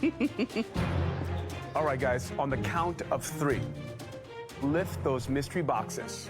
1, 2, 3, lift. Oh my God. I'm sure it's no surprise that Claudia has filled your mystery boxes with her favorite Latin-inspired ingredients. Being from Venezuela, I'm very excited about this challenge, but then I realized the pressure's on me. I'm the one who has to cook the best meal. Yeah, this of course, is a damned the if Latin you do, damned guy. if you don't. To show you just Alejandro what realized he got chefs can do typecast. with those ingredients in front of you, Claudia and... Like, imagine if Nathan cooks a better Latin dish than you. You know what I mean? Like, our fucking Utah Mormon guy just kicks the shit out of your Latin dish as a man who's born and raised in Venezuela. Aaron Sanchez will be cooking alongside all of you. God, dude, my chat is so brain broken with mouth memes. This sucks. I pause. If a mouth is in frame, everyone's like, mouth. Wow. I shared too much, man. This is our like chat-defining your meme. stations? Thank you. Is that, like, God forbid a woman has a big mouth now, because, like, they're gonna feel so, like, preyed upon by me, I feel like, you know? Like, I just feel like they're gonna be, like, fucking, like, you know? I know. It's like the foot meme, you know? Your 60 minutes starts now. You say most of them do? Like, most women feel preyed upon by me?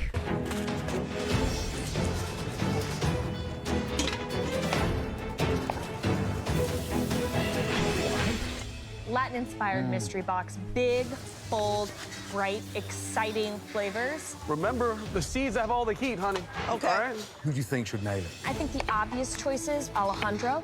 Being Venezuelan, Latin cuisine is somewhat in his wheelhouse. Yeah. I saw his face light up when Aaron walked in. Yes. The phenomenal mandolin's professional kinda chefs cheating, cooking in man. front of our 17 amateurs. It doesn't get any better than that in terms of inspiration. I want to stop and watch him cook, but I know I can't. We have 2 of the best chefs in the world in front of us, and just being able to cook in front of them is quite an honor for me. So we can do a little surf and turf taco. I'm making masa tortillas for the first time, but the only way to become the next master chef is to push myself to the limit. So this fireman's gonna take these fire ingredients to the next level. Eric's about to make some fucking pizza dough-ass tacos.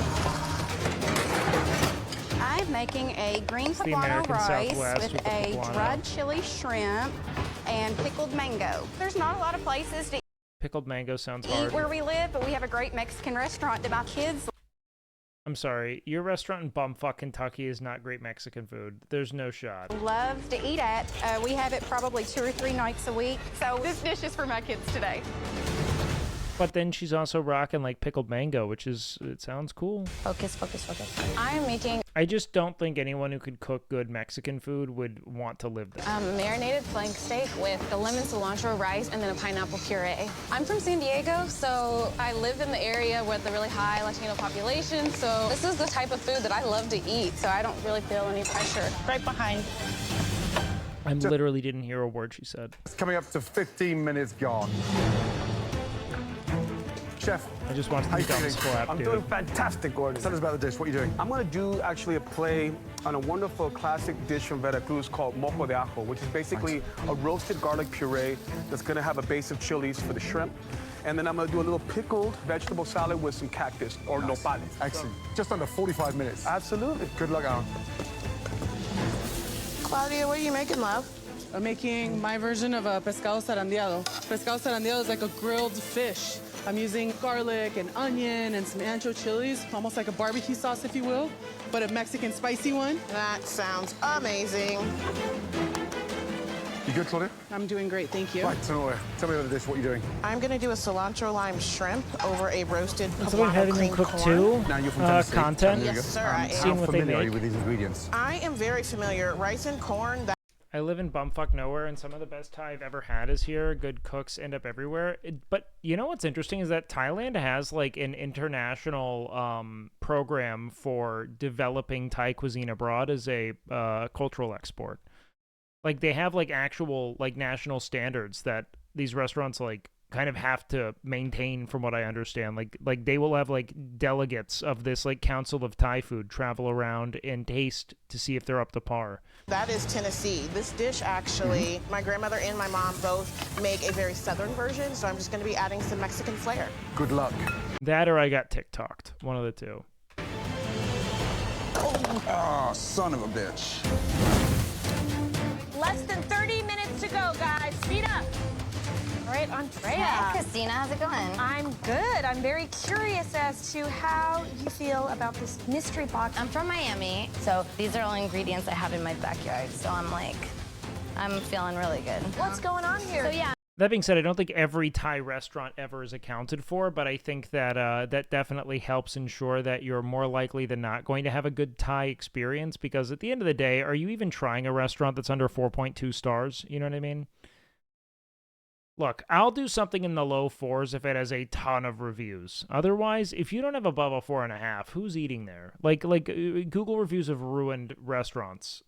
I'm doing a very light egg white coating. I roasted the poblanos, stuffed it with queso fresco. Oh, it's stuffed with queso fresco. Exactly. Okay. And I want to pair it with Spanish rice and spot prawn al ajillo. Interesting. All right, good luck, Mama. Thank you. All right, she's code switching. Alejandro, how are you doing? Yes, sir. So. I hate reviews. Yeah, it's ruined everything. I also just think that we're just in a prison of decision making. Like there are just too many choices to make in a given day. My faculties for it are exhausting. I miss turning on TV and just having 3 movies that were going on, different TV channels to swap between. Sanchez, Claudia back. This is in your wheelhouse, Venezuelan. I'm working on arepas, which is a classic Venezuelan bread. Exactly. What are you putting in there? I'm filling it 3 ways. One is what we call in Venezuela domino, which is the black beans and white cheese. Yes. The other one, I'm gonna make steak, and I'm gonna try to see if I have enough time to make my last one seafood. Right. Good luck. Thank you. Smells amazing. Wow. FX, AMC. The smell, the flame. Comedy Central. Looks incredible. Multitasking. Claudia, cool as a cucumber. Every single one of these dishes is going to pack a punch. 60 seconds to go. Last minute. Come on, guys. Chef Aaron is also tasting your dishes. I'm literally hungover, probably. What is he, an alcoholic? 8, 7, 6, 5, 4, 3, 2, 1, and stop. Hands in the air. A lot of people who do reviews only do it to complain. That or the restaurant or, frankly, service incentivizes good reviews, so they'll offer discounts. I mean, you see this kind of like, or they fucking bought it. I mean, like, look at Amazon. Like, how Amazon's been ruined by drop shippers who bought fake reviews so that they purchase sponsored slots so it's at the top of Amazon's recommendations. Like, I don't know how to find good products on Amazon anymore. Nice job! It's literally fucking ruined. Here we go. Let's go, guys. 5, 4, 3, 3, 2, 1. And stop. Hands in the air. Oh, crap. Well done. Aaron, Claudia, those dishes look incredible. Please, both of you, bring your dishes up. Thank you. Woo! Amazing. Stunning. Claudia, that looks beautiful. Describe the dish, please. Of course, this is pescado zarandeado, served over a tomatillo and cilantro rice and grilled cactus. Stunning dish. Thank you. Chef Aaron, what'd you make tonight? So I just actually did 2 preparations. I did 2 preparations. Yeah, 2 preparations. Hey, man, you gave me a lot of time. Not just... So we have spot prods of mojo de ajo, which is just a puree of roasted garlic. And then I made my own shrimp stock with those heads. And then over here, put a nice aggressive seasoning on that skirt steak, cooked it to a medium rare, good. served it with a cactus salad, and then a little chimichurri or fresh salsa of tomatillo and roasted corn. Claudia and Aron's I like dishes most look food, I agree. amazing. I absolutely want to get to the Claudia and Aron Sanchez level someday. Watching them work in the kitchen is like a work of art. Chef Aaron, it's unbelievable. Thank you. That, Claudia, is delicious. Thank you. All of you, join us in giving this amazing lady a great send-up. Thank you, my darling. Thank you so much. I feel like it just wasn't that long ago that she was standing here in my shoes. Bye. And I kind of see myself in Claudia because she's a mother as well. I'm telling you, man, this is why she was... I don't think she deserved to win. I think she was the last marketable figure they had in season 6. And I stand by that. I think she's a great cook. I think she was a top 5 chef with crazy consistency, but I also just think she was the most marketable candidate they had at the end of the in the top 5, and they pushed it. I think Nick Nappy won that bake-off, and it wasn't close. She cooks for her family, so it really makes me think that I can go the next step too. Now, as you guys know, over those 60 minutes as you cook, we taste, we ask questions to really understand what's going on at each of your stations. Now, there are 3 dishes that we want to take a closer look at. The first dish we'd like to bring forward, this home cook was able to use more than 1 protein. They stayed really true to themselves, to their heritage, by putting themselves on the plate. There it is. Please step We've got forward. our buddy Alejandro, 100%. Alejandro. Alejandro. Arepas are a staple of our She's going to sell more books, but we will pay for your wedding. culture. Venezuelans are arepas. So this is my time to shine right now. Okay. All right. Alejandro. The Colombians are not... I don't know if they're going to take kindly to that. You co-opting the arepa is not please something... describe your dish. That is... You're playing a dangerous game, my dude. You know what I mean? You're playing a dangerous fucking game. So these are pumpkin seed arepas 3 ways. One of them is a seafood mix with red snapper and shrimp. The other is black beans and white cheese. And the last one is a mango salsa and... God, I'd fuck him right now. That's good. and skirt steak. Oh, mango salsa. See some of the fish and the shrimp Yes. in one. Dude, a mango salsa, like, you're wooing me. If you integrate sweet and spicy in the same sauce, you're wooing me. Great heat there. What kind of seasoning? I used cilantro, parsley, butter, olive oil, a little bit of garlic. The arepa shell itself has such a... I'm sorry. Arepas are one of the few things I'm going to say you have to roll your R on. You know what I mean? The arepa? No. You gotta try arepa. Yeah, like, I don't typically do it with food, but you just being like, the arepa? I don't... Great balance of salt and pumpkin seed. I love that you took like the standard everyday fare of Venezuela and you made it your own. Nice job. Yes, ma'am. Thank you, chef.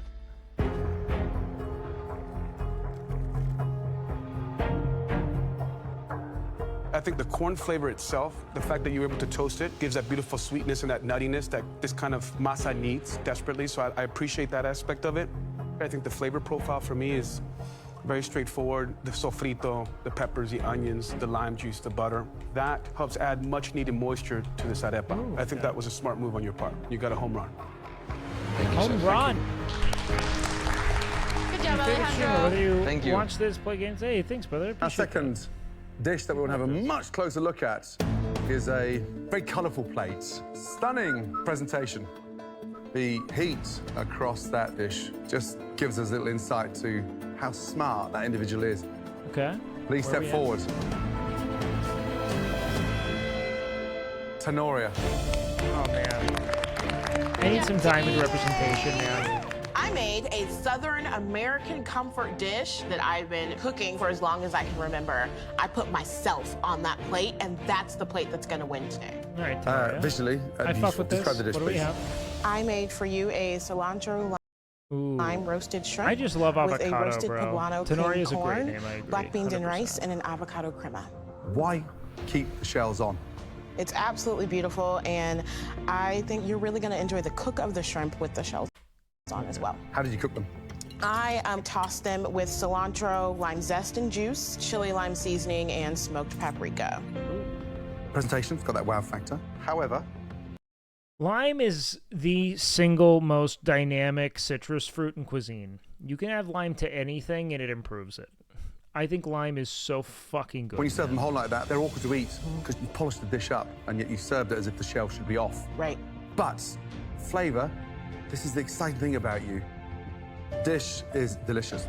Love the heat in there as well. Pretty good indeed. I mean, if this is a sign Also, lime Skittles are my of favorite. things to come, yeah. Next It's to bloody grape. delicious. Well Grape done. and lime Thank you. Skittles are my Thank you, favorite Chef. duo. I'm just gonna go in there with my hands. Sure. These prawns are super sweet, and you were able to put the right amount of seasoning, the lime, all the things that really bring out the inherent flavor of the actual shellfish. Thank you, Chef. The corn has great seasoning. Everything is thoughtful, right amount of cumin, a little bit of heat with the cayenne. Nothing is... I shit you not, Dabatage, I stopped eating Skittles because they replaced lime with green apple. I hated the green apple flavor so much, I stopped eating Skittles because I was like, I fucking do not like this candy anymore. Like, because Skittles aren't something you eat independently. Like, you don't, like, leave some in the bag. You normally, like, get a handful and kind of, like, throw them in your mouth. That's how I ate them as a kid. Competing against one another, and I think that, for me, is remarkable. Thank you. Good job, Soria. Sour Skittles, I hated the green apple. The third and final dish that we want to take a No, look they at swapped the green impressed back. us immediately with the technique. It has beautifully, beautifully cooked shrimp. I think that I love green apples. I actually contentiously stated, to very poor reception, mind you, that green apples are my favorite apples. I love Granny Smiths. But green apple candy, I hate the flavor of it. This dish belongs to... Yeah, I would go lemon and strawberry or cherry. I don't know what the red is. Andrea. Yo, Mitch, look at this sub dog. Andrea, nice. Oh my God! I not only proved myself last challenge, but now Aaron Sanchez is calling my name as one of the top Aaron. 3 dishes. Let's go, So Queen. apparently you've already won one of these mystery box challenges. So this is like no big deal for you. Just another day at the office, She's kind right? of cruising. No, my heart's man. racing. So talk to me a little bit about your dish. This is a spot prawn al ajillo over some Spanish rice with some grilled. Granny Smith apples should be wiped from the face of the earth? Crap. We have like Red Delicious out there, man. Cactus, and on the side, roasted poblano stuffed with queso fresco. And I know it's kind of weird, but breaded in egg white. I love That's Granny actually not Smith. weird at all. Really? No, that's the traditional way in Mexico that you make chile rellenos. Cool. So your instincts were spot on. Thank you. I'm just gonna get in there with my hands.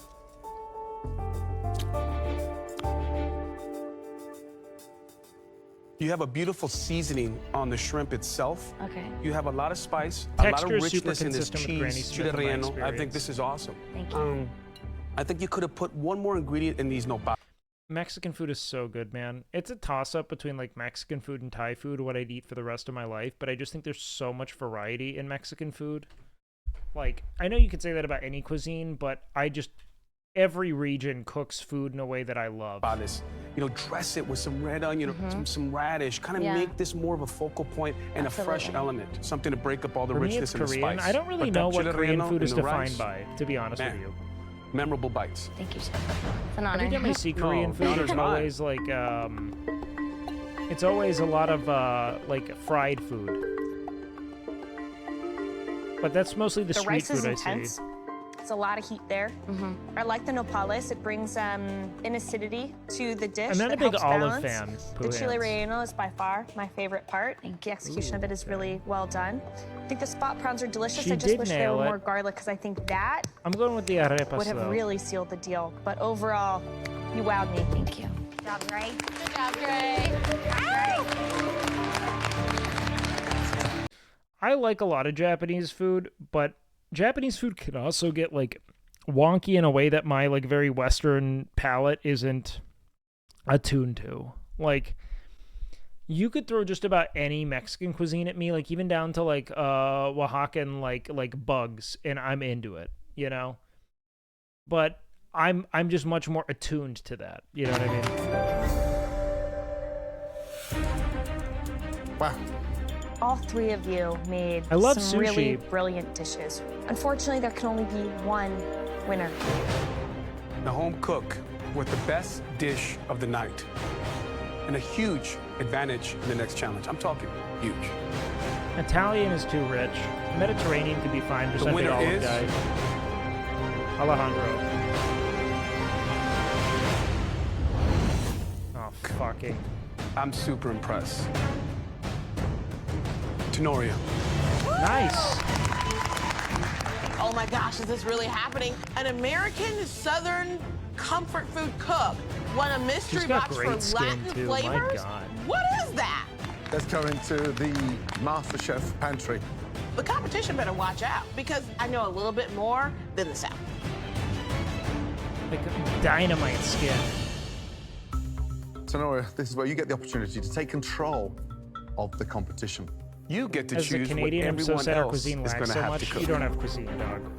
We thought What we'd is make Canadian your victory food? as sweet as possible with the dessert challenge. Okay. My favorite dessert represents one of life's most. I'm kidding. It's the same thing about the United States. Like, we don't really have cuisine. We just have, like, derivations of other cuisines. Like, you know what I mean? Like, we have, like, Simple yet comforting American pleasures. spins on. Because it's just a bunch of immigrants making food from Pies. their, you know, Now, I love origin. pies of any description, all shapes, sizes, flavors, and varieties. Now, if you pick this one, not a single person will get any imperfections. Barbecue's good. Soul food, Now, even if Cajun you food. don't have a sweet tooth as big as Christina's, everyone on the planet can appreciate one of my favorite desserts. Puddings. The ultimate indulgence. The opportunities to elevate a pudding dish are endless, Fuck, but I it takes a do lot of love technique pudding, and skill, man. and they're very easy to get wrong. Absolutely. Next up, Great add-on. we have my favorite classic dessert. Oh, Trust no. me, I can't get enough of these. Make it British. I just love puffs. Oh, God. Oh, wow. Exquisite puff Federals. pastries, all based on that French pâte à choux.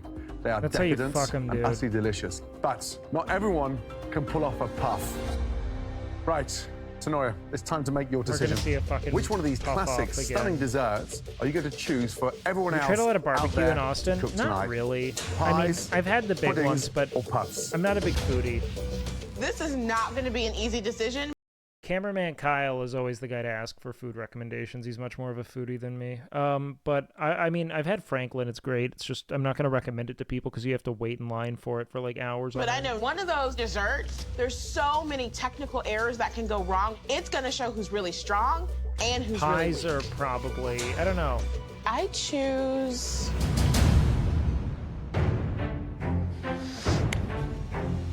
What'd you do to us? This is fantastic. Back in the pantry, Tenoria got some major advantages. First I and love foremost, Diamond, my Tenoria does not have to cook in tonight's challenge. And for Tenoria's second advantage of the night, she got to choose between pies, puddings, or puffs. Tenoria chose pie. I feel like I'm definitely Smart. in my element right Pie's now. Because back challenging. in Kentucky, I bake apple pie, sweet potato pie, pumpkin pie. I'm used to making pies. Now, you'll have Frozen berries are Wake food recommendations, but they go crazy. I love frozen berries. I'm telling you, man. If you're buying fresh berries, what you're doing is you're wasting not just money, but like food. You're gonna throw way too much away. 75 minutes to make us A your good frozen stunning berry goes the masterpiece. distance every time. Tenoria, Yes, chef. what's the view like from way up there? The view is pretty fantastic. I can stay up here all day. Did you get to save someone? Good, because there is a third advantage. Yeah, you get to save someone. At the end of 75 minutes, Tenoria will get to select 3 home cooks. Ooh, yeah. To spare from elimination. I love Look at Terry. Spare from elimination. I love you. Are you ready to cook us the pies of your life? Yes. They cook. They've done that historically. So they did that last season. So you could find the person, you could save the person who's really struggling, or take away, you know, the big winners to kind of level that playing field out. It happens all the time. It's cool. Your time starts now. Please don't knock me down. We have heels on. Big Willie. I miss Willie, man. Oops, sorry. I love to bake. I've baked before I could cook. Baking is a way for me to release stress and also to be able to bond with my daughter. Let me see cinnamon over here. Oh, the wholesome father drop? Growing up in North Carolina, I was never baking things as a child. You were just doing coke. I've never baked a pie in my life. Let's go.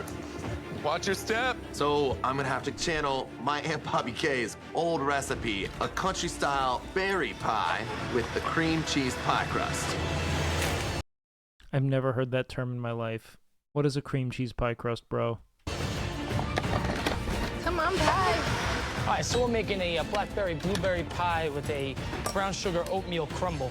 I've never made this before, but I'm ready to prove to everybody that, you know, this firefighter can do more than cook savory. I'm here to bake, too.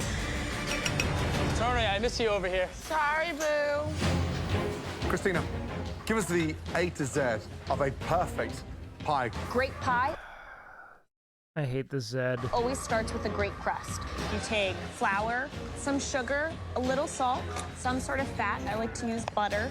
From there, it's all about the filling. Right on target. I'm gonna make a blueberry pie today with a nice lattice top. When I was a kid in New York, I used to eat them like there was no tomorrow, to the point that I got sick of them after a while. But I'm back. I love blueberry Terry. pie. Decided to make one today. You sure you're not missing King this Terry, tonight? man. I'm totally okay with being up here. 50 minutes remaining, guys. That's how it's pronounced. Did you say Z or C? I get your point. I get you're British. It's just so fucking uncommon to hear in the United States that when someone goes to Zed, it's, oh, oh, God.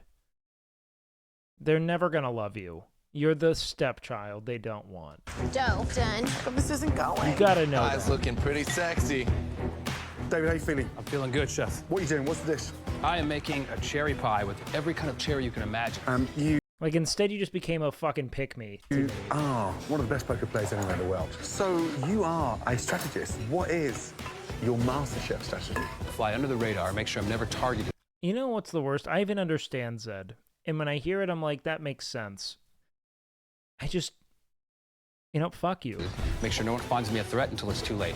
Good luck. The best looking pie in the world. It's lattice time. Brittany, how's it going? It's going good. What are you doing with pie tonight? I'm gonna make a strawberry rhubarb pie. Rhubarb, that's a challenging ingredient. I grew up on a farm in upstate New York, so rhubarb and strawberries and all these berries. Very familiar with them. Seen it. Oh, please, Daddy America, accept me. I say Z. You think you're gonna just flip this on your head?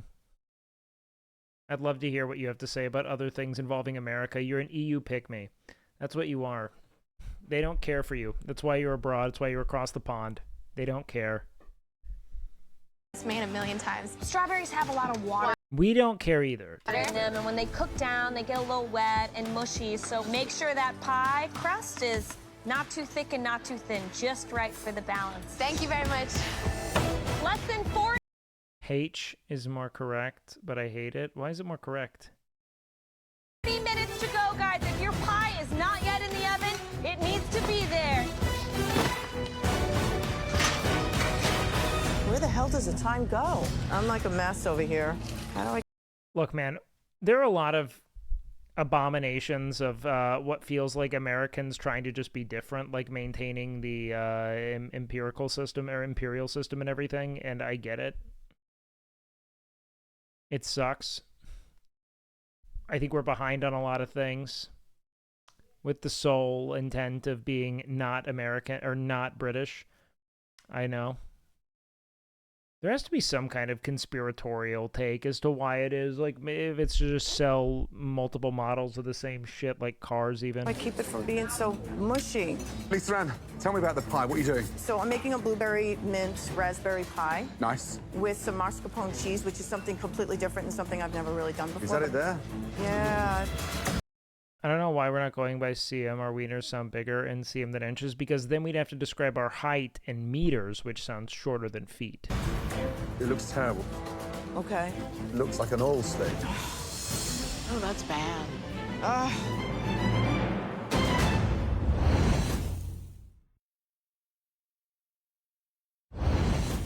Right, Lisa, tell me about the pie. What are you doing? So I'm making a blueberry mint raspberry pie. Nice. With some mascarpone cheese. Is that it there? Yeah. It looks terrible. It's a high concentrated fat mascarpone, Okay. so it can separate. Oh, that's bad. I don't know what to do. Best thing to do, tip it out carefully, Yep. and maybe think about the mascarpone on top at the end. Okay. Gordon really bailing around Let's here, go. bro. 35 minutes Oh, that remaining. mascarpone is so fucked. I gotta get this pie in the oven. It needs to be in there 10 minutes ago. Don't touch it, don't touch it, don't touch it. You know what? Not a lot of foot shots these last 2 seasons. You got working. I've been smelling all kinds of flavors. This is bacon maple pecan. I wonder if they got so I'm feedback taking a on very that. southern apple pie and I'm elevating it. It's got cheddar cheese, maple in it. My kids, the one topping that we can all agree on is cheese. And this It is southern. cheddar cheese apple pie is your standout moment. Yes, I don't really want to be saved because I want you to taste my pie and I want you to love it. Just under 10 minutes She's to really go. leaning on the weird thing we do as being. It's just not, you know? Some That's just white fantastic people looking stuff. pies out there. Terry is in the game. That guy bakes with his eyes closed. He's covered that lattice top with aluminum foil so that it doesn't burn while the rest of the pie bakes. Smart Brittany over there, she has a beautiful lattice threading on the top. I mean, visually, I think it looks great. Perfect. 2.5 minutes to go. In Southernist Midwestern erasure. It's really true white people shit is what it is. But I would agree, cheddar is Midwestern as hell. So Midwestern coded might be a better term for it. They both work. Dan's pie's out of the You gotta remember though, this chick's from Kentucky. She's not true Southern. She's Midwestern but doesn't know it. oven. He's taking scissors It's like Midwestern with an accent. It's different. to it. Never seen that one before. David's got his pie out of the oven. Doesn't seem to have a great crust on it. I don't think it's cooked all the way through. 60 seconds to go. And for at least one of you, your last time. What's my favorite white people shit? Oh, fuck. Like, of all the things I would look at and say that's white people shit. Oh, like, letting your dog lick your face.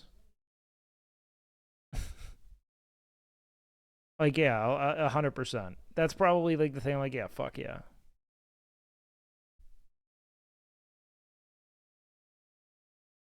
Yeah, I'm so down. I'm like, oh, this animal loves me every time. I think it's obviously it's like kind of gross at the same time, but I think it's adorable. Skydiving. Also, I will say, like, doing anything dangerous for the sake of it's kind of under that umbrella. Like me, even doing like my motorcycle trip, that's white people shit. You know what I mean? Like, it's just dumb. Like, why would you ride a motorcycle from Alaska to Argentina when you could just fly? Like, why do that? I'm cooking inside the MasterChef kitchen. But as far as food is concerned, like, my favorite, like, what's my favorite, like, white people shit when it comes to food? I don't know, because I feel like globbing mayo's white people shit. I'm not a fan. I think sour cream's tasty, but not quite to that extent. I don't know. Put as much bacon on this as you can. Casseroles are great. 9, 8, 7. I'm not crazy about ranch. I liked it as a kid, though. 3, 2, 1, and stop. Hands in the air. Bro just said queso sauce is white people shit. Bro just used a Spanish term. I guess it's kind of... I see it as, like, border Mexican. Good job, everybody. Well done. Tenoria. Yes, chef. We promised. No, white people shit is decidedly American. It's not you that third advantage.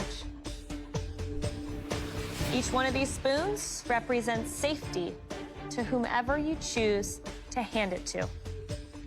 Tenoria, please make your way down. And saying queso sauce, yeah, I'd buy that. Your wooden spoons.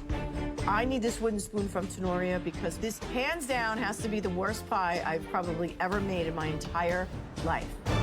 Who wants a spoon? Okay. Brittany. Isn't it cute? Is it sweet enough to get a spoon? Yes. I'm sweet enough. Wow, is she just saving the homies? Oh, I'm in complete control. Their fate is up to me. Do you want a spoon? Yeah, sure. Okay, good, because you're not getting one. Randy. I don't want a spoon. You're not getting one. Thank you. I have no idea when I'm going to get an opportunity to have this much control again. Okay, it's getting to her head, Jesus. Tenoria. I am going to use this opportunity wisely. That pie would send you home today, and I want to beat you later. Thank you very much, love.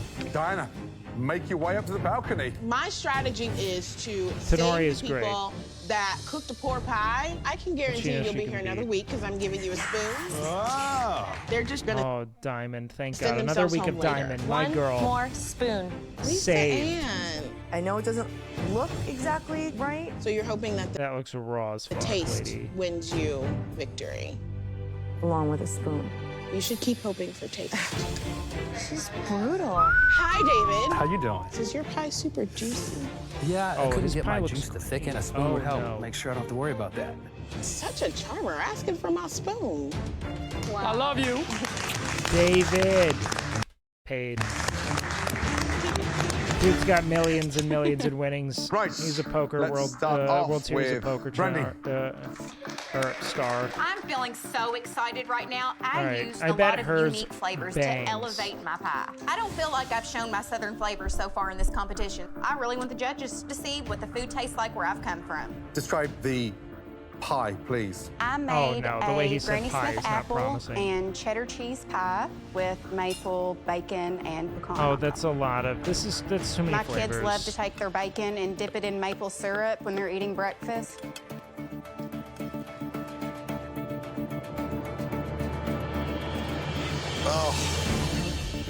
Ugh. Jeez. I just hope that those kids are in bed right now. They're not. They're watching this. You let them watch horror movies? Because that scares the crap out of me.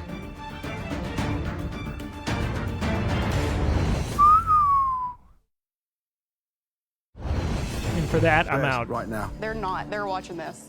You let Shark them watch Tank in horror it. movies? Because that scares the crap out of me. The crap out of me. Now, why Granny Smith? Because they're tart. So it's an apple that's unforgiving. Doesn't cook down that well. Let's have a look underneath. Look at that. I know. A big damp patch.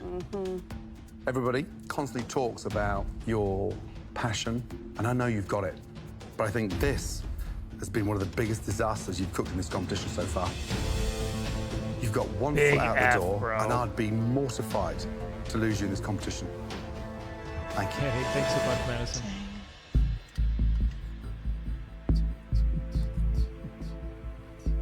Look, I don't mind the amount of cheese that's going on with the apples. I think what's unfortunate about this is that the undercooking of the pie dough also emphasizes the undercookedness of the apple. So now I'm looking at two elements that are underdone. Thank you very much. The lack of cook is bringing out the lack of cook. Yeah. I'm feeling like I don't Jen. think she'll be the worst, I've done dog. so well in this competition so far. I feel like I Have stepped you? into my What have you comfort cooked? zone I and don't even- completely screwed up. I'm gonna be honest, bro. I don't even know what Brandy's cooked.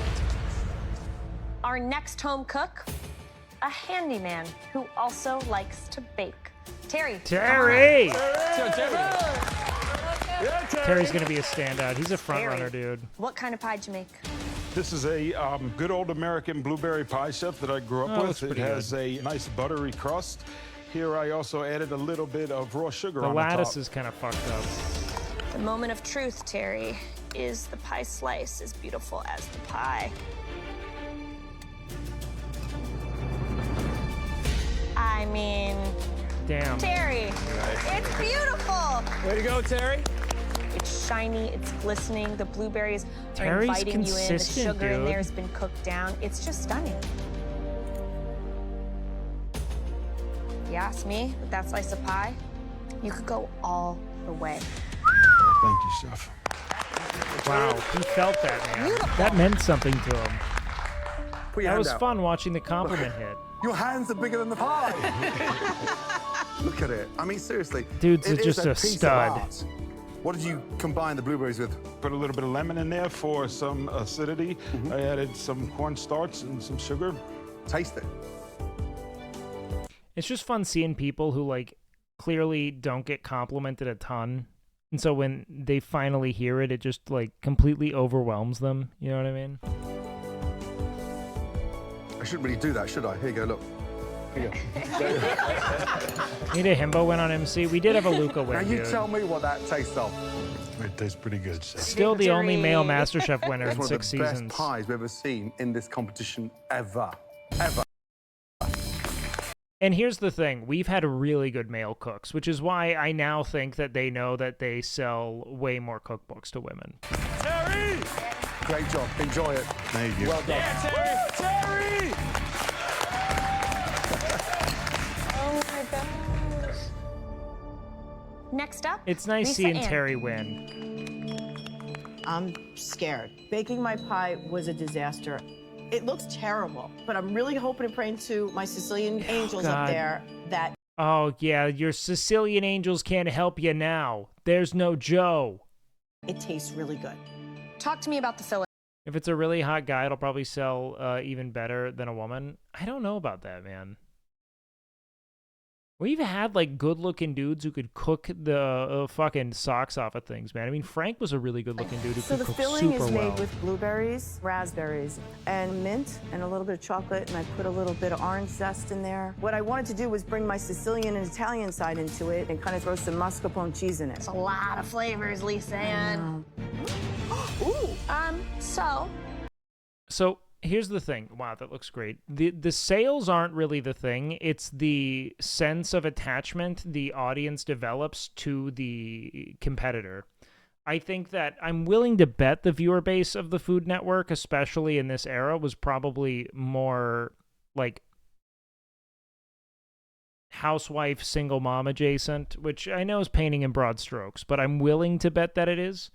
And people want to experience that vicarious triumph, typically. Crust is raw. Okay. Nice Oh, slice man. coming out of it. Yeah, I'm surprised. It looks great. Your fruit needs a lot more sugar. I don't think you need the mascarpone at all. The mint can be gone. The blood orange can be gone. There are some things that work, but I can't tell if they're like a surprise for you or if they're showing of some sort of promise. Thank you, Chef. Yeah. Next up, Dan, please. Let's go. Here we go. What's inside the pie? This is a country berry pie with raspberries, blackberries, This looks along great. with a cream cheese pie I'm gonna be honest, man. The crust. frat guy turned out. Okay. It's actually quite nice. Pastry's cooked beautifully. It tastes really good. The pie's actually clean. Tonight, somebody's going home.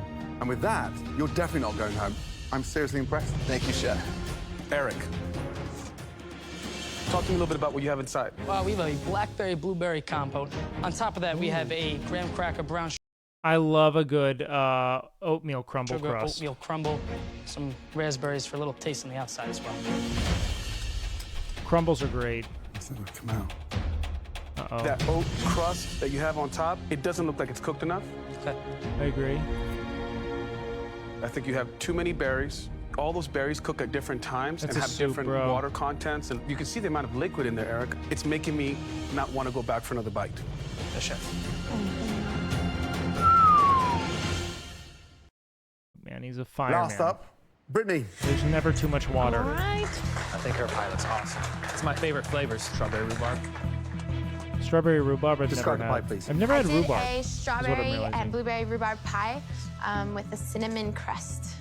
Why strawberries and rhubarb? My grandma used to make us pie out of them, so this is definitely like an homage to my grandmother. So if you say it's not good,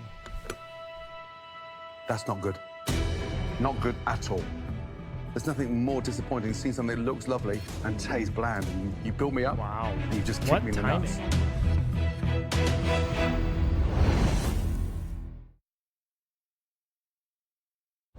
Yeah, you couldn't. Your grandmother wasn't enough of a shield. You got to make sure you emphasize that she's dead. There's nothing more disappointing than seeing something that looks lovely and tastes bland. And you built me up and you just kicked me in the nuts. I'm glad your grandma's in here to see this. Is your grandmother damn. up at night? I mean, really damn. Do you think she's watching now? Yeah. So you've got watery strawberries, undercooked rhubarb, and undercooked base. But needs way more flavor. Okay. All right. It looks Brittany. semi-decent, but tastes terrible. Look delicious.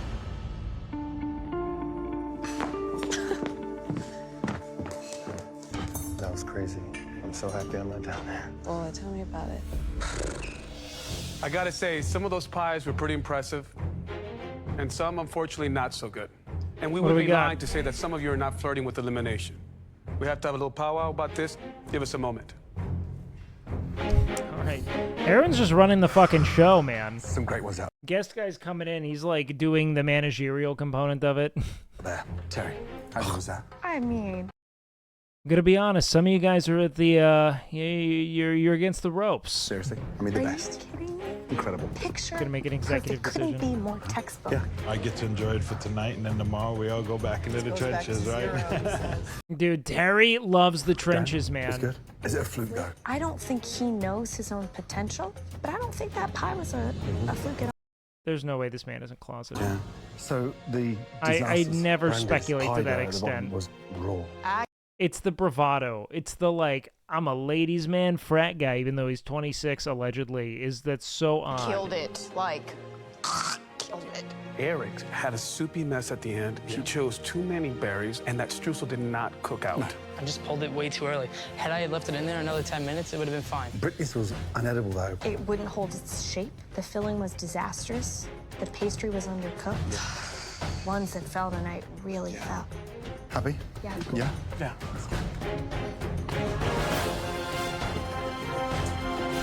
I wanted to put some titties in the pie because I love them so much, but your pantry was limited. Hey, man, the only thing I like fucking more than pussy is apple pie. You know what I mean? Who's seen American Pie? Great film, up top. The best pie that completely wowed all three of us. This person really cooks from the heart. Brilliant job. Congratulations, Terry. Amazing. Thank you, sir. Good job, Terry. Big T. So Terry always looks like he's like, why are you picking on me? Don't quit picking on me. Now, sadly, for the bad news. Fucking love Terry. The three worst pies of the night. The first home cook that we would like to bring Tonka down, tea in the house. pastry was soggy, and frankly showed their inexperience. Please come down, Brittany. No, we didn't see DeAndre's. I hate when they don't show people's pies, because even though I know it's mid and not worthy of talking about, I want to know. Bit of a shock for us, but please make your way Brandy. forward. Eric. Oh, that's Brandy, right? The third and final home cook, who completely failed in execution. Fuck, why are you... Who completely failed in every Tonight. sense of the word. Please come down, Brandy. I mean, there was so little redeeming qualities to this. So few. All from different walks of life, united by one dream to become America's next Master Chef. Unfortunately, you can't all stay here in the Master Chef competition. Eric, The chef. please take one step forward. Getting eliminated by Christina Tosi while she's in her fucking Blue Jay cosplay. Tonight, your pie had some big mistakes. Concept and execution both let you But down. you did enough. Eric, I'm sorry to say, you need to say goodbye. Yes, chef. To Brittany and Brandy, go back to your station. She's pulling out an OG bait. Becoming a firefighter was like winning the lottery for me, and it's the same thing here. You gotta get through lots of obstacles to become the next Master Chef. Eric, Is it that gated of a position? you got lucky. Yes, Chef. I'm ecstatic because I have another fighting chance to You keep gotta go going. to the academy and and I won't everything. give up until I win this competition. You learn from your mistakes and you bounce back and you do it better the next time. In New York City, based. Makes sense. Okay, ladies, this is not pleasant for any of us. One's staying. There's probably a good and one's union going to home. it. But they get paid well. Brandy, you're not going to see the kids in the classroom for a while because we still believe in you. But you have to bring Brittany's your melting down. A-game. Oh, fuck. That is it. Go back to your station, please. We're ulting. Oh, fuck. Brittany, this Oh, is never shit. easy, let me tell you. The pastry was incredibly raw. The flavour She knows was to just rub it in. She knows. not it's, apparent. Strong effort. God damn. Keep bro. that head up high. This is your homage to your grandmother, man. Kicked you out of.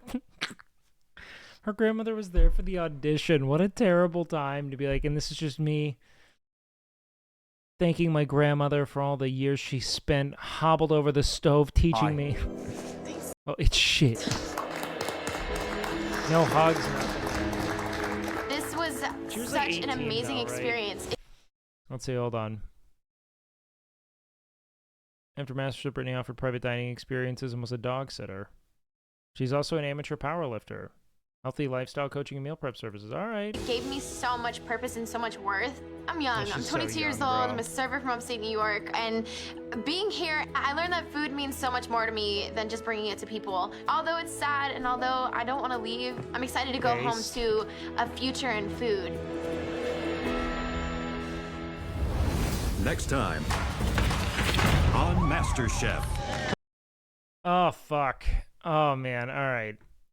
Chat. It's getting late.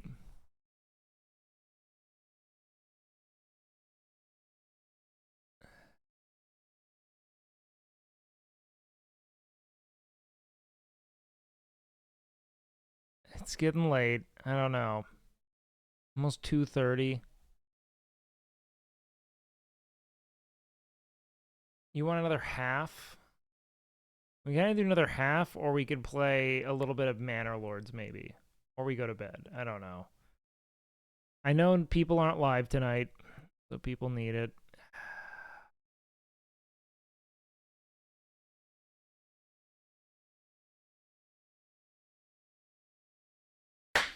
Thank you so much. Hello, MH. Yo, what up? Thank you for the resub, baby. Manor Lords.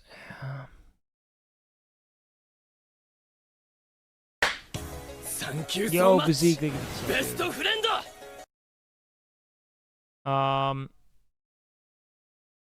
Manor. If we don't do Manor Lords tonight, we'll do it tomorrow. I just have played. We watched so much MasterChef tonight. Okay, half and then Manor Lords. I don't know if I got that in me, boys. But we can maybe watch another half. Previously on MasterChef. You are making us pie. In a classic dessert challenge. Wow, looks like an oil slick. Oh, that's bad. Here's the thing. I love ending my stream on a high note, and whenever I play games, I feel like I stream to 4 people. You know what I mean? I'd rather have a great end to stream, just crushing something people want to watch, than like, I don't know, be like, fucking It's end turned stream, sour you know? for Brittany. That is undercooked and raw. You built me up, and you just kicked me in the nuts. Wow, Her someone dropped the MasterChef journey 200. came to an Can't end. believe you did that. Tonight. Lobster. Cooking lobster is something that you go to culinary school for. I'll show you how it's done. The top 16 enjoy a Gordon Ramsay masterclass. Watching Gordon is like watching Mozart play the piano.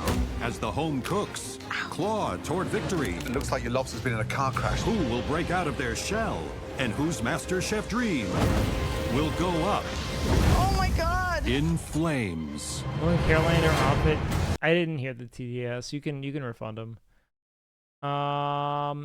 Will and Caroline are off all weekend at EDC. Fairweather viewers will be back. Oh, man. That's right. They are off at EDC. You guys are going to have to watch tomorrow. Yo!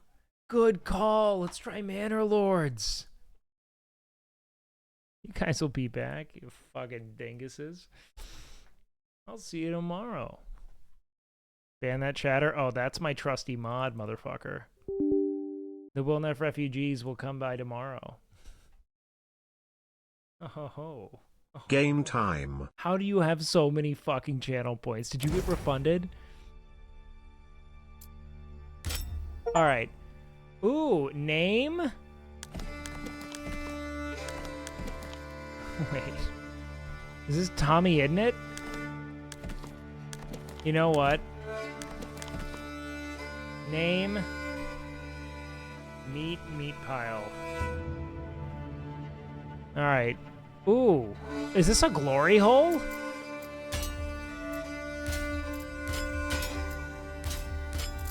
Did they just spoon feed us the best of the best right out of the gate? The House of Hole. Meat pile of house. Oh, fuck. Well, I guess I'll fuck myself.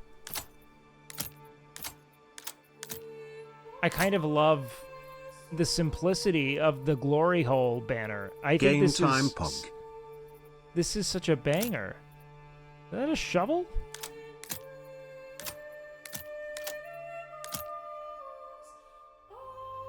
Underpants?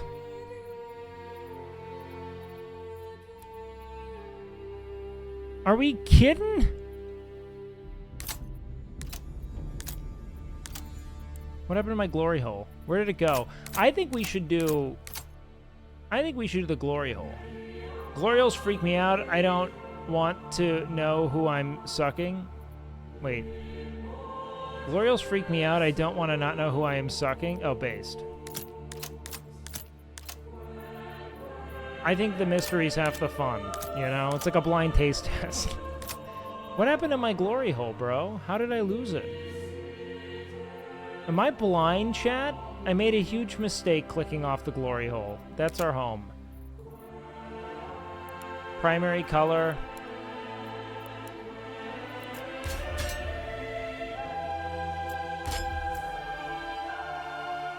How many symbols do I get, bro? It tells a whole story. Alright, we're going with the glory hole. But maybe a little floral background? Now that's a fun pop. And make our primary color. Yeah, this is a sleigh for Lord Meatpile. Am I right? Or am I right? Okay. Let's just... Restoring the peace, rise to prosperity. I don't know. Fucking... Should we go to with rise to prosperity?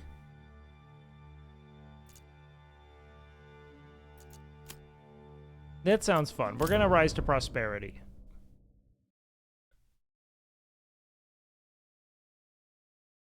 Taste the rainbow.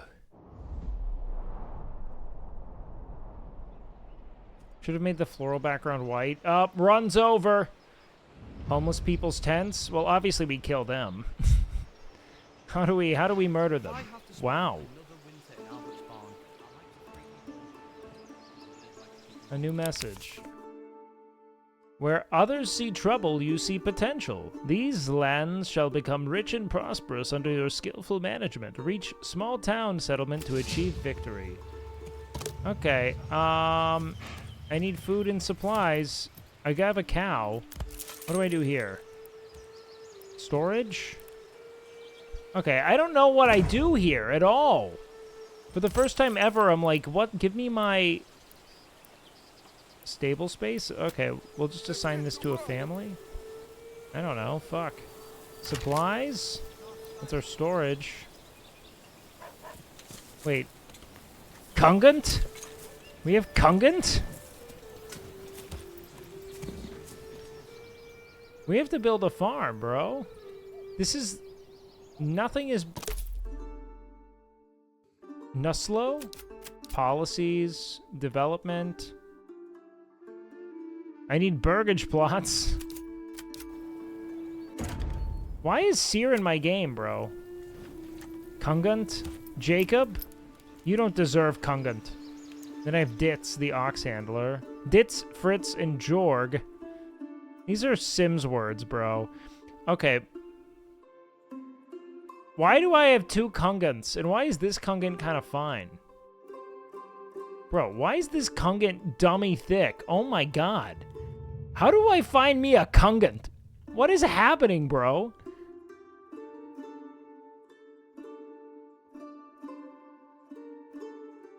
Why is she so thick?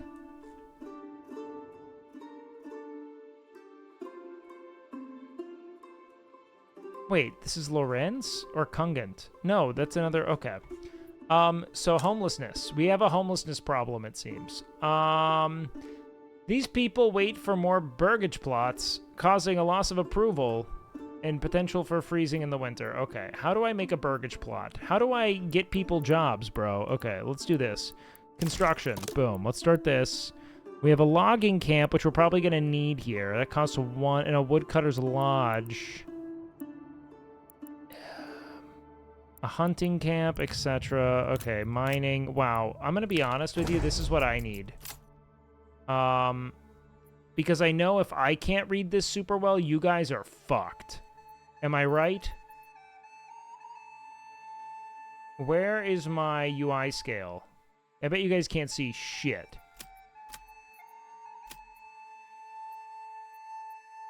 Is this sponsored? Is the game that bad to where you guys think this is sponsored? Do you not have a UI scale? Bro, if they don't have a UI scale, this is shit. Interface scale, thank God. Okay. I'm not that blind. Okay, much better. Roads. What the fuck? Wild animals? A rich deposit of wild animals are here. Ooh, okay. This makes sense, boys. Stone deposit. Clay deposit. Okay. I think we got this. Army. Oh, shit. We've got a long road ahead, dude. I am nervous. All right, so let's look at our resources. We have 8 timber, no planks, 20 stone, and 10 tools. First things first, I know that we've got a lot of timber ahead of us and a lot of mining. So we need a mining pit and a stonecutter camp. Hand carts to transport 10 goods at once. Okay, got it. So roads are going to be important, but let's go ahead and do this. Gathering. Let's get a logging camp going right out of the gate. Is this meant for mining, bro? Because this looks like it's for logging. If I were a betting man, I'm wanting to log here 100%. I'm going to go ahead and log out there.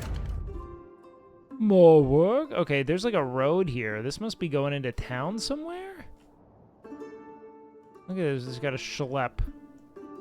Okay, so we've got a couple like base roads. Got it. Unassigned families on my logging camp. How did I already lose my logging camp? We've iron there. Bro. So spread? I mean, do I not want to start a bit spread? I just kind of want to make use of all the land I have. You know what I mean? Is that moronic of me to do? I don't know.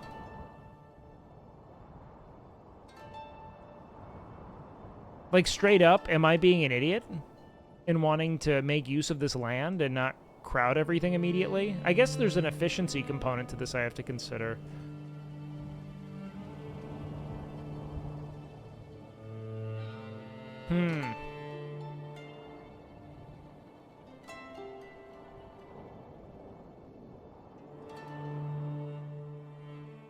I didn't think I went too far off the beaten path here, did I? No, that's not too bad. Logging camp will be here. Construction priority, medium. That sounds fine.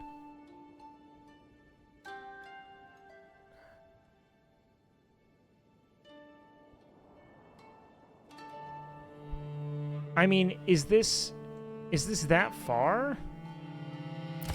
I guess we can... Let's put it away for now. Costs will be refunded. We don't need it there, I guess. Bandit raids? Oh, fuck. Alright, this is a mess.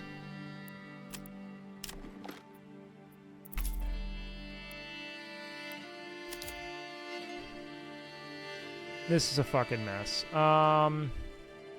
If that's the case, then we're gonna put our lumber camp right here. Construction, lumber camp. Trees uprooted for construction. 2. This feels better. That goes there. Happy? This doesn't feel like enough tree. I don't know how... I just want it to have its back to the forest. I don't know how resource sourcing works. Workers fell nearby trees to produce firewood. I'm assuming it's going to be important for the winter. Hunting camp? That seems like a great thing for us to do. Overlaps with habitat. This will cause migration. Alright, then. I guess we won't. But I feel like this is exactly where I want a hunting camp, so I'm going to put that there. What are our resources like? We got 6 timber, so we've got some food stuff, a forager's hut. I'm too far away from my berries, I feel like. We can't colonize out there, because you guys are saying that's too far. So we're going to say fuck that for now. This converts timber into planks.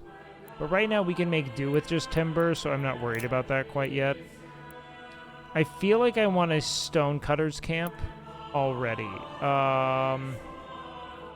Is this my stone? That's clay. Stone's right here. Do I have to place this atop the stone?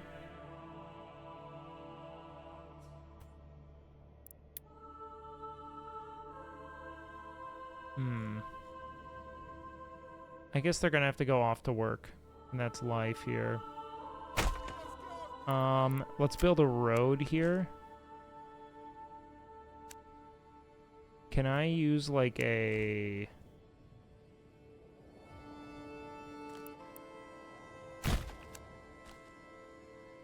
Oh, can I not make it curve, bro? I want to make it curve. I want to give it charm. Is there a way? There's got to be another, like, freehand thing. Does anyone know?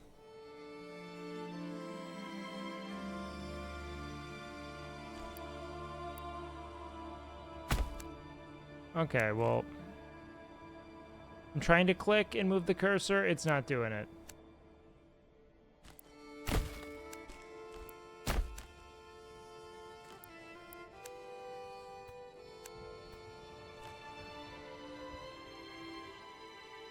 Hold Control or Alt? Oh, thank you. It's Control. Fuck me.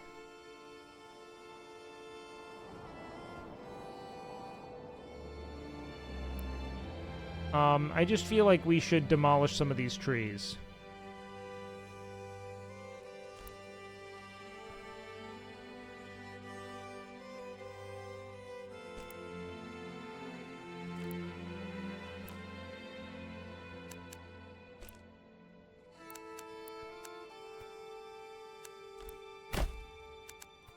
Okay.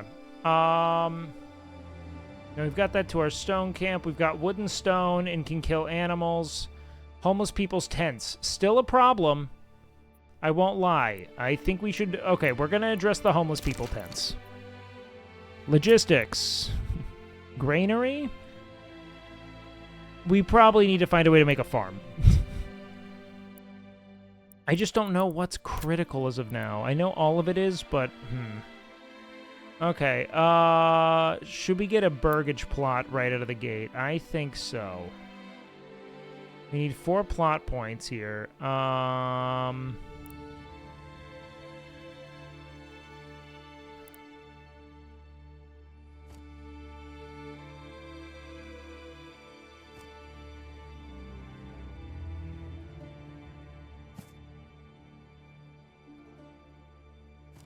Fuck it. Build.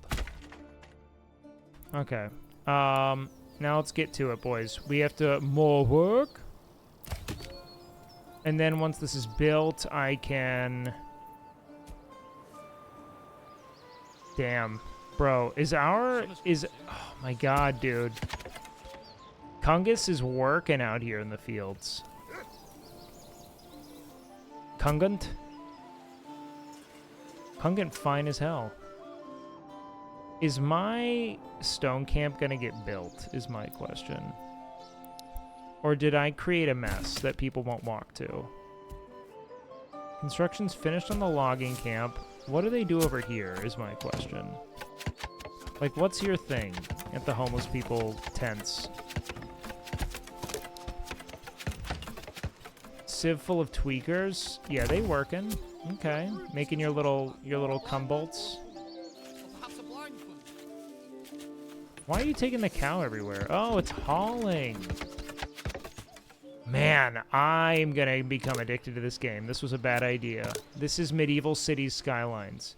Human workforce has to be assigned by default. Okay, I'm not reading anything because I am an idiot. We're gonna want a lot of wood. You know what I'm saying? Nice. Okay. Upgrade to level 2. General. People. Okay. Exposed. Hold on. What? Exposed goods? Ah, fuck. I need a storehouse and a granary. And then we still have 3 homeless people. This is bad news, bud. Commodities. Families without an assignment. We're gonna figure this out. Don't worry. This is such a fun game. I'm gonna have a problem. We're gonna be doing a lot less streaming here soon because I'm gonna be playing this game in my off time. Once they make fuck mods for this, it's over, boys. Kungant, go do shit. Go cut wood.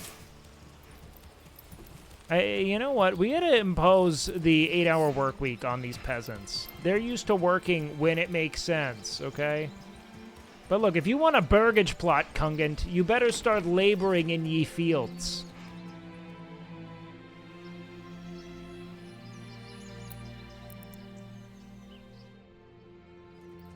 Okay, approval rating is dropping.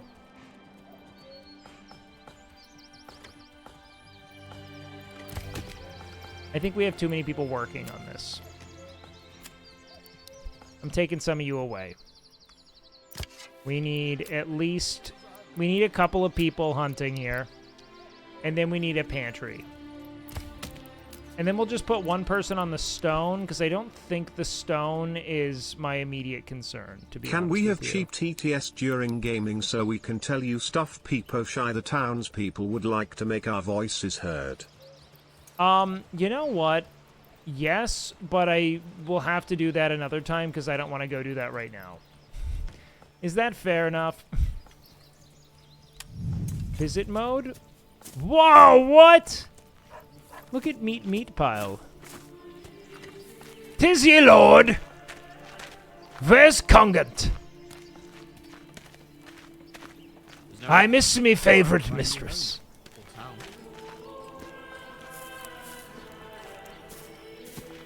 This is cool.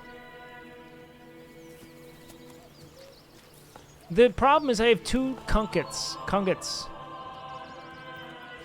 So, are they not... Okay, wait, they are coming out here. It's just that Ditz, the ox handler, has to fucking haul everything. You guys were not wrong, okay? Spreading the fuck out is a mess. You were accurate about this. Upgrade to a worker camp.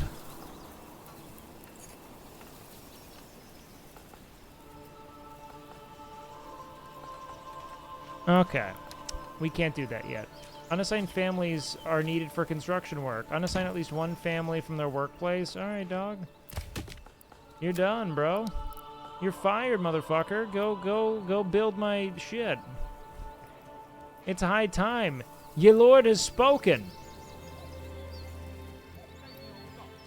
Bro, this is just a domestic operation. They're chilling down here. Are you kidding me? All right, Jorg. Hunter getting resources. Oh, no. And you don't care?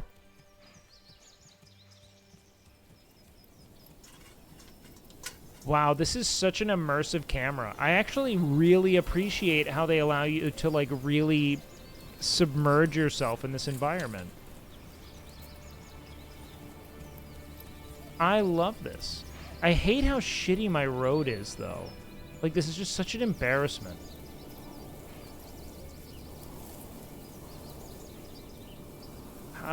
Yeah, they're nerfing it. Once there are fuck mods, this game is... It's going to the moon. Alright. How much wood do I have? How do I check my other resources? 3 timber? Okay. We have to start building our storehouse and everything. Exposed goods. Supplies. Okay. Construction. Do I want a well? Ooh, we will need a well. Enables firefighting? Ooh, fuck. A tavern?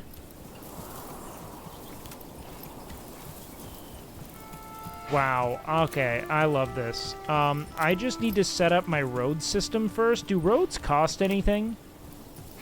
Does anyone know? Dude, I needed to do this from the jump because I mean it. I'm gonna become obsessed with this game. Roads are free, and I was wasting time not building a road network?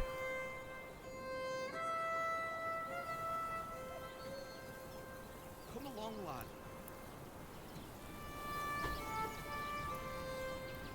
Why? I would have built my roads first.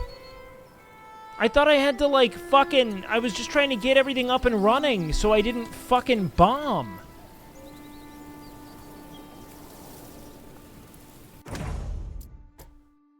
Oh my god. Quick game. Well, not like that.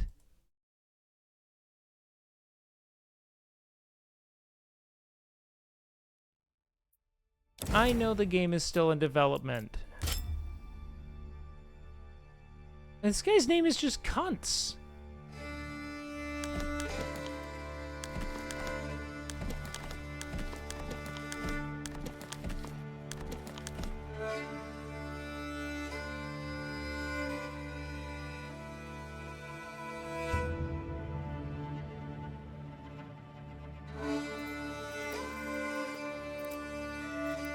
Fuck it. Lord Meat Pile goes. Begin. You didn't pick Cunts? No, I'm married to Lord Meat Pile. Sorry, bro.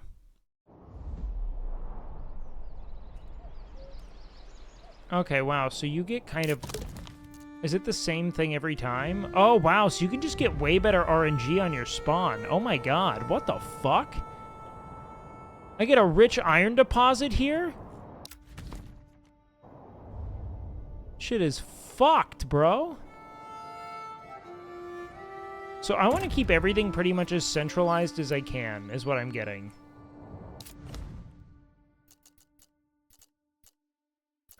Or wait, hold on. So this is where I was before. There are just different regions. So this is a larger region, but you don't have... I had a rich berry deposit, I guess, there? Or is it totally randomized?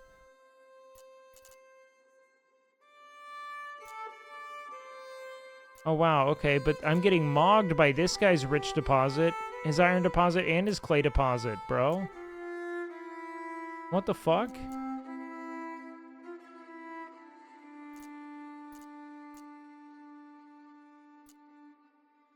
This guy's got a crazy stone deposit. Okay. What's great is that the berry deposit, the iron deposit, and the wild animals are all very close to where this homeless encampment is. Do we want to situate everything? Is this too far of a commute? Or can I move all of them into, like, an encampment? This is probably about as good as I can get, huh? Prosperity awaits, okay. I feel like that's probably as good as I can get. Am I going crazy here, chat? You guys gotta talk me through some of this shit here if you've played it. Okay. Let's go with a logging camp again, right out of the gate. I think this is the smartest of bets, personally. Does it matter if I'm near trees, or am I gonna log no matter what, guys? Just out of curiosity.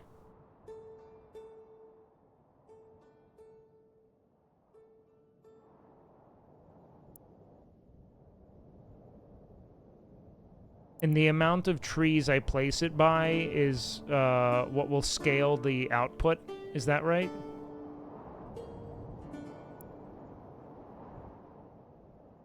No trees!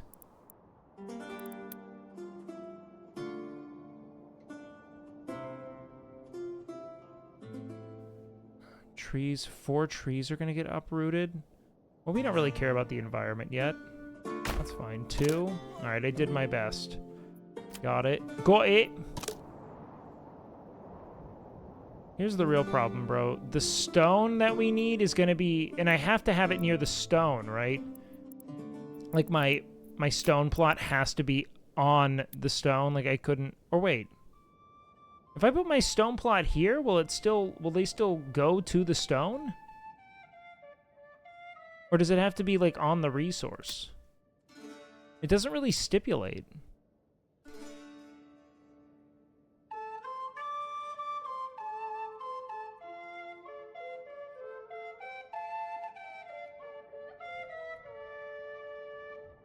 Stone can be near the stone? Oh, okay, hold on. Well, then we're going to just keep this here in the crevasse. I'm going to go ahead and build some roads here. Got it, dog. I hear ya. Don't worry about me.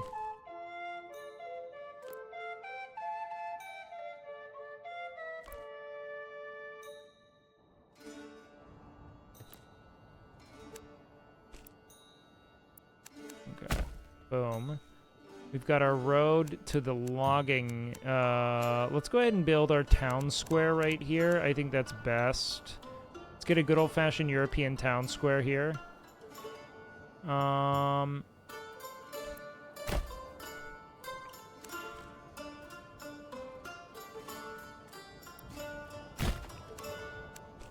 don't care. I wish I could see just how, like, you know, even this was, but so be it.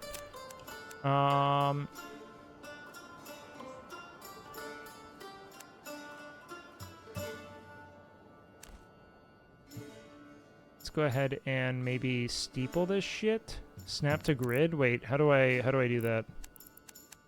Is there a snap to grid option? I mean, everything's snapping too. It's just not going to be like, you know, perfectly measured. I don't know how to fix this imperfect square, to be honest with you, dog. This is the issue. There's no, like, tool for it. And I am not going to get it organically, big dog.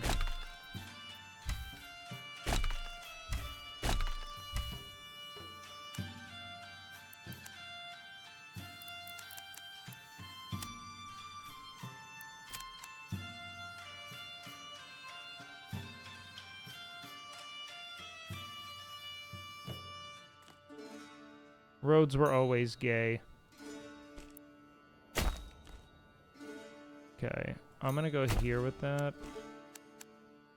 And then here with that. And then I'm gonna go with a smaller square within. Maybe we can line houses on the outside.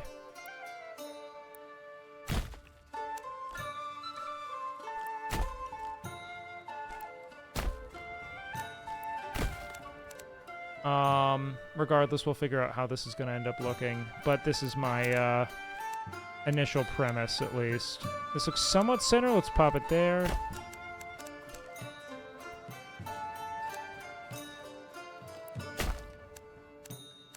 Alright, so we're going to drop that there for the meantime. Construction. Let's see. We built that. Let's look at our farming. Farming and hunting. Field. Grows crops. A flexible plot that I can farm on. This looks like as good a place as any, frankly. 4 points. Oh, but that needs planks, huh? So what? Let's see. Wait. So what's the? Let's see. Just out of curiosity, what's this cost to make? It's not specifying. All right. Wait. I should check the fertility here. Emmer fertility, barley fertility, rye fertility is right where I put my town square. Okay, wait, this is going to be a more ideal space. Same with out there, so. Rye is probably a big deal. What about our barley? Okay, barley can go over here. Have you played Fortnite before? If not, they're adding Fallout in the new season. Yeah, but it's still Fortnite. I feel like that's like, you know, it doesn't in any way resemble what it's suggesting. Okay, so this is a flexible space for growing. Huh. Let's see. I don't know what I want to do then with this. Let's just focus on getting... We have our wood. Let's get maybe something for hunting. A hitching post we already have. I can relocate for free. Let's get a granary up.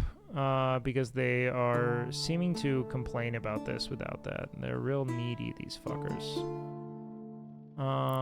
So let's see. I'm gonna put the granary here for now. And then we need a storehouse. Let's go granary here. Actually, if I'm gonna put a farm here... Have you even begun to think about water? Not quite, no. Well, I mean, I've thought about water, I just don't understand the mechanism of, like, where water is best taken from. So, like, I mean, I'm assuming maybe it has, like, a... Oh! Easy! Thank God. Okay, that's super simple. Let's go ahead and drop a well here. Actually... Drop it a little deeper into this crevasse. And let's put it somewhat on the press. Okay. How much more timber do I have? I have 3. And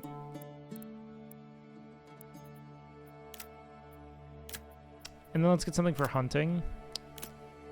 I can't do all the homes yet, so I'd rather us just make sure that we set up this homeless encampment to be... successful for us here. Gathering is foraging more fecund than hunting? Like, I don't know what we'd prefer. Let's seasonal and they're growing. We're gonna need a hunt. How far can the hunting lodge be? Oh, nice. So it shows the resources that it has to be adjacent to. This is helpful. Overlaps animal habitat? No, it doesn't.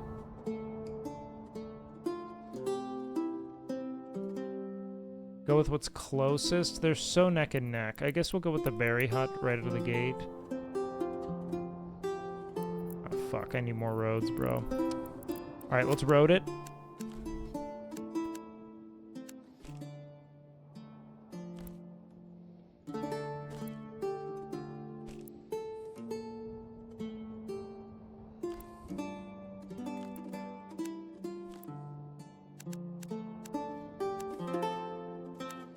Snake our way through this. This is such a mess. Okay. This is how European roads came to be, by the way, chat. If you've ever been to Europe and you're like, what the fuck am I looking at? It's just good old-fashioned, organic.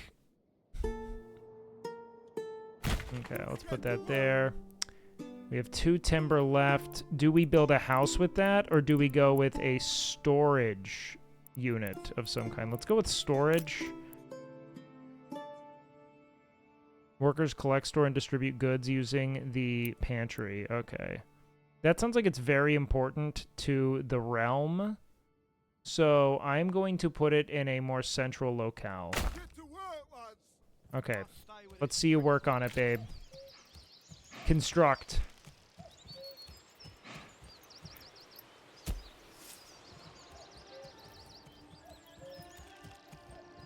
I'm gonna fucking indoctrinate these assholes too. I'm gonna give them a Protestant work ethic. Oh, these motherfuckers are gonna be eating out of my hand. Oh, wait, I didn't even think about, do we get our thick lady back? Oh, Madalena. All right, they're making it work. Let's go ahead and get into visit mode. Right. The gods smile on this plot. But not you. Look at how, like, I'm showing up looking so pompous. I'm dressed up like Canute.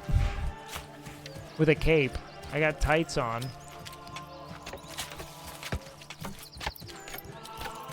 Like, what the fuck am I doing?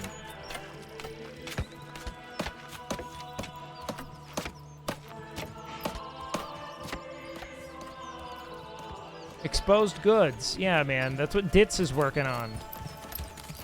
Other Madalena. I'm gonna be honest, man. We need some more names. We had a stone camp out there in the wildebeest.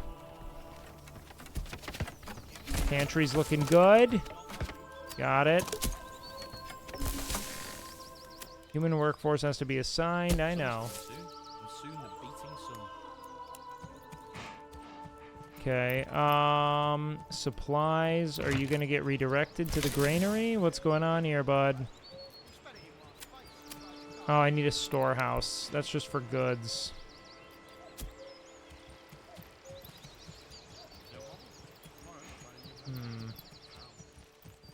We had a logging camp here. Is anyone working here yet? Alright, let's put a family there. We need more workers here. I see that, homie. Nickel and Lawrence. Alright, fine. Fuck it. You're all working here now. Now are you happy, bud? Sorry, Thomas. Unassigned constructing. Alright, we had Ditz and Friedling. Oh god, it's 3 a.m. Boys, I gotta go eat food. Why did I start this game right now? This was so stupid. Declone! You shouldn't have let me do it! I have to cook. Look at Ditz waiting. Your boss is like high-key someone to get mad about. You just being like, you know, I don't have a job right now. Exposed goods. Pantry. I've got that. Goods stored here are vulnerable to weather damage. Needs to be moved to a granary? I have a granary, bro. Move that shit. What are we doing?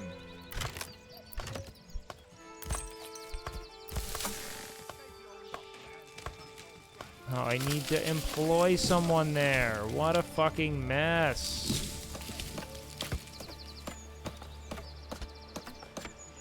We'll return to the WoW hours? No, we won't. I'm ending it right here. I'm going to bed. If I don't...